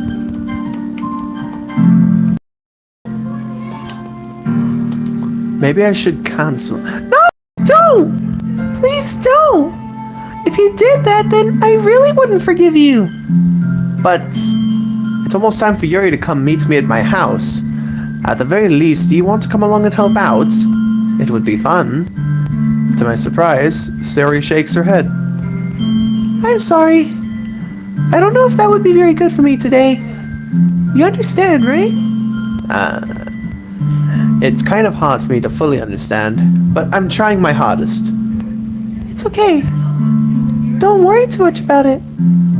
I'll see you tomorrow, okay? Alright. I'll look forward to it. I say goodbye to Sayori and exit her house. On the way home, I find myself still feeling uneasy, but it's hard for me to keep thinking about it when Yuri is about to come over too. I think Sayori is right. I shouldn't be worrying too much, and we're definitely going to have a good time tomorrow. I should just focus on what's ahead of me. As I approach my house, I see something and feel a moment of panic. Yuri?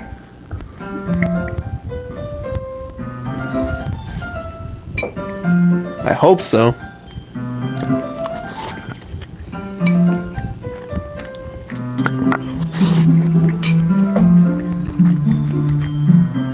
Yuri? Ah, thank goodness. You're a little early. I'm sorry I wasn't home yet. Were you waiting for a long time? No, I just got here. But I started to get really nervous when nobody answered the doorbell. You always could have texted me. If I'd have known, I would have reassured you and hurried more on my way home. I suppose that's true. I didn't think of that for some reason. It should be common sense to do that, but I decided to ignore it. Anyway, let's go inside. I see you brought a lot of stuff with you. That's right. And you did manage to find everything I asked you to buy as well. Yeah, pretty much. At least, I hope I got everything right. I'm sure it will be fine. I take Yuri to my room. The first thing she does is glance around curiously, which makes me feel anxious. It's so clean. I cleaned it before you came over, so...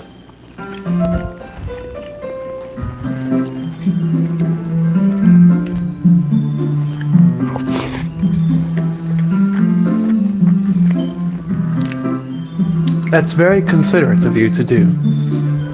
No, I would be really embarrassed for my room to be a mess when you're here. Well, I do enjoy cleaning. I would have definitely helped you clean. That would be even more embarrassing! Wait, don't look in there! I snatched Yuri's wrist, which was in the process of opening a desk drawer of mine. I'm sorry. I wasn't thinking for some reason. I was just spacing out. It's fine, it's fine. I let go of Yuri's wrist. She puts it in both of her hands, firmly on her lap, as if making sure she's keeping track of them. So, we get started? Yes. I have a few things planned if that you can help with. Decorations and other atmospheric enhancements. Atmospheric enhancements? You know, mood lighting, aromatherapy candles. Oh, wow. I didn't know you planned on taking it that far. Of course. I want to help take our guests to a faraway place. Although many will stop by just out of curiosity. And for cupcakes, I guess.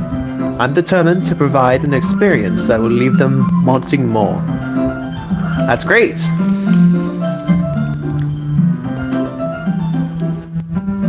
It's easy to forget that you're a pretty intense person.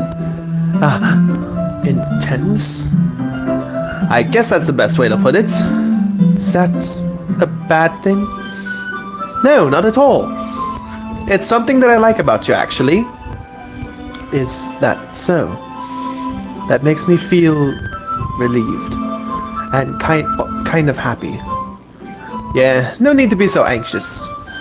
You can relax a little. Relax. I brought some things for relaxation. I was going to use them during the poetry event. Oh yeah? Like what? Let's see. Yuri rummages through her bag. She pulls out a few candles and a wooden cylinder-shaped object. I did some shopping on the way here, so I happen to have these in my bag. I plan to cover the windows in black paper and use the candles to light the room. I think that would be amazing, don't you? Yeah, that would be really neat. What's that wooden thing, though? Oh, this? It's a diffuser for the essential oils. How familiar are you with aromatherapy? No, not familiar at all. Is that so? It's one of my favorite contributors to a positive atmosphere.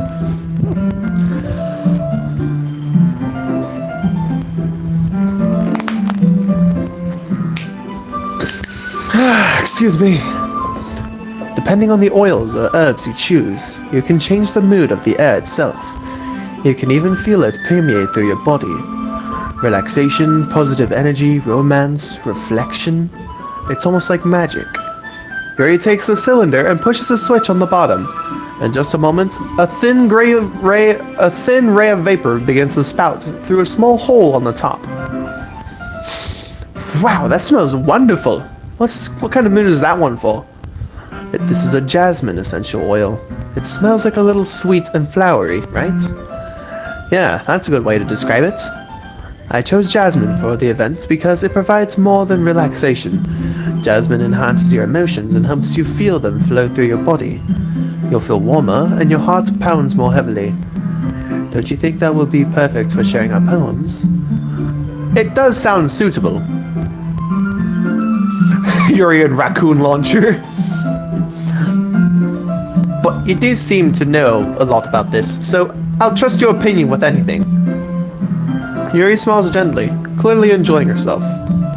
She again reaches into her bag and pulls out several spools of thin ribbon. What are these for?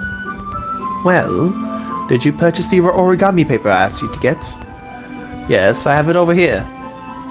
We won't be using the paper for folding origami. What I'd like to do is write a different word on each paper. We'll need about 100 of them. Oh yeah? What will those be used for? Well, I'm going to get cut pieces of ribbon to hang from the doorway of the classroom. Then we can fasten the paper onto the ribbons to create a doorway curtain. Wouldn't that be beautiful? Yuri in the house with raccoons. Yeah, the raccoons in her house would be the ammunition for her weapon. She'll need to carry a whole bag full of raccoons and just load one at a time in the launcher. It would also catch the eye of those passing by the room. It may attract some to peek inside. That's really creative. I had no idea you'd be so good at this, Yuri. Is that so? Well, I suppose I do get a little intense, as you'd put it. Yuri giggles with red cheeks. Is it just me, or is she more relaxed when it comes to the two of us? Or maybe it's the excitement she feels from sharing something that she enjoys.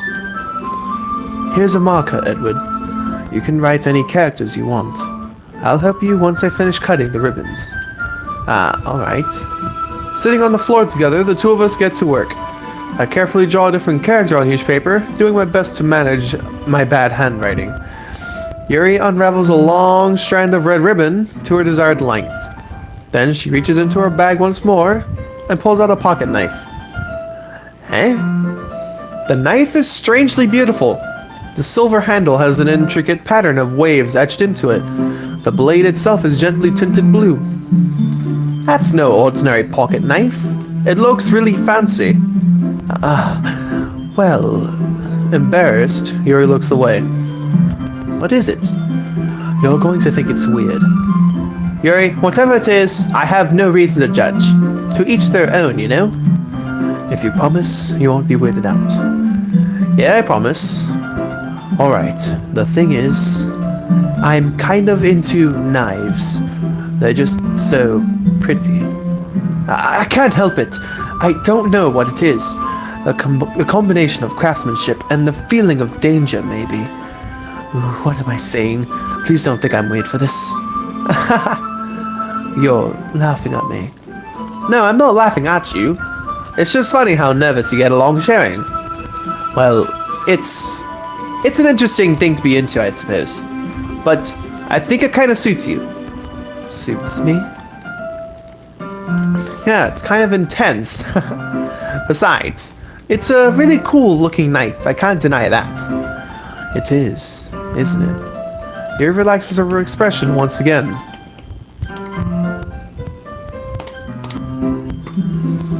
Would you like to hold it? Sure, I'll check it out. Yuri carefully hands me the knife, with the handle facing me. I take it and turn it around in my hands. It feels heavy and extremely solid.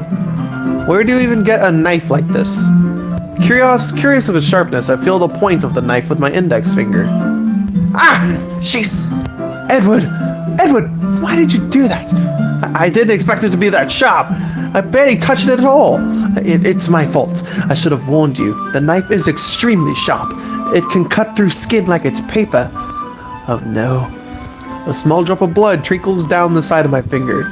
Yuri takes my hand and gives the wound a closer look. Ah.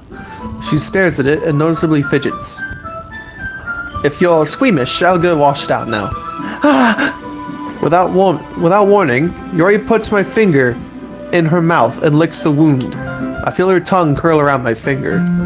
Startled, I instinctively pull my hand back.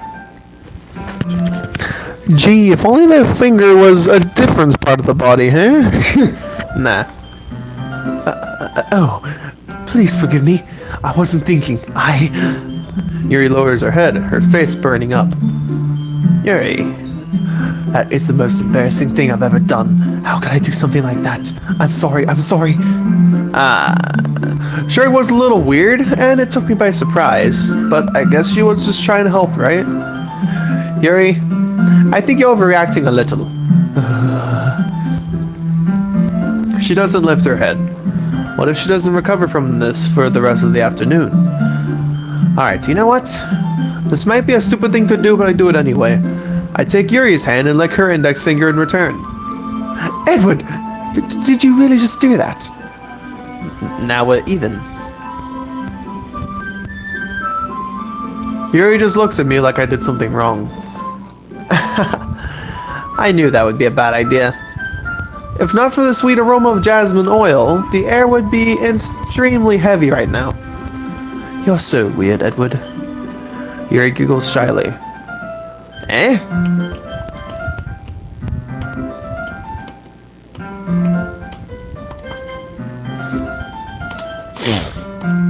Yuri calling me weird? I have no response to that. Where do you keep your bandages? I don't think I need one, actually. It was a tiny cut. Look, it already stopped bleeding. I see. That's relieving. The tension is quickly lifted. We each resume our respective activities. I watch Yuri's knife cut through the ribbon like it's nothing but air. Meanwhile, I continue to make progress on the paper. After we finish attaching the paper to the ribbons, we lay them all out side by side. It looks better than I expected, and will be very effective as a door curtain. It looks great. Good thinking coming up with this, Yuri. Thanks. It's just something I saw online, really. Are you ready to move on to the next task? Yeah, let's do it. What do you have in mind? I'd like to create a banner. I'm gonna clog up chat whether you like it or not. Oh boy.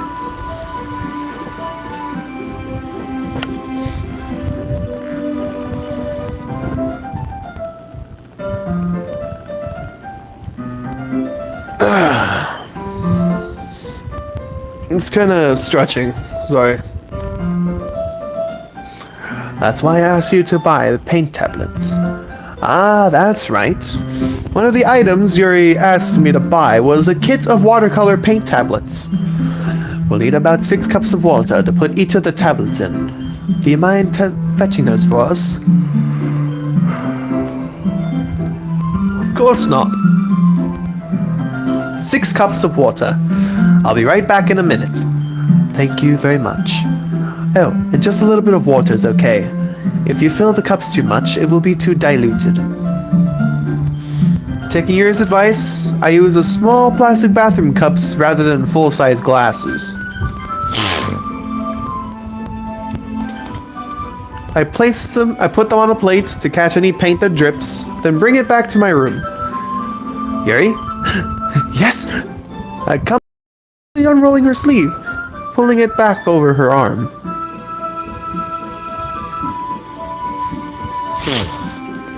Nothing. Your face is a little red. Is it too hot in here or anything? No, not at all. There's nothing wrong, so let's mix the paint. Yuri hurriedly dismisses me and takes it upon herself to the tablets, dropping them into the cups.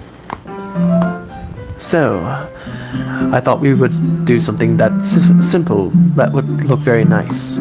I'd like to paint a gradient across the banner, starting with the colors for sunrise, then daytime, then sunset and nighttime. Once it dries, I'll write an inspirational quote across the banner.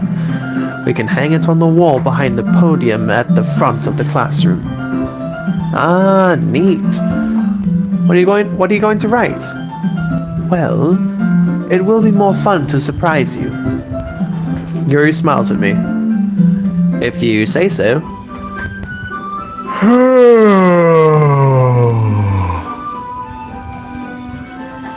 After rolling out the banner, Yuri and I kneel on opposite sides so we don't get in the way of each other. Yuri uses a brush and adds a few dots of different colors across the banner to serve as a color guide when we paint.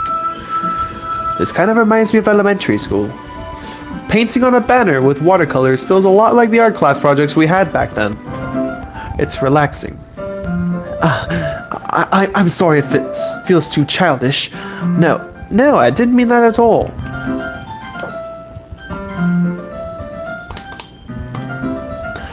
It's kind of fun, you know? Yeah, it is fun. I'm glad you feel that way too. Yuri stops painting for a moment, thinking to herself.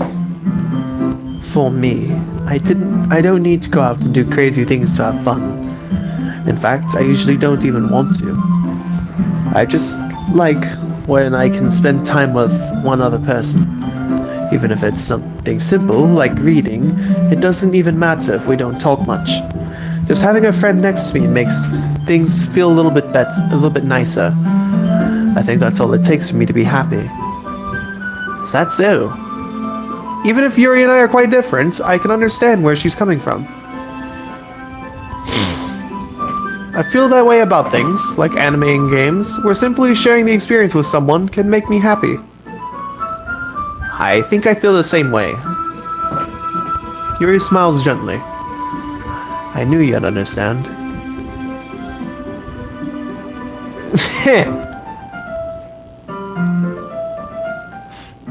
Yuri leans over the banner to grab an unused paintbrush, but I move in at the same time, causing my head to bump into hers. Yeah, sorry. Yuri reels back, and I quickly lift my hands in surprise. Are you hurt? No, I'm not hurt. It just startled me, that's all. Sorry, I should have asked you to get it for me. It's not your fault. Your face. Your face. There are droplets of paint on Yuri's face and neck. Is there something on my face? Yeah, I accidentally got paint on you. Sorry, that was totally my fault. I'll get a towel right away. I rush out and fetch a small towel, then I dampen it with hot water. I return to my room and kneel back down in front of her.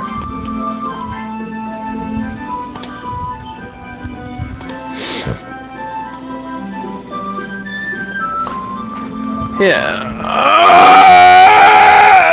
Sorry about that. That was a stretch. Sorry, that was a stretch. Yeah. I pat down Yuri's face and neck with the towel. Is there something wrong? It's hot. I just didn't expect it. Sorry, I didn't want to use cold water. Having finished, I start to retract my hand. But Yuri suddenly holds my wrist. Wait. Eh? Just for a little longer. It feels really nice. I keep my hand still against Yuri's neck. She looks into my eyes. It's an intense expression that I recognize from when she reads her books. Almost as if she's lost in a daze, enveloped by her own thoughts. No, I'm good. I was just stretching for a moment. She breathes gently, half through slightly parted lips. What is happening? Is it the aroma of the oil giving me this dizzy feeling? Yuri's gentle fingers wrapped around my wrist send a tingling sensation through my arm, and suddenly her face seems to be much closer to mine than it was just a moment ago. Yuri slowly pulls away. Sorry, I've been feeling a little lightheaded today. I didn't mean to space out. It's fine. The moment is over just as it began. Yuri picks up her brush again, but her movements seem clumsier, like she's unable to focus. I remain silent, forced to ignore the event that just transpired. I hesitantly retrieve my own brush and continue following Yuri's example. That should do it. I finished filling the night sky with white dots that look like stars. Looking at the banner as a whole, it's very pretty and natural looking. I think it came out better than I expected.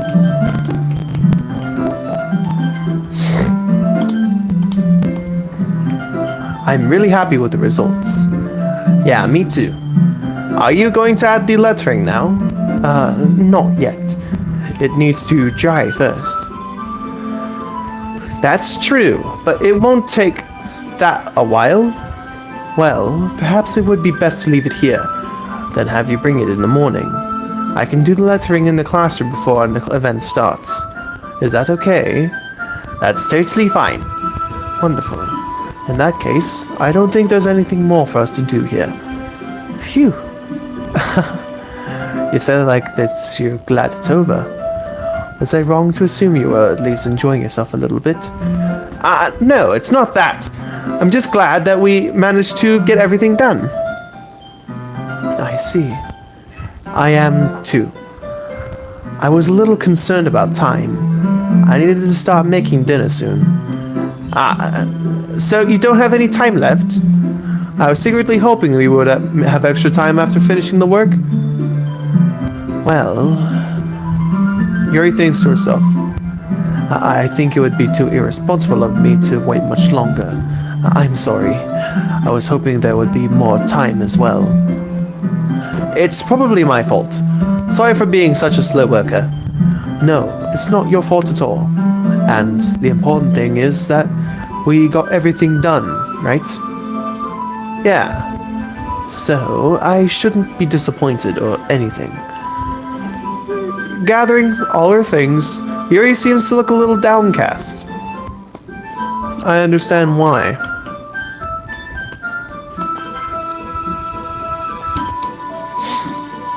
It sounded like she rarely gets the opportunity to spend time with friends in a relaxed environment.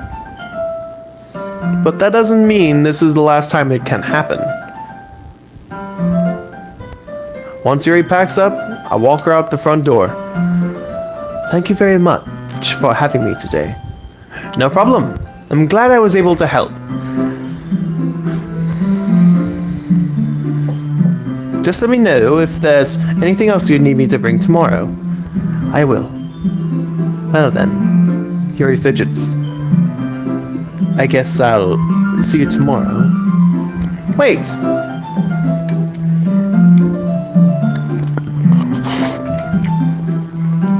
I kind of say that without thinking. About today.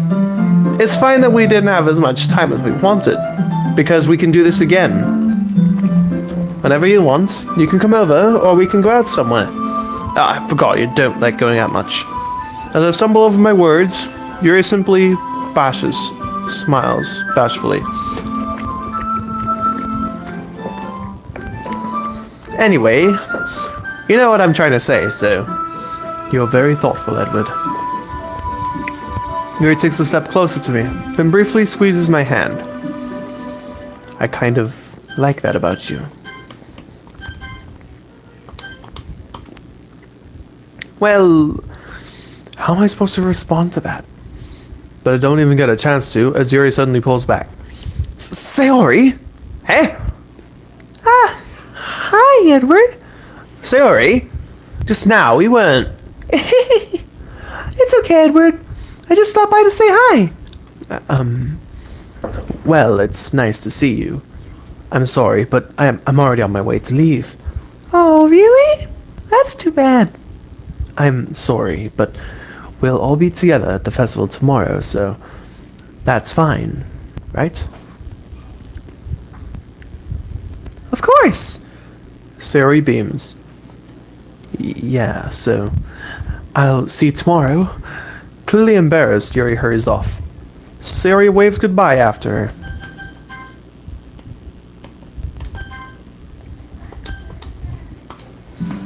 Sayori, I thought you didn't want to come over today. Well, I tried staying in my room, but my imagination was being really mean to me. So I had to come here and see it for myself. See what? What are you talking about? You know, how much fun you were having with Yuri, and how you chose how close you got to her. It makes me really happy that you made such good friends. That's all that matters to me. Tears start to fall down Sayori's face. That's all that matters to me. Why am I feeling this way, Edward? I'm supposed to be happy for you. Why does it feel like my heart is splitting in half? It hurts so much. Everything hurts so much. This could be so much better if I could just disappear. Sayori, don't say that. It's true, Edward. If it wasn't there, if I wasn't here, then you wouldn't have to waste your sympathy on me. You wouldn't have to put up with me being selfish. Monika was right. I should just... Monika? Monika was right about what? Sayori, what I said before is true. I'm not going to let this continue. Caring about you like this isn't the burden your mind is making it out to be. It's something that makes me happy. It's something that I wouldn't trade for anything else. So, even if it takes an entire lifetime, I'm going to be by your side until you couldn't feel any more pain. But...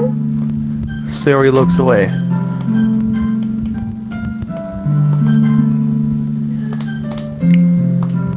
I put a hand on her shoulder to reassure her. I'm scared, Edward. I'm really scared. What are you scared of, Sayori?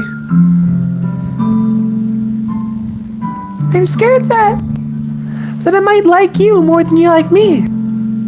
Sayori? It's true, isn't it? I was weak and started to like you too much. I did this to myself. Edward?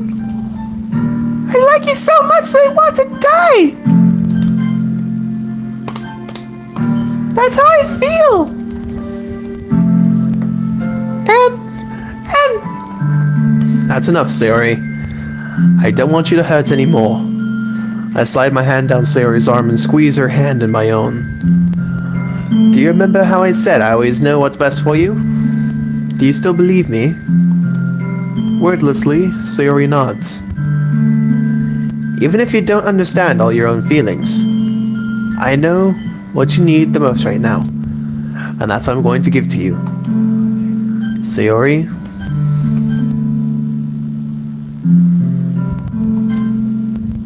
I love you. Huh?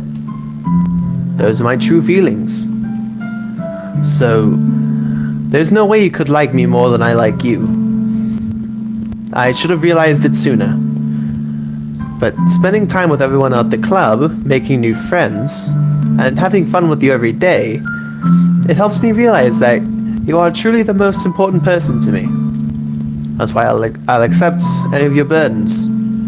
As long as we continue like this every day, with you by my side, then I know we'll both be happy. Edward?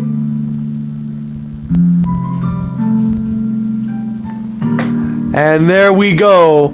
All 9 CGs acquired. Nice. All 9 CGs acquired. Suddenly, Sayori wraps her arms tightly around me.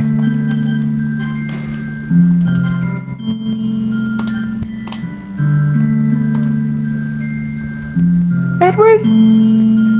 Is this really okay? Yeah. I hold Sayori in my arms and pull her closer. You'll never have to let go of me again. I love you, Edward. You'll never have to let go of me again. I love you, Edward. I want to be with you forever. Me too. I feel Sayori's grip around me weaken a bit. What is this? Sayori? I'm supposed to be happy right now. I always thought this would be the happiest moment for me. But why? Even now? Why won't the rain clouds go away? They're not going away at all, Edward. It's okay, Sayori. It might take some time for things to get better again. But no matter how long it takes, I'll be there every step of the way. That's all that matters right now. Okay. I trust you. Sayori and I slowly release each other.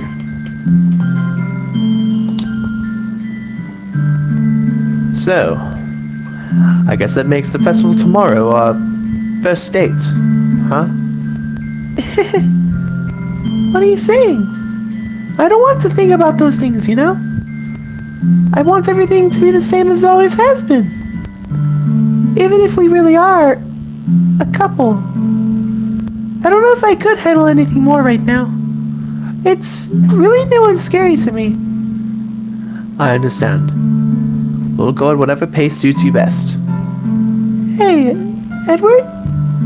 Sayori gazes at me once again, smiling sadly. Even if I get really, really sad, this is the best thing for me, right? Eh? I don't really understand what Sayori means by that. Are you saying this is making you feel sad? I don't know. I don't understand what I'm feeling. It felt like a bunch of thorns when you told me you loved me. But that's why I want to trust you. You know what's best for me. Yeah.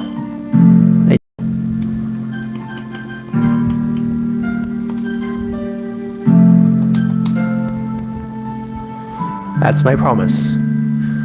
I say that, but in reality, I've never felt more uncertain when it comes to Sayori. I know that I love her and she loves me, but I'm having as much trouble understanding Sayori's feelings as she is.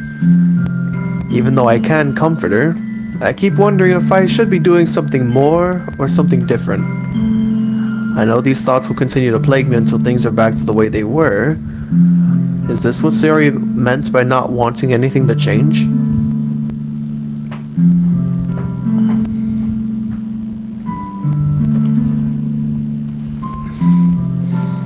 I don't know, but I know that I'll give it everything I've got. Sayori is the most important person to me, and I'll do whatever it takes to have a happy future with her. Okay! It's the day of the festival. So, all 3 routes done. All 9 CGs obtained. Here we go. It's time to start the conversion to Act 2. So, okay. Of all the days, I expected this to be the one where I'd be walking to school with Sayori. But Sayori isn't answering her phone. I considered going to her house to wake her up, but decided that's a little too much. Meanwhile, the preparations for the event should be nearly complete. The banner Yuri and I painted is dry, and I Dude, okay, seriously. Are you sure about this? Are you really sure you don't want to wait until next Friday to do this? Well, Act 2 doesn't properly start until I put in the new game after it resets. Act 2 doesn't properly start until the thing.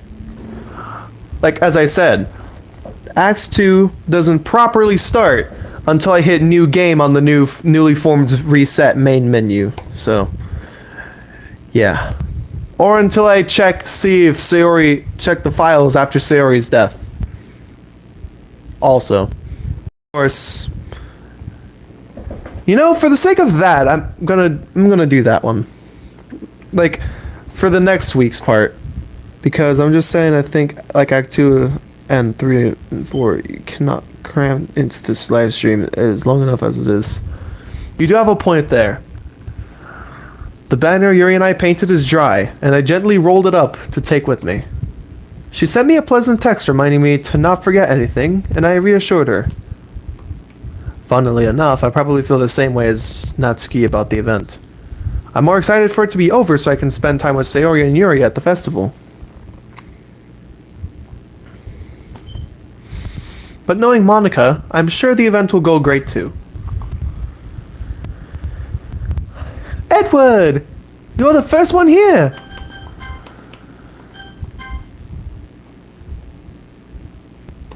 Oh boy. Thanks for being early. That's funny. I thought at least Yuri would be here by now. Monika is placing little booklets on each of the desks in the classroom. They must be the ones she prepared that have all the poems we're performing. In the end, I found a random poem online that I thought Monika would like and submitted it. So that's the one I'll be performing. I'm surprised you didn't bring Sayori with you. Yeah, she overslept again. That dummy. Hello there. General Kenobi. Just Gordon, he's like, General Kenobi.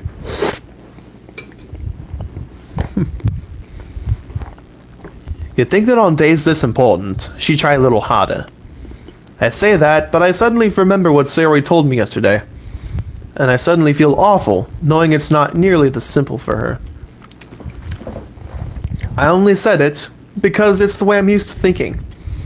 But maybe I should have gone to wake her up after all.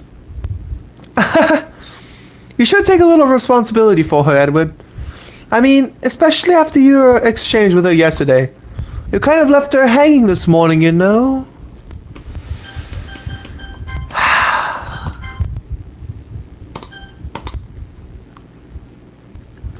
This is my 4th time hearing that line. Man. This is my 4th time reading and voicing out that line. You know, yeah.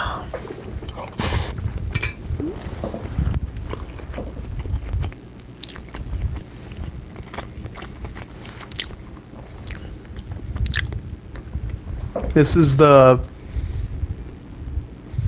Am I doing that chill stream?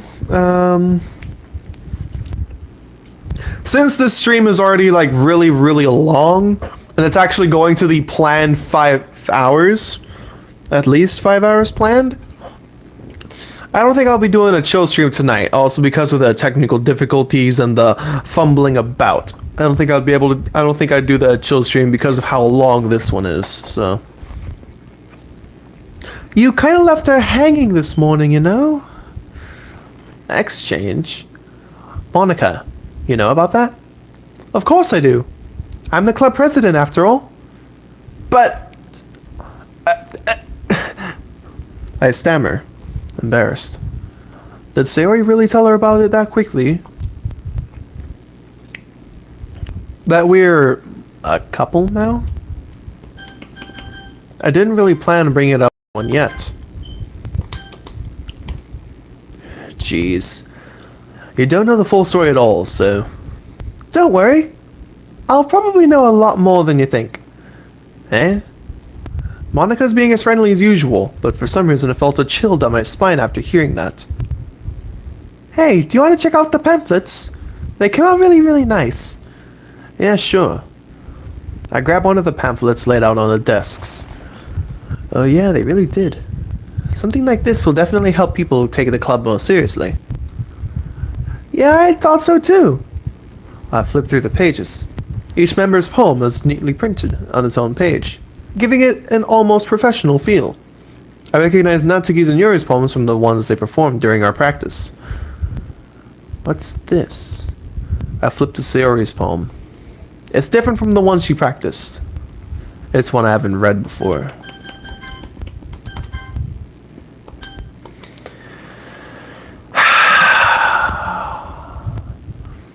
Get out of my head, get out of my head, get out of my head, get out of my head, get out of my head, get out of my head, get out of my head, get out of my head, get out of my head, get out of my head. Get out of my head before I do what I know it's best for you.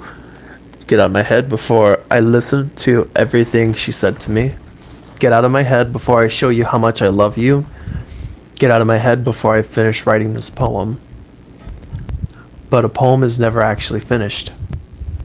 It just stops moving.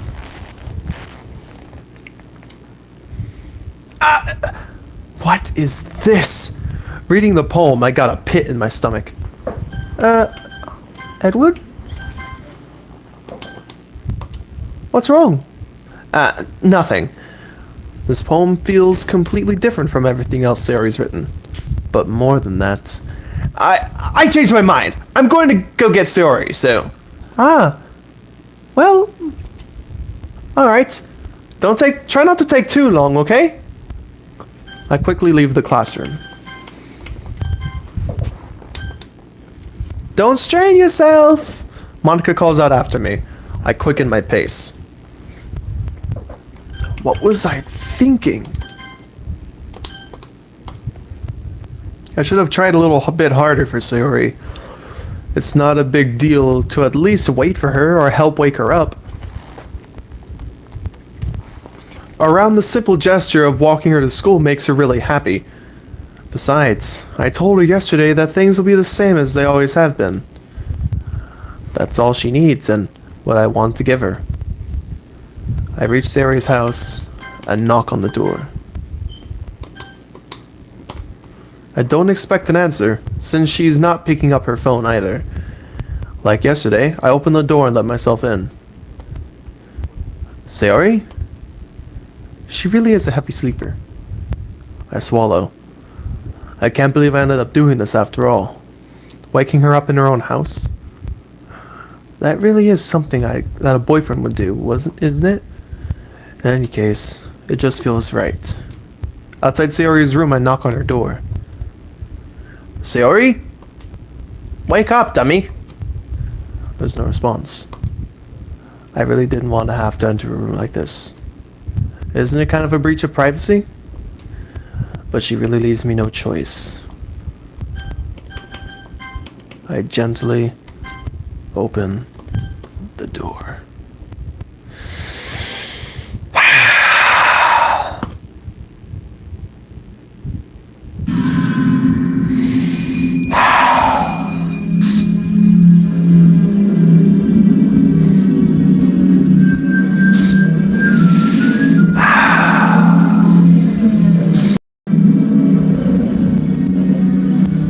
See you later, Oscar.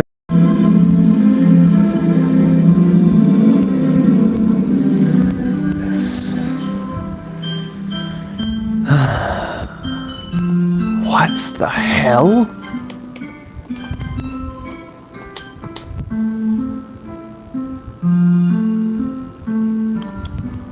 What the hell?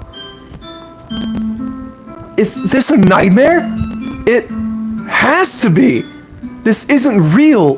There's no way this can be real. Sayori wouldn't do this. Everything was normal up until a few days ago. That's why I can't believe what my eyes are showing me. I suppressed the urge to vomit. Just yesterday, I told Sayori I would be there for her.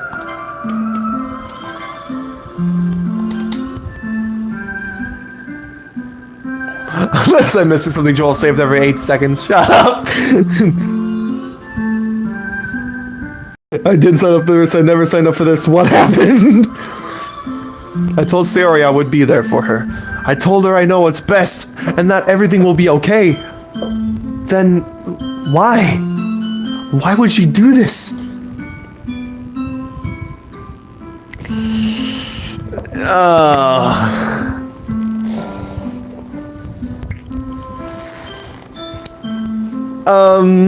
Edward, if I were to actually tell you, you wouldn't really like it. I'm sure Thomas, Percy, and James know this more than I do, so one of you three can explain.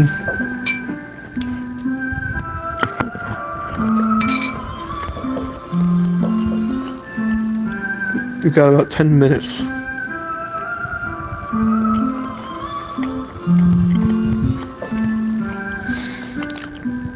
Why would she do this? How could I be so helpless? Not it.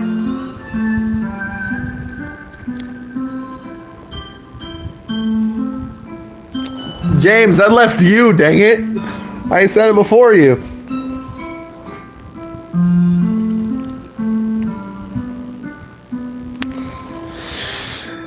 Sorry, James. What did I do wrong? Confessing to her? I shouldn't have confessed to her. That's not what Sayori needed at all. She even told me how painful it is for others to care about her. Then why did I confess to her and make her feel even worse? Why was I so selfish? This was my fault.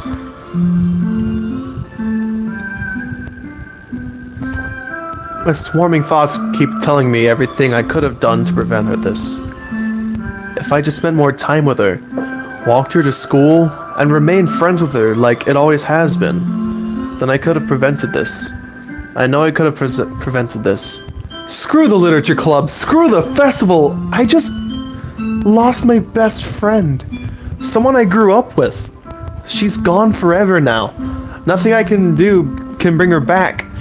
This isn't some game where I can reset and try something different. I had only one chance, and I wasn't careful enough. And now I will carry this guilt with me until I die. Nothing in my life is worth more than hers. But I still couldn't do what she needed from me. What will her parents think? Oh! What would Sayori's parents feel? Oh! Oh man! They are not gonna take too kindly to this. Sayori's parents are definitely not gonna take kindly to this.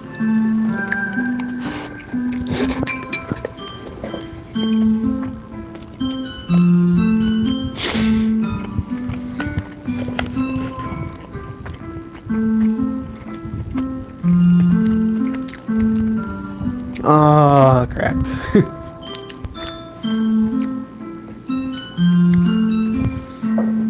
But I still couldn't do what she needed from me. And now, I can never take it back. Never. Never. Never. Never. Never.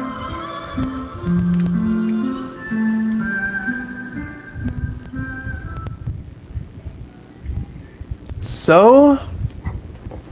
that was basically the end of Act 1.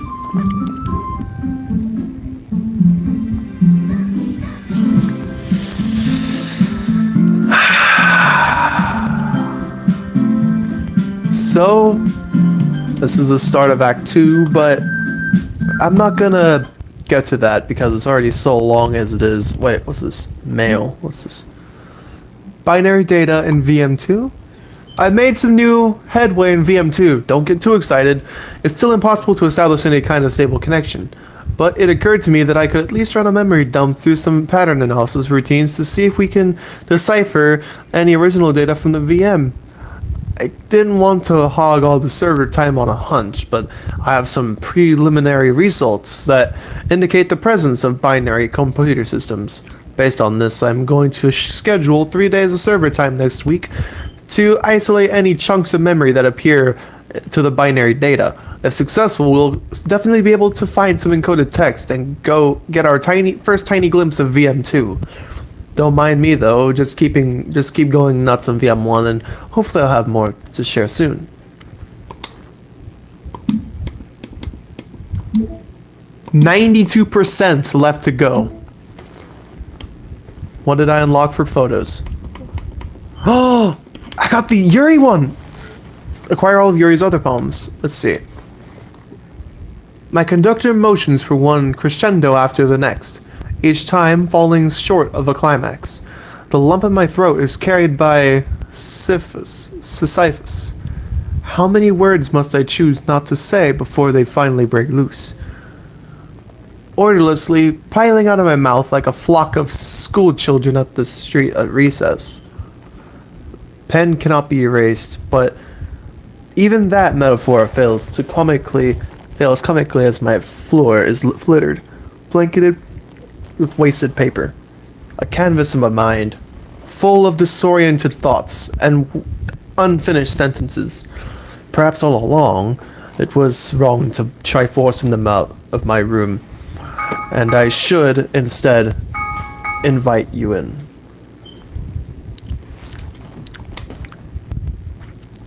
Okay.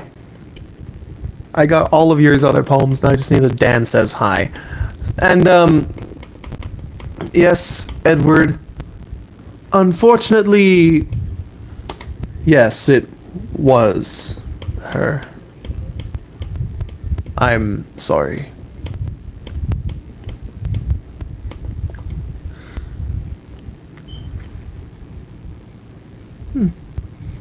This is artwork for Monika and Sayori. In Act 1, try both Sayori and Monika for the weekend to help before choosing Natsuki or Yuri. And of course, the sketch for Sayori CG, later outlined, of course.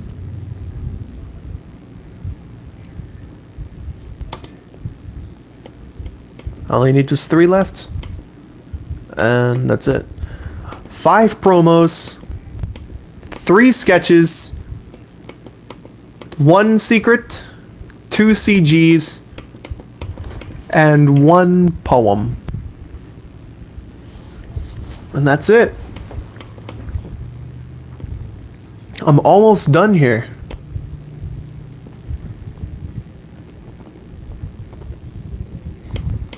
Why were their skirts shorter? I don't know. I guess that was part of just initial concept design. Or looking a bit much into it. Oh, and yes, Neko?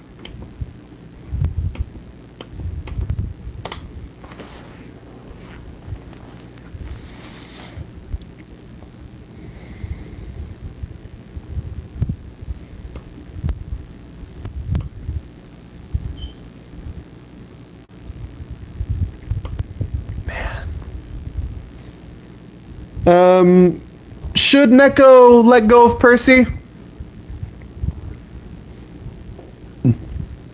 She's been holding him for the past few hours, so...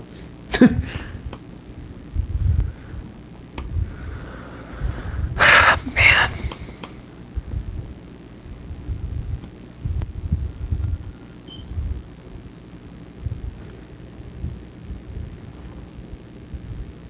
Oh.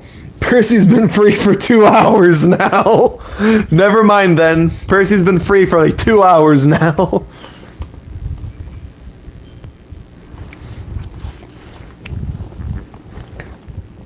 Neko fell asleep while you were gone.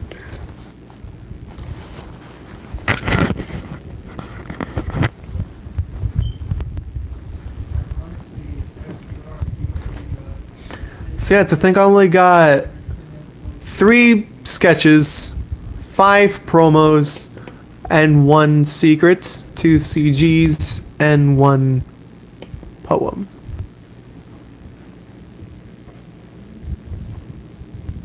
Dude, he has a Wait. Wait.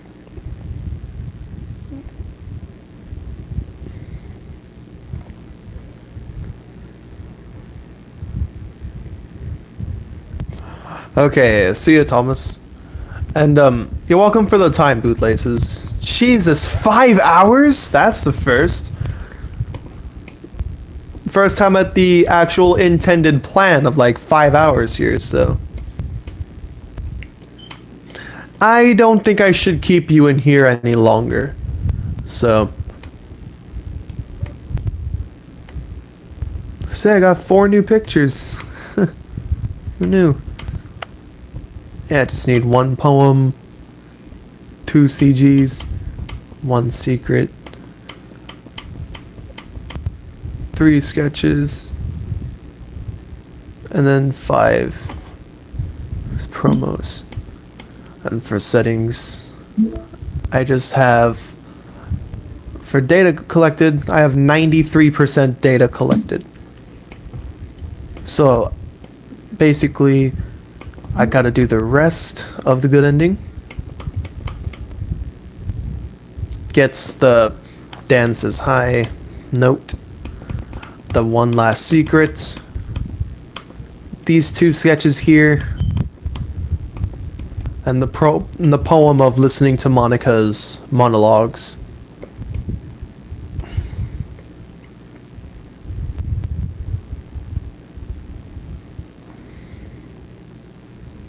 Okay. So, I suppose with that out of the way, I guess I'll call it done for now. As you see here, yeah, this is still a thing.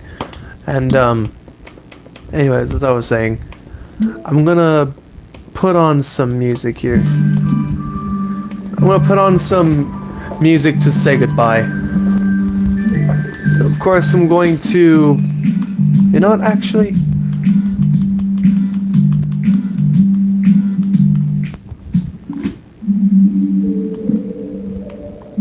Let's change that. And change this.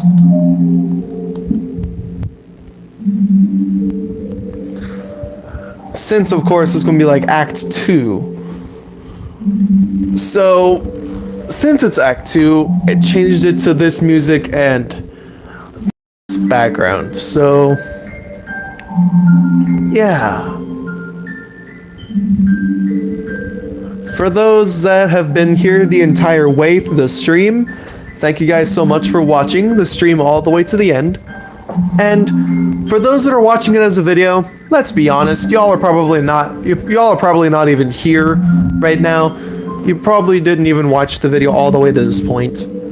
But if the very small margin of you managed to actually do so, thank you guys for watching the video. Leave a like, comment, and subscribe to see more. I'm JFC Studios, and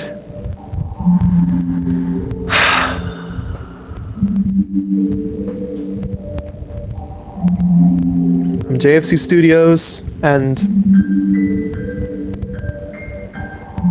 for those, and also one thing for certain, for the next bunch of streams after this, the Act 2, Monika, and then the good ending, as well as equals, those after this, I'm gonna have company, so Tails is definitely one, Boko is definitely another. I can tell he was aching and dying to just come back, so hopefully you all looking forward to his return. I'm sure, I know that he's definitely like aching to return, and Tails too.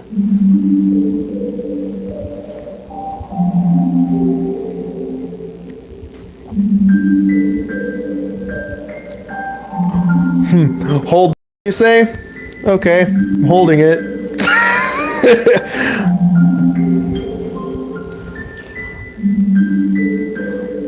That's the thing.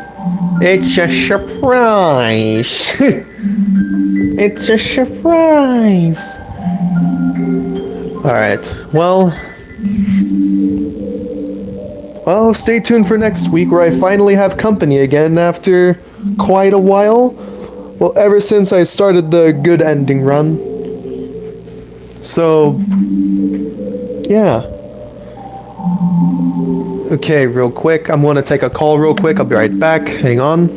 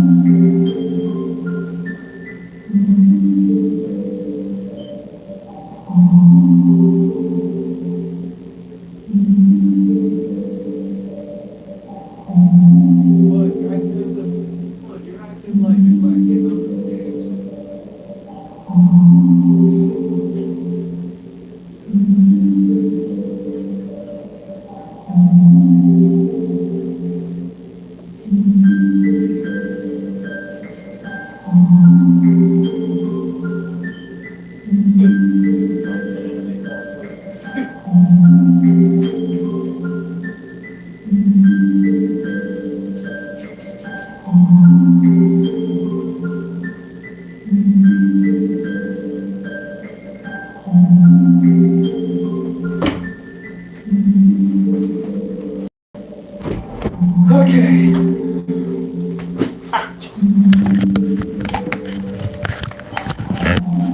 Okay, I'm back.